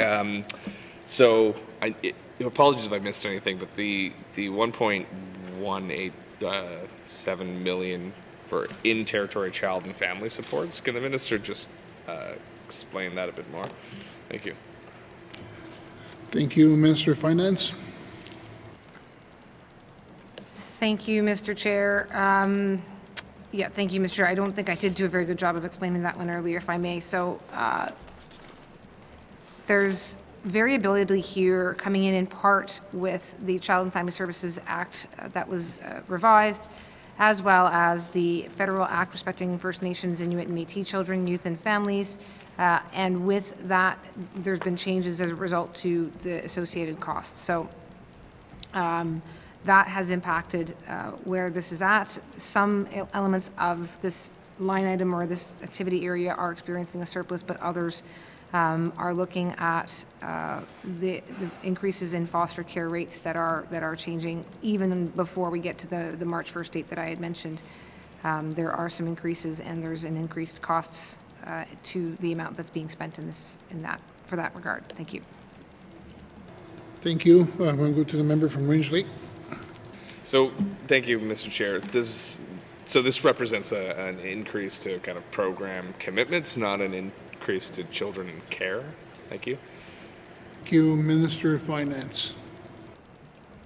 Thank you, Mr. Chair. Mr. Chair, I'm inclined to get back to the members. I'm looking at the material I have in front of me, and this is not, I don't obviously have the program area specifics, and I don't want to misstate what exactly is being increased. So I don't want to also conflate the fact that bound up in here is the fact that there's an incoming change on March 1st. So I'd like to take that one back and just make sure I can get a better explanation than what I've done so far of exactly what this is for. Thank you. Thank you. And we'll to the member from Range Lake. So thank you, Mr. Chair. And again, forgive me if I've overlooked this or misheard this, but the change to March 1st, what is that change? Thank you. Minister of Finance. Thank you, Mr. Chair. On March 1st will be increased foster care rates coming in, determined after historically similar to looking at CPI. So with CPI being high, the rates go up. Thank you. Thank you. We'll go to the member from Range Lake. Which is reflected, thank you, Mr. Chair, and is that reflected in these numbers, or is that an additional cost that will have to come out? Thank you. Minister of Finance. It's not reflected in these numbers, which I think, it will be a number that we have to come up with going forward. But again, this is, the information I'm looking at, Mr. Chair, just to be clear, I just am not entirely sure that I'm explaining it very well, and I'd like to just make sure that I have that accurately, but there is a change that's coming on March 1st. Thank you. Thank you. I'll go to the member from Range Lake. Thank you. Thank you, Mr. Chair. So, yeah, I appreciate that. I would just like to know, get a better sense of how this is impacting foster care and children in care in the Northwest Territories. So, whatever the minister going to provide kind of written response to committee, or if you could just explain how and when we'll get the information back to us. Thank you. Thank you. And we'll go to the Minister of Finance. Sure. Thank you, Mr. Chair. There's obviously been a number of items where I've offered to return back to committee. Some will certainly take longer than others. Others I expect we can get back fairly quickly. It's been my practice, if possible, that given that they would be responses here on the floor, that we would make it, we'll give it as a document or a letter that can be tabled in the House so that it could form part of a public record. Thank you. Thank you. We'll go to the member from Range Lake.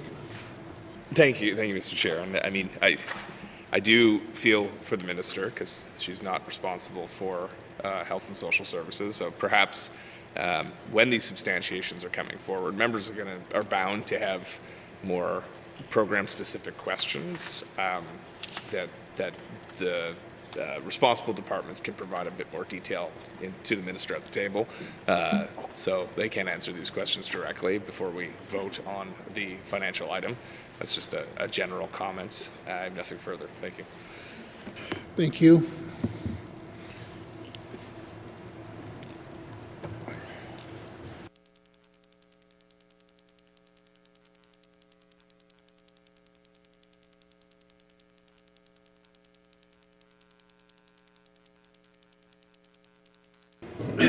Thank you. Continuing on, supplementary estimates, operational expenditures, number 4, 2023-2024. Department of Health and Social Services, Health and Social Services programs not previously authorized, $25,525,000. Does committee agree? We're going to take a short break, and we'll be back shortly. Thank you.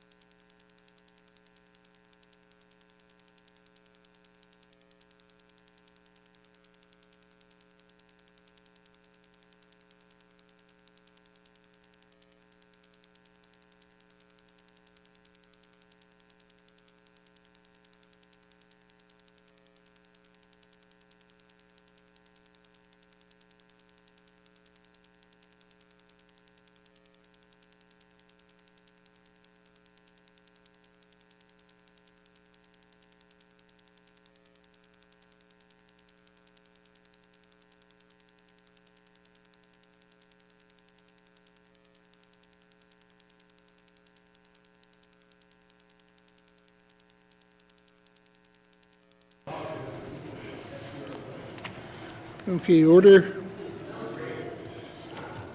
Order. We're going to continue now. We're going to resume. Anyway, I'm going to read out supplementary estimates operational expenditure. Order. Supplementary estimates operational expenditure number 4, 2023-2024. Department of Health and Social Services Long-Term and Continuing Care Services. Not previously authorized, $5,666,000. Is there any questions? None. Does a committee agree? Thank you. Supplementary estimates operational expenditure number 4, 2023-2024. Department of Health and Social Services out of the territory services not previously authorized, $16,085,000. Is there any questions? I'm going to go to the member.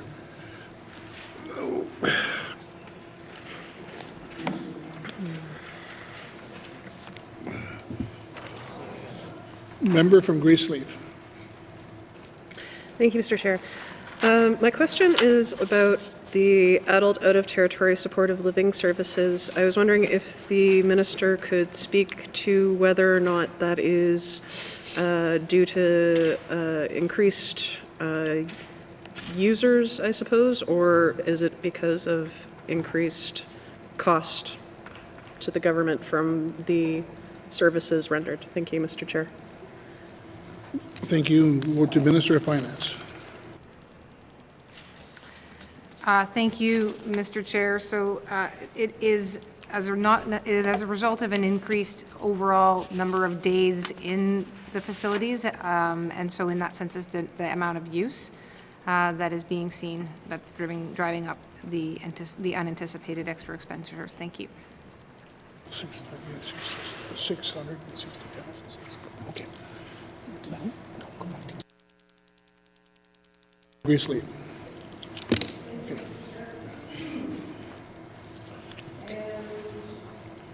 I'm sorry to ask the minister this. I could probably look it up quickly as well, but could she please tell me how much prior to the SUP in 23-24 we have spent on facility-based addictions of treatment on top of this 1.843 million? Thank you. I'll go to the Minister of Finance. Thank you, Mr. Chair. So let me start by saying there's actually a projected shortfall of 2.843 million. Some of it can otherwise be funded internally. The actuals the total expenses are estimated at around 4.9 or just over 4.9 million. Thank you. I'll go to the member of Graceleaf. Okay, thank you. I was going to back up here. I'm going to go back and read out that previous supplementary estimates. Operational expenditure number 4, 2023 to 2024, Department of Health and Social Services long-term and continuing care services not previously authorized. $5,660,000. Does committee agree? Okay, thank you. Any further comments? And continue on. Supplementary estimates. Operational expenditure number 4, 2023-2024, Department of Health and Social Services out of territory services not previously authorized. $16,085,000. Does committee agree? Oh, sorry, is there questions? I'm sorry. I'm going to go to the member again from Graceleaf.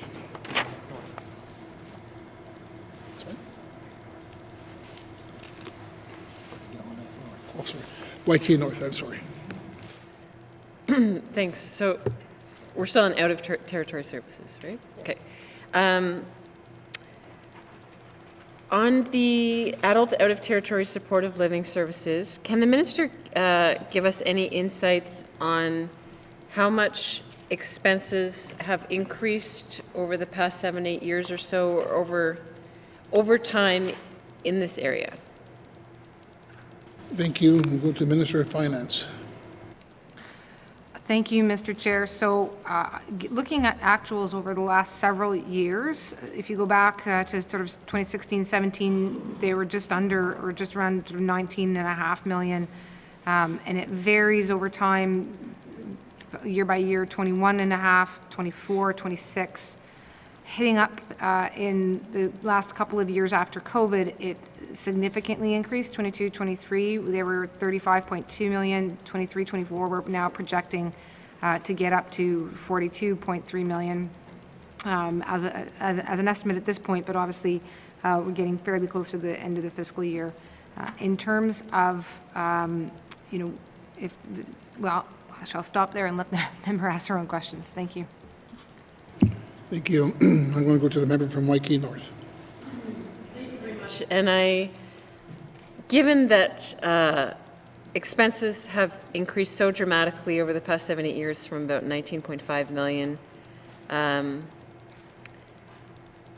to, more than double that today. So just to note that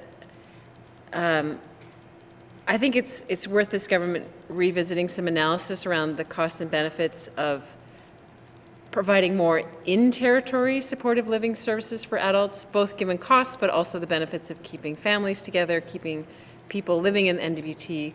So just wanted to flag that as a note related to that item. But moving on to facility-based addictions treatment, I have a question about how does HSS enter into contracts with certain facilities? Are these multi-year contracts? Are they renegotiated every year? And what criteria do we use to decide which southern facilities for addictions treatment we have contracts with on any given year? Thank you. I go to Minister of Finance. Thank you, Mr. Chair. Mr. Chair, so a majority of the facilities that the department's in contact with do go through the request for proposals process, so part of the public procurement process. There's certainly a mix of different types of contracts for different types of services with different agencies across the Department of Health and Social Services, but it does go through a public procurement process in general. Thank you. Okay. Thank you. I'll go to the member from Waikiki North. Thank you, Mr. Chair. Are these RFPs issued every single year, or how often? Okay. Thank you. Going to the Minister of Finance. Thank you, Mr. Chair. Mr. Chair, so I mean, there's the specific items that are here on the supplementary appropriation request, but yeah, there's different contracts that come due at different times. So, for instance, facility-based addictions treatment, we'll see an RFP go out in 2024, and then that would be expected to begin for the following fiscal year.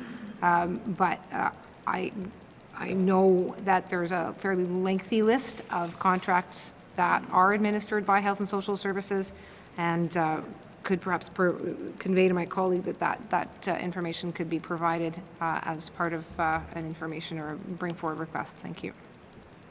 Thank you. I'll go to the member from Waikiki North. That would be great, and that is something that I will follow up with the department on. Just finally, is part of the increase in costs that have led to this supplementary request just due to, is it due to increased number of people going for out-of-territory facility-based addictions treatment, or just increase in the cost of sending the same number of people to those facilities? Thank you. I'll go to the Minister of Finance. Thank you, Mr. Chair. Mr. Chair, I happen to know that the Health and Social Services has actually done a fair bit of work on this of late, and while again, not necessarily, I don't have it in front of me here, but I would suggest we could give that information. There's a high number of first-time users, and then a reducing number of repeat users. So, different factors are coming in here in terms of what might be causing this particular these particular increases. There certainly is also an increase in the rates being charged for the time spent at the facility. So between an increase in patient use and that, those are driving the high costs. But again, there's also been an analysis to show that it's not necessarily repeats. Thank you. Thank you. We'll go to the member Waikiki North. Thank you, Mr. Chair. Thanks for that. So I'll leave that for now. I think these are good areas to follow up on, both to make sure that we have appropriate contracts with facilities in the south, that we're getting good value for money, that there's appropriate oversight, and that people are getting the services they need, and to look more into these patterns of, do we have more people signing up than before, and why? Anyway, I found this useful for now, and we'll definitely follow up. Thank you, Mr. Chair. Thank you. Members, before I move on to the next speaker, I just wanted to remind everybody to wait for their mic lights before speaking, and to end your statement with a thank you. This will make things much easier for the technical staff and those watching our proceedings on television. Next I got up is the member from the Satu region. Thank you, Mr. Chair. My colleague, Yellowknife North, asked the question of how many contracts there for out of the territory treatment services. If I can get that information as well. That was my only question there. Thank you, Mr. Chair. Thank you. I'll go to the member of the Finance. Thank you, Mr. Chair. In 23-24, the department had contracts with 5 southern facilities, 3 in Calgary, 1 in Nanaimo, and 1 in Toronto. Thank you.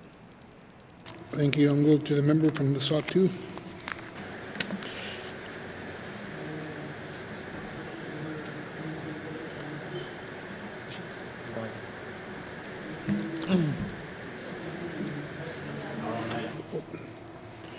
Supplementary estimates, operational expenditure number 4, 2023-2024, Department of Health and Social Services, out of territory services not previously authorized, $16,085,000. Does the committee agree?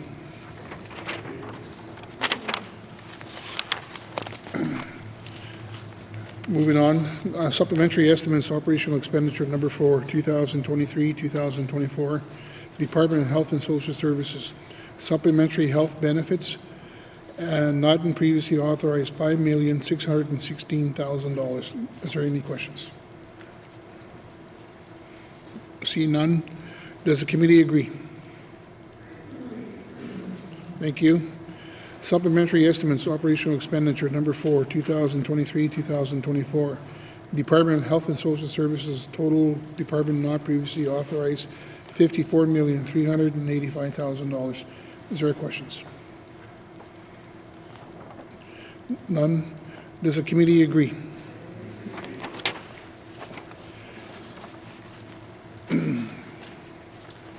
The committee will now consider the Department of Industry and Tourism and Investment on page 10. Supplementary estimates, operation expenditures number 4, 2023-2024, Department of Industry and Tourism Investments, Economic Diversification and Business Support not previously authorized, $1,308,000. Is there any questions? I'm going to go to the member from Waikiki Centre. Thank you, Mr. Chairman. Mr. Chairman, I'm wondering if the minister can elaborate. It says, for example, $308,000. Can she elaborate to what specifically that is? I mean, I can read it says N.W.T film and media sector, but is it treated as a grant? Is it treated as to backfill something? Is it a position? Is it that type of stuff? So we'll start with that. Thank you. Thank you. I'll go to the Minister of Finance. Thank you, Mr. Chair. So this funding helps support the next 5 years of the Film and Media Strategy Action Plan from 2021 through till 2026. That action plan has a number of different initiatives designed to support both short and long-term advancement of the film and media sector. And this component, it includes everything from advertising and promotion to contract and salaries, travel and training. This is a portion that was submitted as an expression of interest to Canor back in November of 2022, and an agreement was signed with Canor. This is the portion for the current fiscal year. Thank you. Thank you. I'm going to go back to the member from Waikiki Centre. Thank you, Mr. Chairman. Can the minister provide that detail to committee? Yeah, before we go to the minister, just remind the members to say thank you. I'm going to go to the Minister of Finance. Mr. Chair, I'm sure that the Department of ITI would be happy to provide a briefing on their film strategy. I think they've seen some successes with it. Thank you. I'm going to go to the member of Waikiki Centre. Yeah, well, I don't want to take it on behalf of committee, but I'm sure we won't refuse if they offer. The other thing on this section is, can I get some breakdown as to further understanding as what the $1 million is targeted to? Now I see it's attached to provide funding for businesses impacted by the 2023 fire. Can we get some breakdown, further elaboration as to how that's intended or directed? Thank you. Thank you. I'm going to go to the Minister of Finance. Thank you, Mr. Chair. So this is part of a funding program that ITI rolled out in support of small, medium-sized businesses following the wildfire seasons. There was a total relief of $2 million. This portion appropriates or is requesting to appropriate an amount that came in from Canor. It provided support to help cover fixed costs, which would include things, for instance, like rents or utilities, items the like, and it went through an approval process with ITI. Thank you. Thank you. I'm going to go to the member from Waikiki Centre. Just confirming this is new money, not replacement of some sort?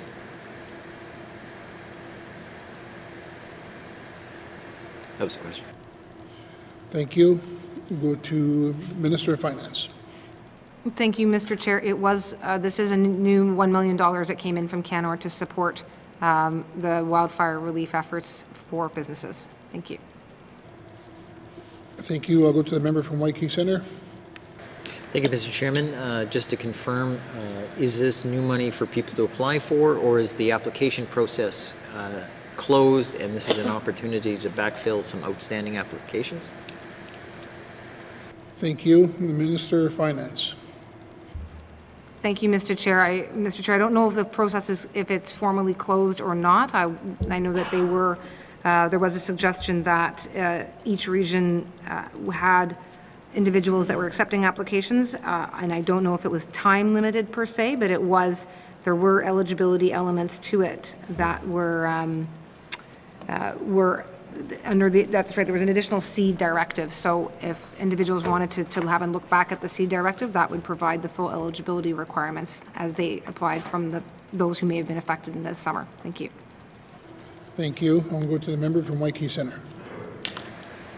Can I get some confirmation for the department? It's not an overspent program and we're looking at ways to sort of help fill some gaps. Similar to the original question, but it sounds like they're still taking applications, but if there's no money, why are we taking applications? So I just need some clarity. Thank you. Thank you. I'm going to go to the member of Finance. Thank you, Mr. Chair. So, Mr. Chair, I'm just trying to confirm if there was, I believe under the seed directive, it would be, it's a seed directive and it's still open and available until March 31st of this year. Thank you.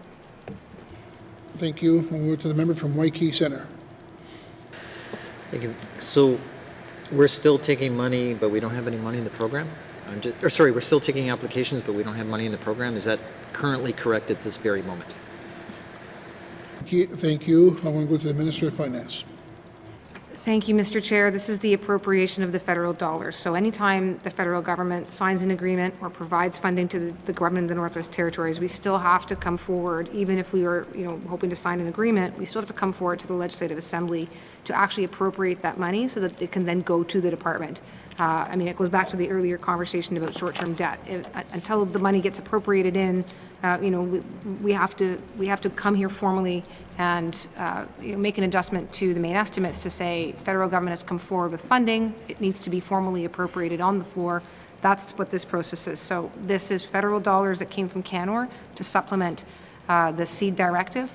This is an attempt to have the House approve that funding so that it can go to the seed directive that was specifically stood up in support of businesses after the wildfires. Thank you.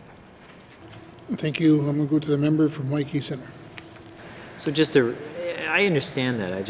It sounds like in one way that there's money already committed to this initiative, and this is just backfilling it in some way. And so that's why I'm curious on how the process is working specifically to this. Because if people are interested in, I wouldn't use interest. I'd say if people still need support, and if the program is still open or not open, if it's receiving money or it's spent or they're backfilling or overspent, that's the type of clarification I was trying to get. So if there's still room for applications, I think I sort of heard that, and I also think I sort of heard that one needs to apply through seed. If I'm incorrect, the minister is certainly welcome to fix that. Thank you.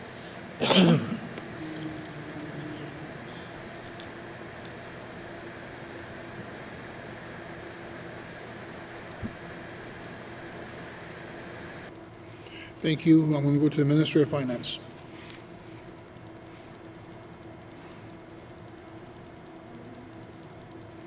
There we go. Thank you, Mr. Chair. I've lost my train of thought with all the physical activity there, but so it is a seed program. There's a seed directive that was issued back in the summer. The seed directive provides details on eligibility and application process. I believe the application form is online, if I'm not mistaken. And that application and that seed directive is effective until March 31st of this year. This is the first chance, given the election, for us to come forward and seek a supplementary appropriation for funding that would have been received from Canor. Department of ITI went to Canor during the wildfire evacuations to seek their support to enhance the funding that would be available under this envelope. They were successful. This is where that brings us to today. Thank you. Thank you. I'm going to go to the member from Waikiki Center. No, I'm okay, Mr. Chairman. I just was just trying to follow the money. Thank you. Is there any further questions from members? See none. I'm going to supplementary estimates operational expenditure number 4, 2023-2024. Department of Industry and Tourism Investment, Economic Diversification and Business Support, not previously authorized, $1,308,000. Does the committee agree? Thank you. Supplementary estimates operational expenditure number 4, 2023-2024. Department of Industry and Tourism and Investment, Mineral and Petroleum Resources, not previously authorized, $127,000. Is there any questions?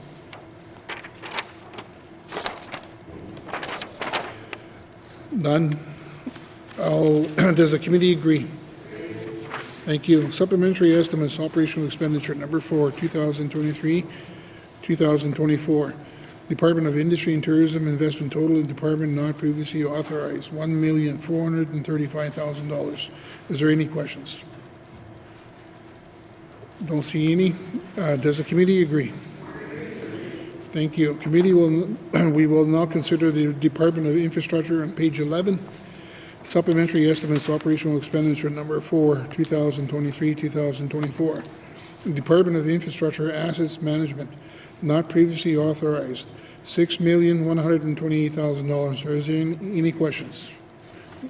Yes, I'm going to go to the member from Great Slave. Thank you, Mr. Chair. Can the minister please tell committee how much is partially offset by CERNAC? Thank you, Mr. Chair. Thank you. I'll go to the Minister of Finance.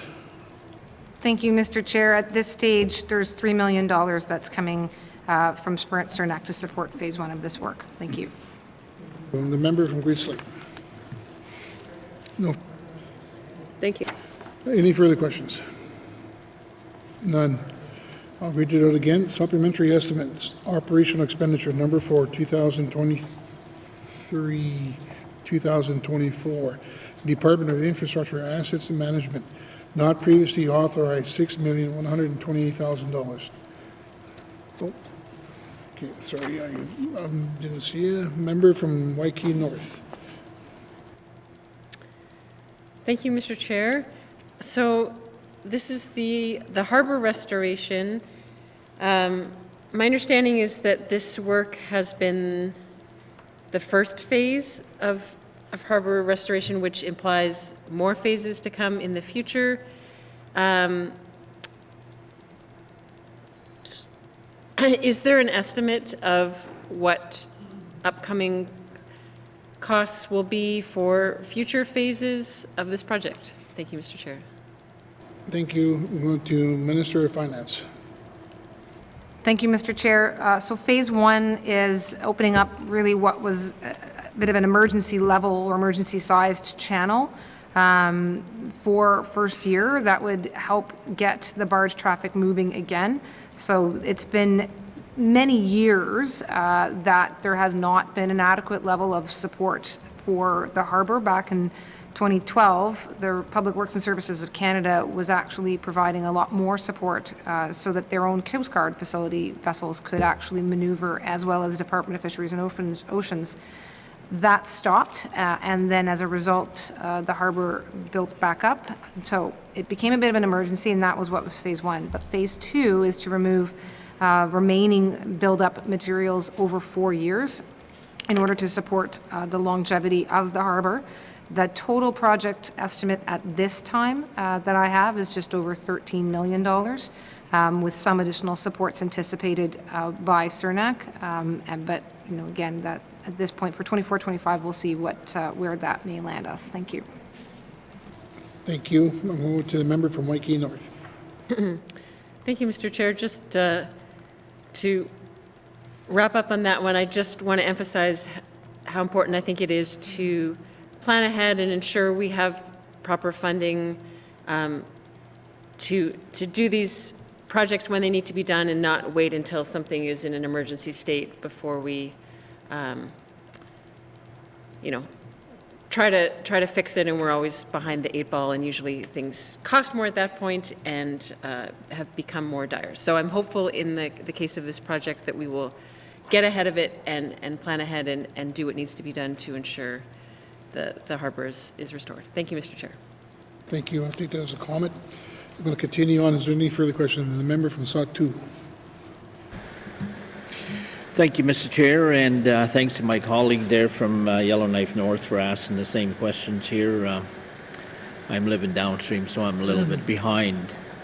So I'm glad my colleague's raising the same questions of concern. That is very important to the sailing seasons coming up, and I'm extremely glad that there's a multi-year program in place here to continue the dredging and the restoration of the harbour. Thank you, Mr. Chair. Thank you, and I'll take that as a comment. Any further questions? We'll see none. I'll continue on. Supplementary estimates, operational expenditure, number 4, 2023-2024, Department of Infrastructure, Assets Management, not previously authorized, $6,128,000. Does committee agree?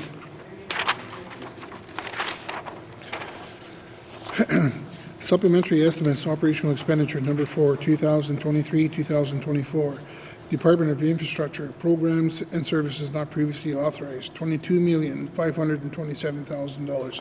Is there any questions? See none. Does the committee agree? Oh.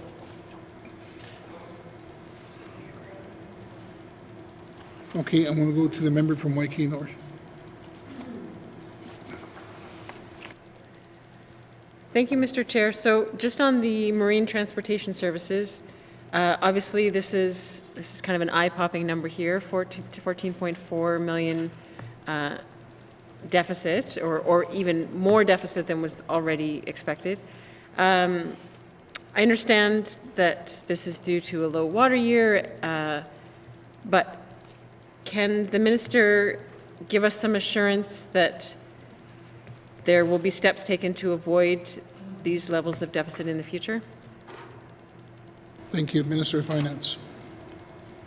Thank you, Mr. Chair. I happen to have it on authority that the Minister of Infrastructure is trying to arrange a briefing on MTS for a and probably well-deserved. It's certainly Yes, the low water was certainly an impact, but that certainly isn't the only challenge that MTS has seen. They have struggled to find their footing since the end of NTCF or NTCL. So it is certainly not one that I want to minimize the ease by which there can be a path forward to sort of a more fiscally sustainable way. The forest fires also had an impact because, of course, the head office and main facilities for MTS are located in Hay River, and they were subject to the evacuations, and indeed right at a critical time. That also impacted what occurred in the last year. So number of different reasons and a number of different events. I can say that with respect to 2024, it is expected, or at least hoped, that there's been some strategic planning around the loads, around the harbour restoration, and that with that should support a season that does not see this kind of need late in the season for support. Thank you. Thank you. I'm going to go to the member from Waikiki North. Thank you, Mr. Chair. So I appreciate that information the minister was able to give, and I look forward to a more in-depth discussion at our committee meeting. Thank you, Mr. Chair. Thank you. I'm going to go to the member from Sawtooth. Thank you, Mr. Chair. This is more of a comment than a question. Having experience, and I could realize this amount here for the simple fact that there's many challenges that we've seen and probably will see in the future. Just to give you an idea here, we were expecting freight, but it didn't arrive. Everybody got evacuated out. The point of contact was on behalf of MTS ended up down south. So anyways, operations carried on, and to give you an idea of the many challenges facing this company here, similar challenges are faced by the other barge carrier operating out of Fort Nelson with an office there in Fort Simpson. So having sent some freight and picked up some freight from Cooper Barging, we finally seen that company arrive in the Sawtooth in August, only to find out that they had forced an 82-year-old captain with the proper certifications to take out a retirement in Manitoba to operate the boat. So they're in compliance with the regulations. So that's just some information as to the challenges in the past, and we're probably going to see more challenges in the future, so I can realize the deficit in this amount there. Thanks, Mr. Chair. Thank you. I'll take that as a comment. I'm going to continue on. A member from N.W.T. Lake. Mr. Chair, my question is, thank you, Mr. Chair. My question is, can the minister provide the total business loss for MTS for the year 23-24?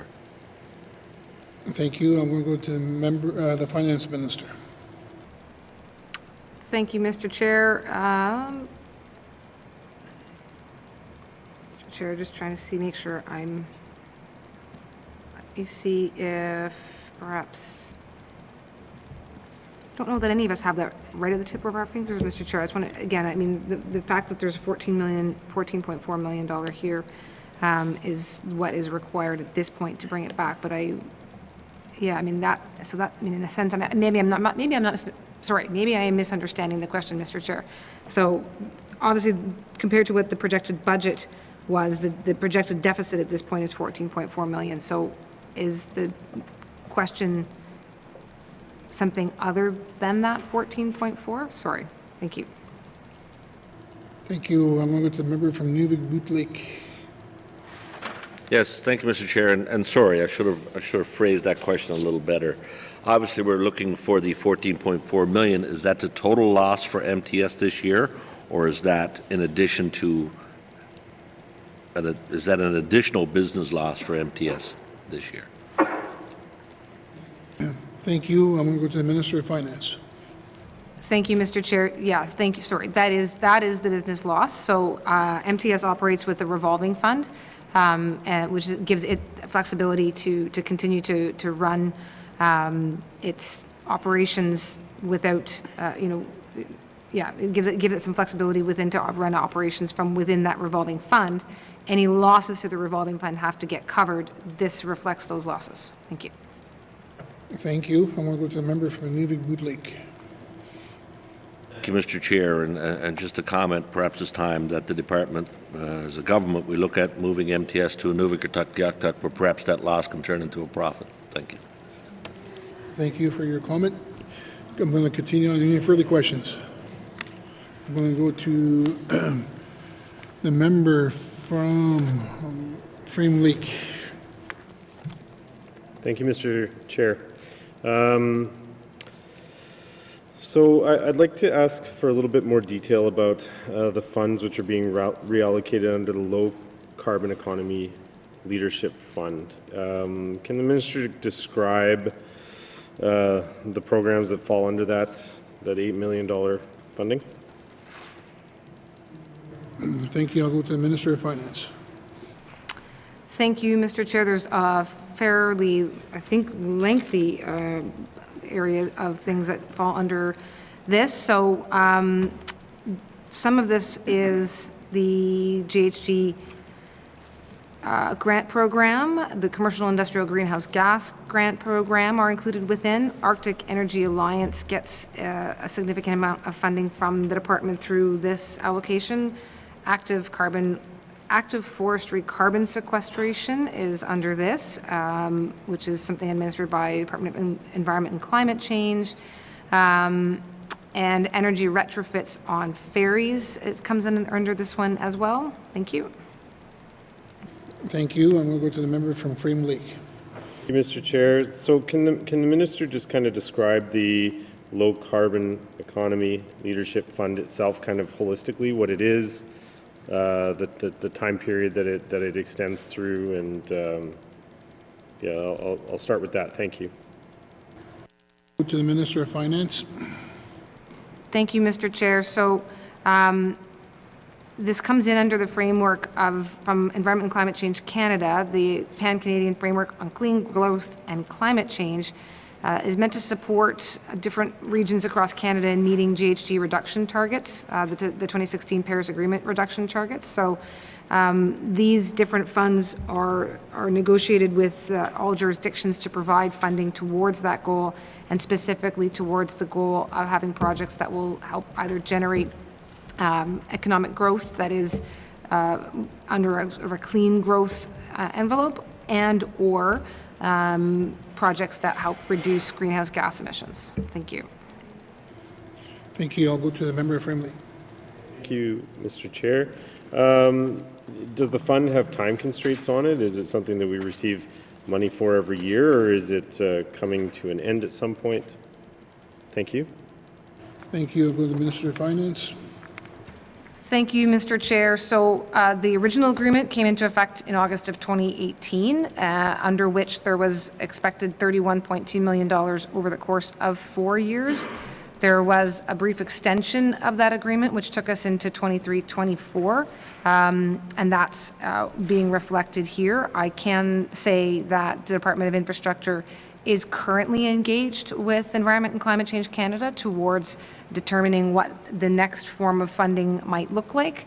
And to my latest estimates, or my latest information up to today, or up to a couple of days ago anyways, was that we had not yet finalized an agreement for 24-25, but nor had any other jurisdictions in Canada. Thank you. Thank you. I'm going to go back to the member from Frame Lake.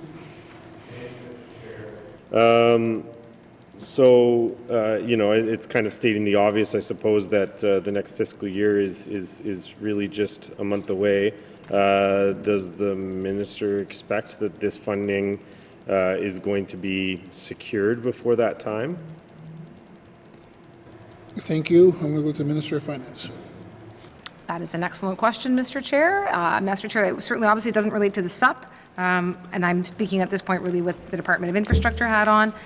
It's been brought to my attention that it's a concern at this point. This is an area where we provide a significant amount of funding to the, exactly as was asked earlier, Arctic Energy Alliance, for instance, as well as other initiatives. So, at this point, we are still expecting that some new tranche of funding will be negotiated, but again, at this moment in time, I don't have that. So yes, am I worried? I will certainly be following up. Thank you. Thank you. I'll go to the member from Frame Lake. Thank you, Mr. Chair, and I know there's lots of people in our community who access the programs that Arctic Energy Alliance has put in place under this funding, and would be concerned to hear that it might be that there's difficulties obtaining funding to keep it going. So I would appreciate if the minister would keep us in the loop about that. Just back to the funding itself, the total was, I believe the minister said, $31.2 million. So have we managed to spend the entirety of that amount within the required time under the funding agreement? Thank you. I'm going to the Minister of Finance. Thank you, Mr. Chair. So some of these programs are application-based, so it depends on the amount of applications received, and also can depend upon when work is done, which would then affect when the money is dispersed. So as far as just to ensure, and sorry, I should also note that some of the individual areas where the funding is allocated do permit to have carryovers. So I will need to just double check to see if in fact it is all expended. It looks that it has been, Mr. Chair, and if I am incorrect in that, I will certainly correct that at the earliest opportunity. Thank you. Thank you. I'm going to go to the member from Frame Lake. Thank you, Mr. Chair. Yes, I would appreciate hearing back from the minister, and just, I guess, the clarification I'd like is if it hasn't been fully spent, the question, of course, is, are we going to have the opportunity to spend it, or does the funding simply lapse on April 1st? Thank you, Mr. Chair. I think that's going to be a question for the future. It's probably not one the minister can answer now. Thank you. Thank you. I'll take that as a comment. I'm going to move on to the member from Greensleeve. Thank you, Mr. Chair. I appreciate the minister's offer and/or commitment to meet with committee around marine transportation services. Quickly, can she speak to, and since this isn't her portfolio, whether the department is working with ECC on water level monitoring and projections for the coming year? Thank you, Mr. Chair. Thank you. Go to Minister of Finance. Thank you, Mr. Chair. Mr. Chair, I do believe that Department of Infrastructure and ECC do work together in terms of having hydrologists. In fact, I'm certain they do. Thank you. Okay, thank you. I'm going to go to the member from Greensleeve. I'll wait for the briefing. Thank you, Mr. Chair. Okay, thank you. Any further comments? Questions? Okay, thank you. I want to continue on. Supplementary estimates, operational expenditure, number 4, 2023-2024. Department of Infrastructure Programs and Services, not previously authorized, $22,527,000. Does the committee agree? Supplementary estimates, operational expenditure, number 4, 2023 and 2024. Department of Infrastructure, total department not previously authorized, $28,655,000. Is there any questions? See none. Does the committee agree? Thank you.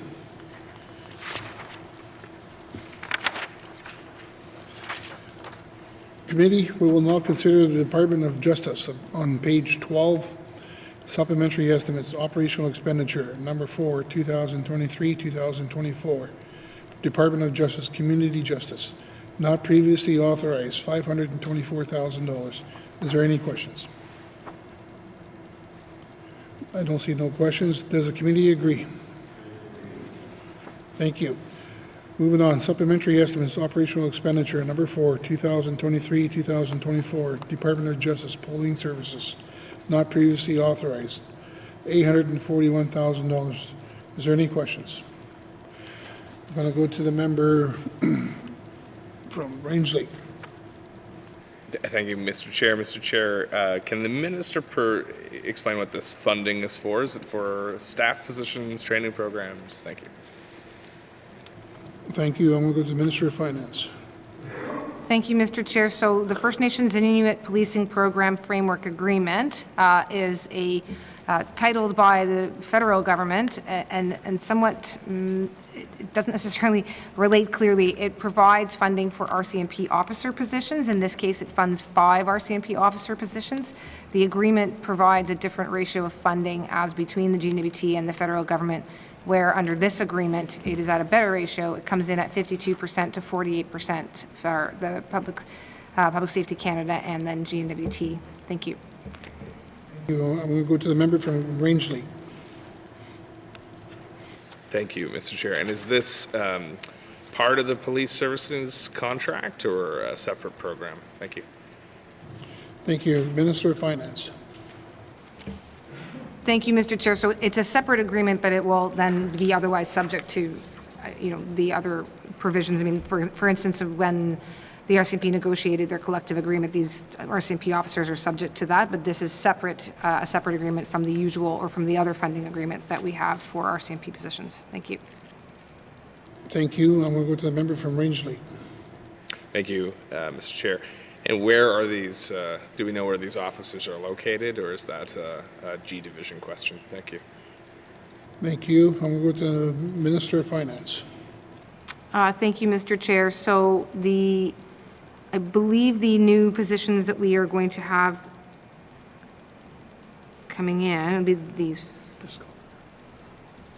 Sorry, let me just take, actually, maybe let's have it to Mr. Couture, please.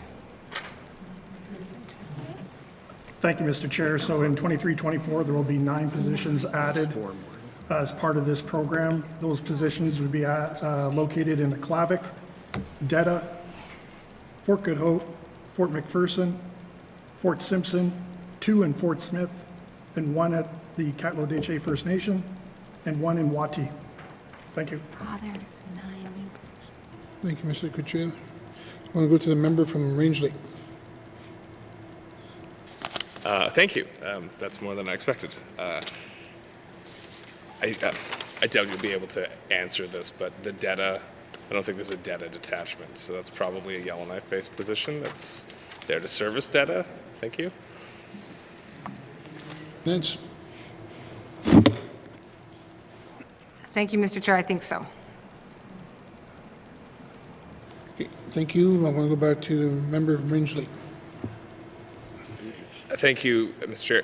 Is this kind of a one-time funding program, or is this something we can make further application to or expand upon, given our, I know we're over-policed per capita, but it still seems like, well, the residents that I speak to still have public safety concerns, significant ones. So if this is an additional way to bolster our police services contract without expending our limited resources, it would be preferable to just paying more money. So is there more opportunity to expand this funding source so we can further expand our range of our police presence in the community? Thank you.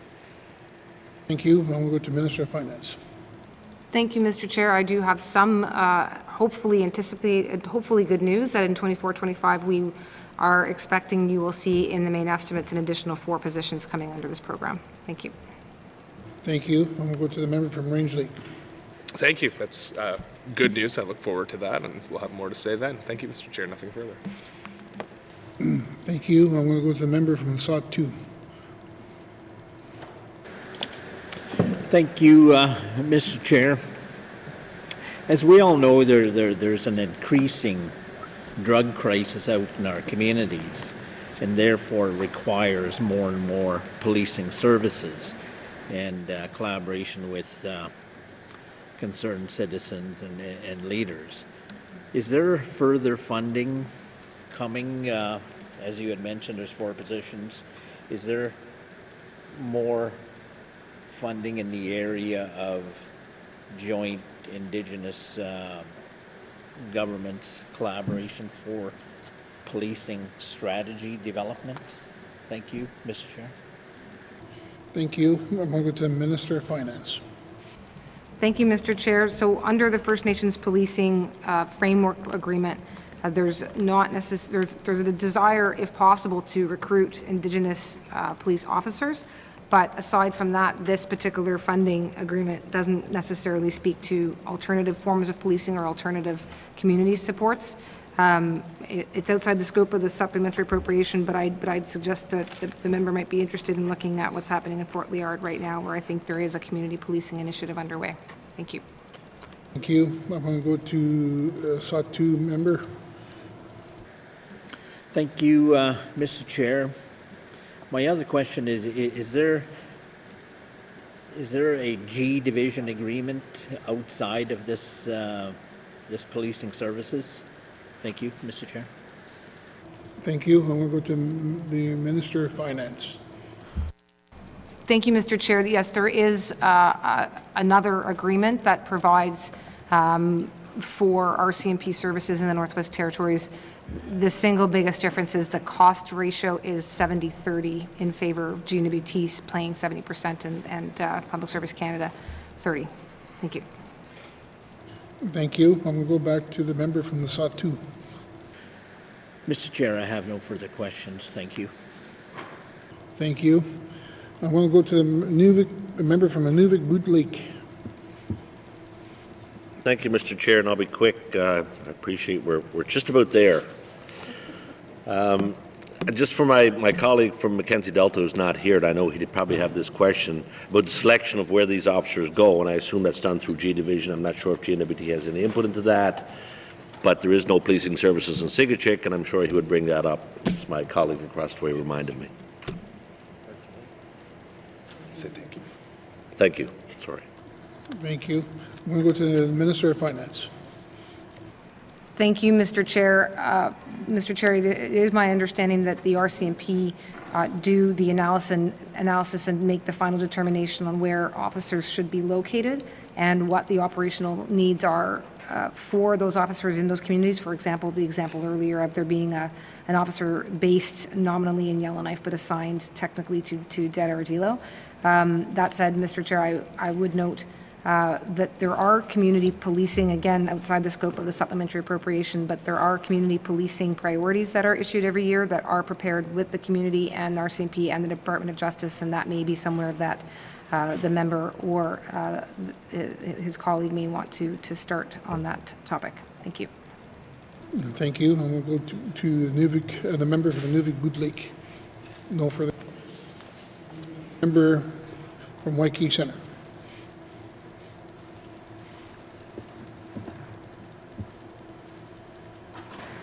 Thank you, Mr. Chairman. I just wanted to follow up ever so briefly on that. Looks like we're missing the minister may have said it, but we got a Clavic, Detta, Fort Good Hope, 2 in Fort Smith, 1 KDFN, 1 for Y.E.L.L.O.K.N.I.F.E. and 1 for Fort McPherson. That gives us 8. Did we miss one, or is it actually 8 members? That's the first question.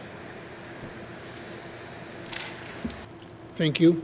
We'll go to Minister of Finance.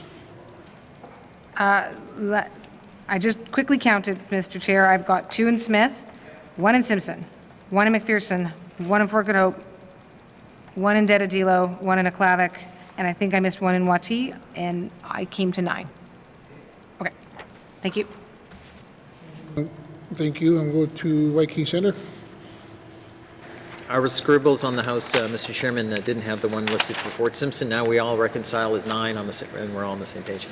If the minister could just elaborate a little clearly in the sense further, that is, the $841,000 is for the 2023-2024 budget. If that represents 5, and just to reaffirm the ratio of 52 to 48, assuming we pay the 48. Thank you. Thank you. I'm going to the Minister of Finance. Thank you, Mr. Chair. Mr. Chair, I think I said 5 earlier, so that may have been the source of some confusion. There are these 9. This is what this appropriation is for. This is required for the Department of Justice to fund the positions. This is our 48%. Thank you. Thank you. I'm going to go to the member from Waikiki Centre. It's okay. No, thank you. I think I understood it now. It's this $841,000 is intended to pay our 48% of the overall funding for that fiscal year for the 9 new members, and I'm seeing none. That's fine. Okay. That said, are these permanent positions? Just to clarify moving forward. Thank you. Thank you. I'm going to go to the Minister of Finance. That's correct. Mr. Chair, thank you. Thank you. I'm going to go to the member from Waikiki Centre. Are they currently staffed or anticipated to be staffed? I know it's this year fiscal money, but I also am aware of it's very difficult to get boots on the ground in that industry, considering the shortage. So I'm curious if they're actually currently in the position or they are anticipated to be funded for this fiscal year. Thank you. I'm going to go to the Minister of Finance. Thank you, Mr. Chair. I can't say for sure. RCMP themselves do the recruiting. They are responsible for training, obviously. I shouldn't say obviously. They are responsible for the training that does not happen here in territory, and for then recruiting, and for then determining the placement of officers. So I can't say for sure. We can try and find that out. Thank you. Thank you. I'm going to go to the member from Waikiki Centre. Okay, so these are permanent moving forward positions, and the minister said she'd get back to us with respect to if they're currently staffed or not staffed in that sense. The other aspect of questioning here is if we're staffing 9 new positions, that's great. That said, how many have been requested? And I assume these are the 9 that are approved moving forward. So how many in total have been requested? And obviously, the difference is the number that are unfunded or not being funded. Thank you. Thank you. I'm going to go to the Minister of Finance. Thank you, Mr. Chair. Mr. Chair, I, again, not aware of there being a denial, but I certainly can't say that for sure as the supplementary appropriation comes forward for the ones that are approved. So I don't have any information here on the SUP as to things that aren't being put forward for request. Thank you. Thank you. I'm going to go to the member from Waikiki Centre.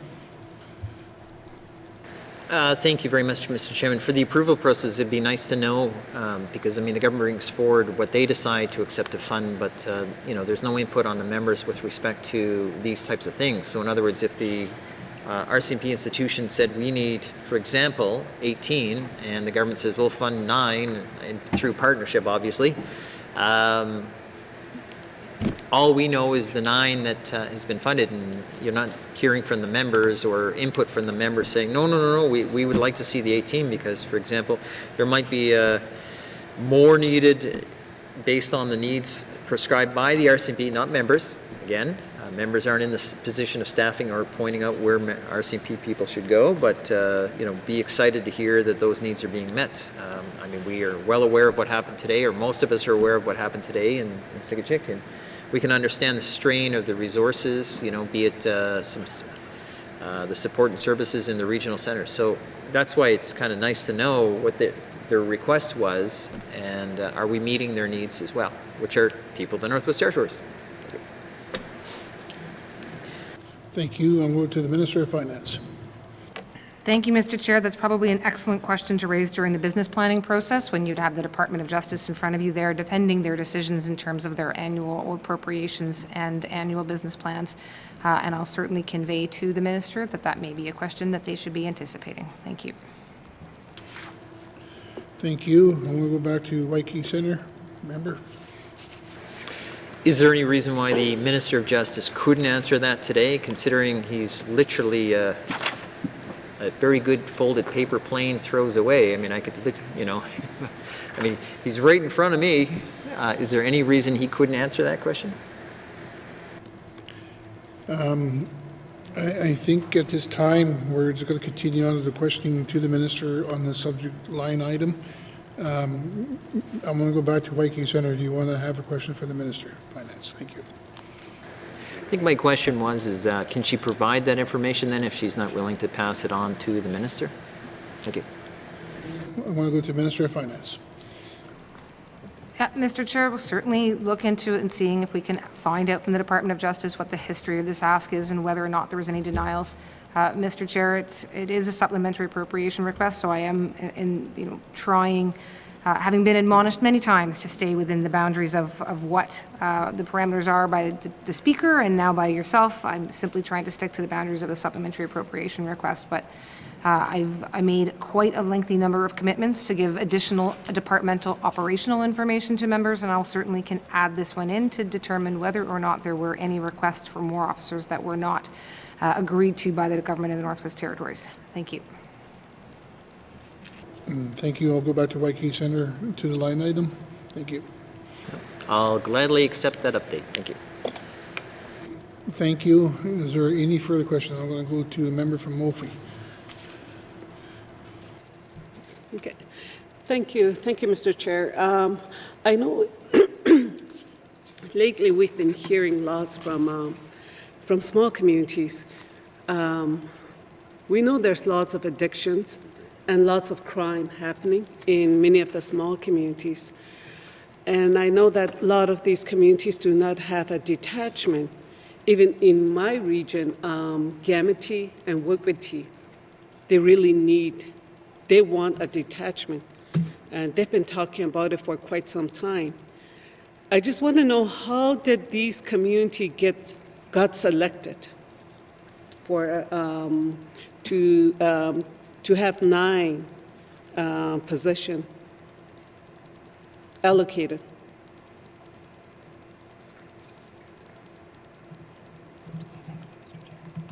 Thank you, Mr. Chair. Sorry. Yeah, members just say thank you at the end so our tech people know. I'm going to go to Minister of Finance. Thank you. Thank you, Mr. Chair. Again, it is the RCMP that determine the policing standards and that put forward their policing plans that then go to the Department of Justice.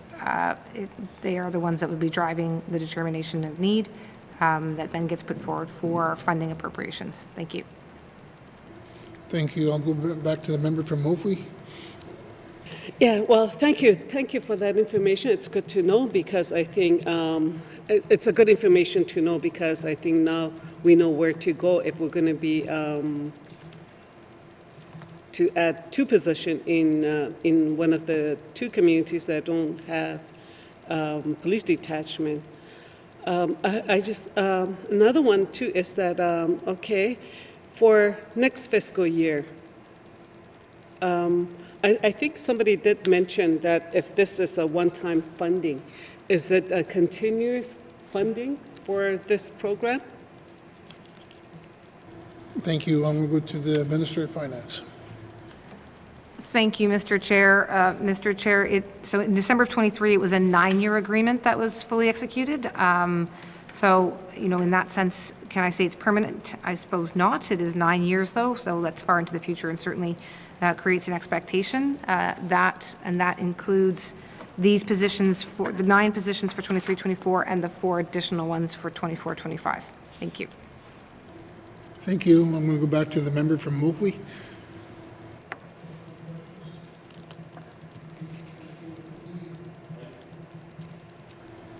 Any further questions? I don't see anything. Any hands up? Okay, supplementary estimates. Operational expenditure number 4, 2023-2024, Department of Justice, Justice Policing Services not previously authorized, $841,000. Does committee agree? Thank you. Supplementary estimates, operational expenditure number 4, 2023-2024, Department of Justice, total department not previously authorized, $1,365,000. Is there any questions? Don't see no hands. Does the committee agree? Committee will now consider the Department of Municipal and Community Affairs on page 13. Supplementary estimates, operational expenditure number 4, 2023-2024, Department of Municipal and Community Affairs, Directorate, not previously authorized, $55,153,000. Is there any questions? Oh, there's a question. I'm going to go to the member. Must be getting tired. From Great Slave. Thank you, Mr. Chair. You'll learn my region eventually. It's fine. Could the minister please provide more detail about what this funding is comparative to I assume is the evacuations for flooding and fire? Thank you. Thank you. I'm going to go to the Minister of Finance. Thank you, Mr. Chair. That assumption is correct. There's an amount here reflecting the 2022 flood, as well as an amount here reflecting the 2023 wildfires. They, just to be clear, don't include necessarily, or they don't include the firefighting suppression costs that would have been incurred by ECC, which is part of a separate request we've seen, but this is for the emergency amounts that were incurred under, as I said, both 22 and 23 for those two events in MACA. Thank you. Thank you. I'm going to go to the member from Great Slave. Thank you, Mr. Chair. Could the minister please delineate those two amounts for those 2 years, 2022 being flood and 2023 being fire? Thank you, Mr. Chair. Thank you. I'll go to the Minister of Finance. Thank you, Mr. Chair. So, Mr. Chair, in 2022, actually, these aren't the details I have right in front of me here. Let me see if I could just have a moment. Sorry, so we're looking at breaking the amount down here that's before you, Mr. Chair. $475,000 is the request that's still remaining under the 2022 flood. There's been a number of previous budgetary requests. So I should back up for a moment and note that the department they're not appropriate as a base budget in order to do disaster response and recovery, because obviously historical events vary wildly. That's the nature of a disaster and of an emergency. So they're base funded to support emergency response in terms of organizing the emergency work, but not necessarily to respond to the individual event. So as I was saying, $475,000 is helping to clean up what was remaining from 2022. 2023 wildfires right now, the request is at $54,678,000. I'm getting tired too. $54.6 million. Thank you, Mr. Chair. Okay, thank you. I'm going to go back to the member from Great Slave. Thank you, Mr. Chair. And this is an insignificant detail, but when folks look at this in the public, it helps. So it's my understanding then that the Emergency Management Organization sits in the Directorate, and that's what this funding is for. Thank you, Mr. Chair. Thank you. I'm going to go to Minister of Finance. Yes, I believe that's correct. Thank you. Did I understand? Thank you. I go back to the member of Great Slave. Thank you, Mr. Chair. Nothing further. Any further question? Okay, thank you. Continuing on, the supplementary estimates of operational expenditure number 4, 2023-2024, Department of Municipal Community Affairs Directorate, not previously authorized, $55,153,000. Does the committee agree? Thank you. Supplementary estimates operational expenditures. Number 4, 2023-2024, Department of Municipal and Community Affairs, total department not previously authorized, $55,153,000. Is there any questions? See no hands. Does the committee agree? Thank you. Members, there is a schedule on page 14 to 16 that details that supplementary reserve impact. This schedule is not a votable item and is included as information only. Are there any questions on the schedule? Go to member from Range Lake.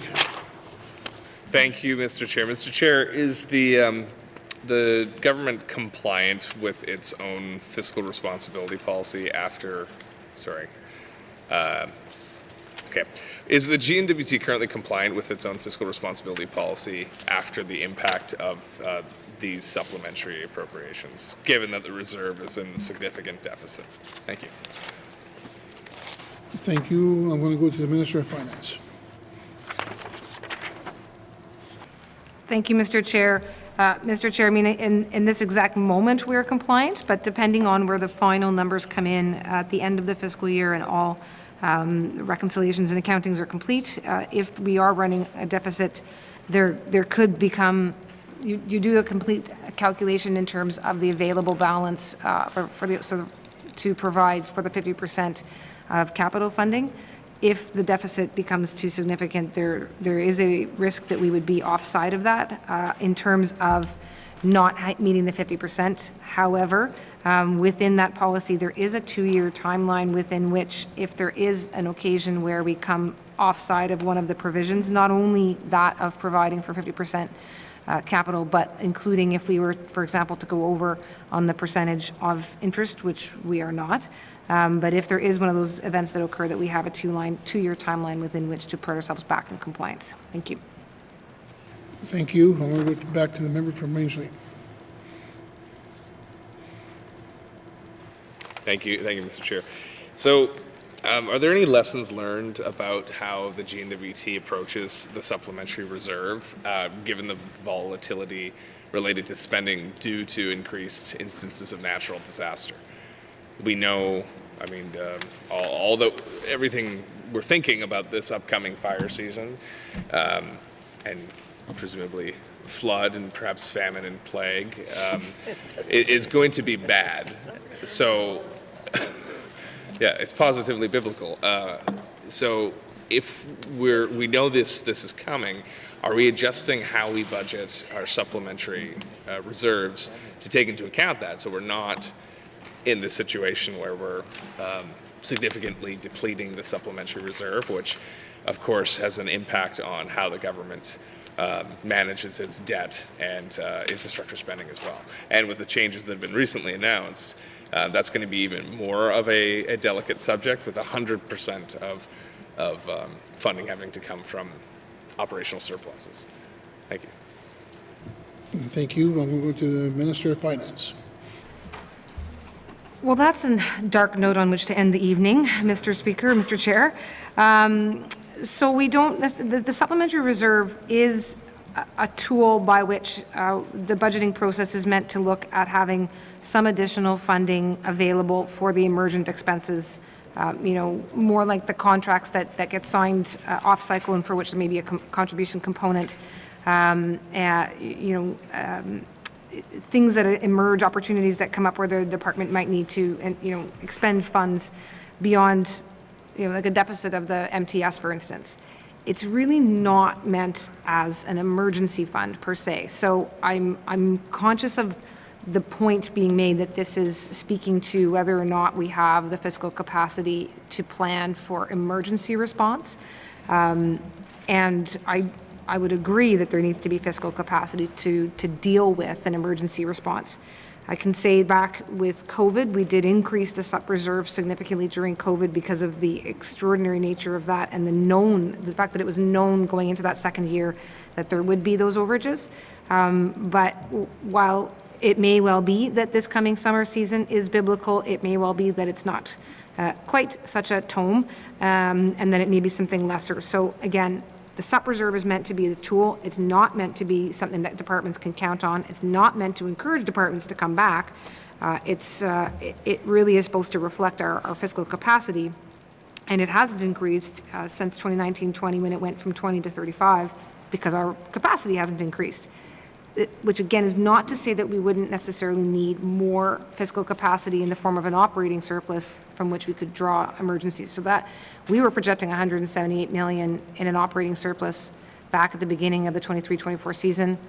Obviously that got eaten up over the course of the summer, but that's where we found that cushion was within that type of fiscal planning. Thank you. Thank you. I'm going to go back to the member from Rangeley.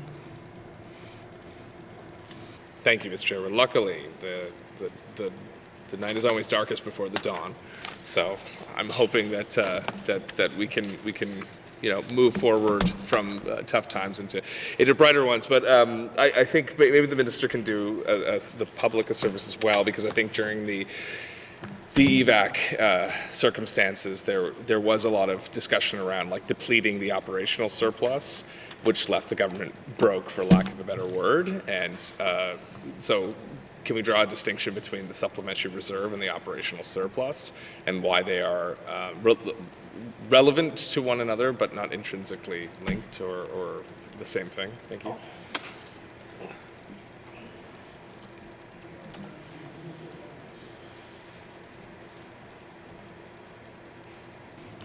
Yes, I'm going to go to Minister of Finance. Thank you. Thank you, Mr. Chair, and thank you for that question. So the supplementary reserve is something in the operations budget that gives $35 million available for those unexpected things that come through as part of the supplementary appropriations process. And as I mentioned earlier, there are roughly 4 supplementary appropriations processes that go on through the year. So it's fully expected that we will have subs or supplementary appropriations. That's normal. Not everything happens neatly in, say, in advance of the February budget cycle. But at the same time, you want to make an effort as a government to plan these things out so that we aren't having to come back. So keeping it at $35 million over the last few years, again, barring the COVID event, is meant to reflect, that this isn't meant to just be a slush fund. It should be something that has, and it does have, specific parameters in the financial administration manual about when the departments can come back. The operating surplus and the main estimates, that is where we budget an amount that allows a surplus, not as an overall surplus. There's still the department or the government of the Northwest Territories is still running a debt. But it gives us the ability to pay for the capital plan. So, and part of what we're hoping to do now is actually use that budget in a way that we can spend 100% of our dollars to pay for our capital plan rather than 50%, which is what's in the fiscal responsibility policy. When we went into the summer season and expended all the money that we had to support the wildfires, that came from the operating surplus. That's where that money was kind of coming out of. And we are now looking at, having gone through that, puts us either at zero or at a slight bit of a deficit. Pretty common for governments to run deficit budgets overall. We just typically hadn't done that, and that's not normally how we do it, but that is quite common that governments obviously can run deficit budgets. Thank you. Thank you. I'm going to go to the member from Range Lake. Is there any further questions? Thank you, Mr. Chair. It's been a pleasure engaging with the witnesses. Nothing further. Is there any further questions? Seeing no further questions, as this is not a votable item, we will continue on. Committee, do you agree that you have concluded consideration of table documents 29-20(1) supplementary estimates operational expenditure number 4, 2023-2024? I'd like to call on member from N.W.T Lake. Mr. Chair, I move that the chair rise and report progress. No, we're not yet. Oh, it's not that it was on out. Sorry, I did that out. Apologies. Withdraw. Apologies. I thought I did the committee motion outside of Mr. Chair. Apologies. I move that consideration of table document 29-20(1) supplementary estimates operations expenditures number 4, 2023-2024 be now concluded, and that the table document 29-20(1) be reported and recommended as ready for further consideration in formal session through the form of an appropriation bill. Thank you, Mr. Chair. Oh, wow, I was thinking I did that out of committee. Thank you. The motion is in order. To the motion. Question has been called. All those in favor? All those opposed? That motion is carried. Table document 29-20(1) will be reported as ready for consideration in the formal session through the form of appropriation bill. Thank you, Minister, and thank you to the witnesses for appearing before us, and thank you to all the members for participating in this process. Thank you.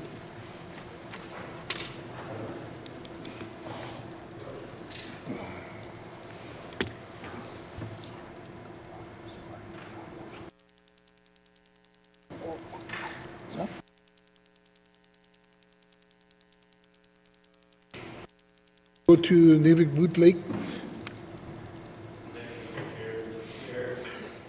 Thank you, Mr. Chair. Mr. Chair, I move the chair rise and report progress. Go to sleep. My goodness.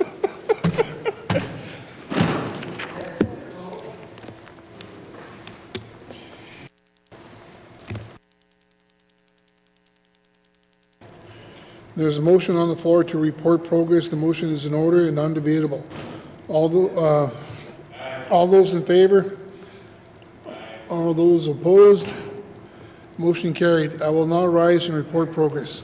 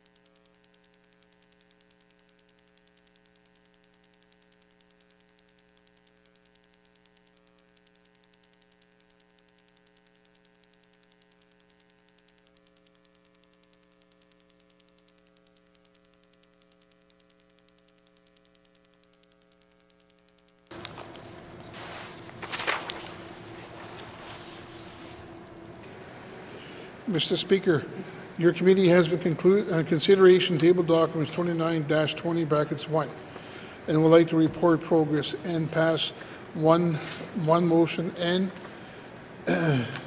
that consideration table documents 29-20 brackets 1 is concluded and the House concur in those estimates and that an appropriation bill to be based thereon be introduced without delay.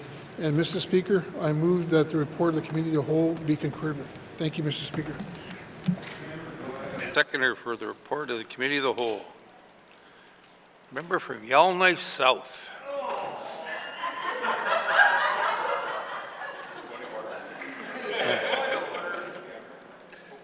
Gentlemen,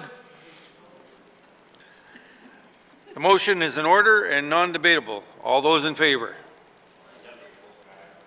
All those opposed? All those abstaining? The motion has been carried and the report of Committee of the Whole has been concurred with. Good job, Minister of Finance.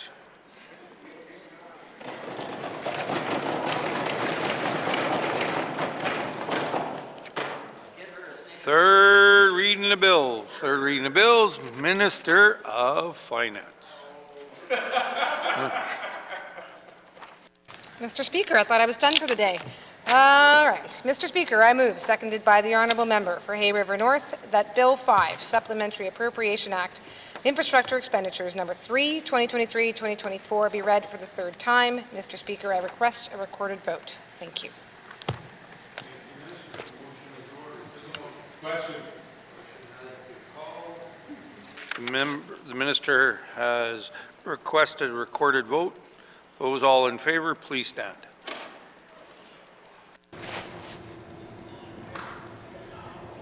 The member for Yellowknife South, the member for Cam Lake, the member for Hay River North, the member for Hay River South, the member for Nuvik Twin Lakes, the member for Nunakput, the member for Tunaday, Welladay, the member for Satu, the member for Yellowknife Centre, the member for Range Lake, the member for Nuvik Boot Lake, the member for Montfouille, the member for Frame Lake, the member for Great Slave, the member for Yellowknife North, the member for Thabacha.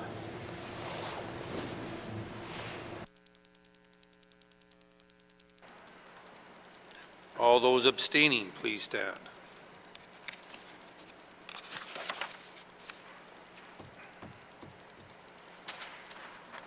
Thank you. The results of the recorded vote are 16 in favor, 0 opposed, and 0 abstaining. The motion is carried and Bill 5 has had its third reading. Third reading, oh, sorry, is that right? Third reading of bills, third reading of bills. Orders of the day, Mr. Clerk. Thank you, Mr. Speaker. Orders of the day for Wednesday, February 28, 2024 at 1:30 p.m. Prayer, Minister Statements, Member Statements, Returns to Oral Questions 62-20 bracket 1, Recognition of Visitors in the Gallery, Acknowledgements, Oral Questions, Returns to Written Questions, Replies to the Commissioner's Address, reports of committees on the review of bills, reports of standing and special committees, petitions, tabling of documents, notices of motion, motions, motion 20-20 bracket 1 and motion 21-20 bracket 1, notice of motion for first reading of bills, second reading of bills, Bill 3, consideration in committee of the whole of bills and other matters, Minister Statement 4-20 bracket 1, Minister Statement 5-20 bracket 1, Minister Statement 17-20 bracket 1, Minister Statement 24-20 bracket 1, report of committee of the whole, third reading of bills, orders of the day. Thank you, Mr. Speaker. Thank you, Mr. Clerk. This House stands adjourned until Wednesday, February 28, 2024 at 1:30 p.m.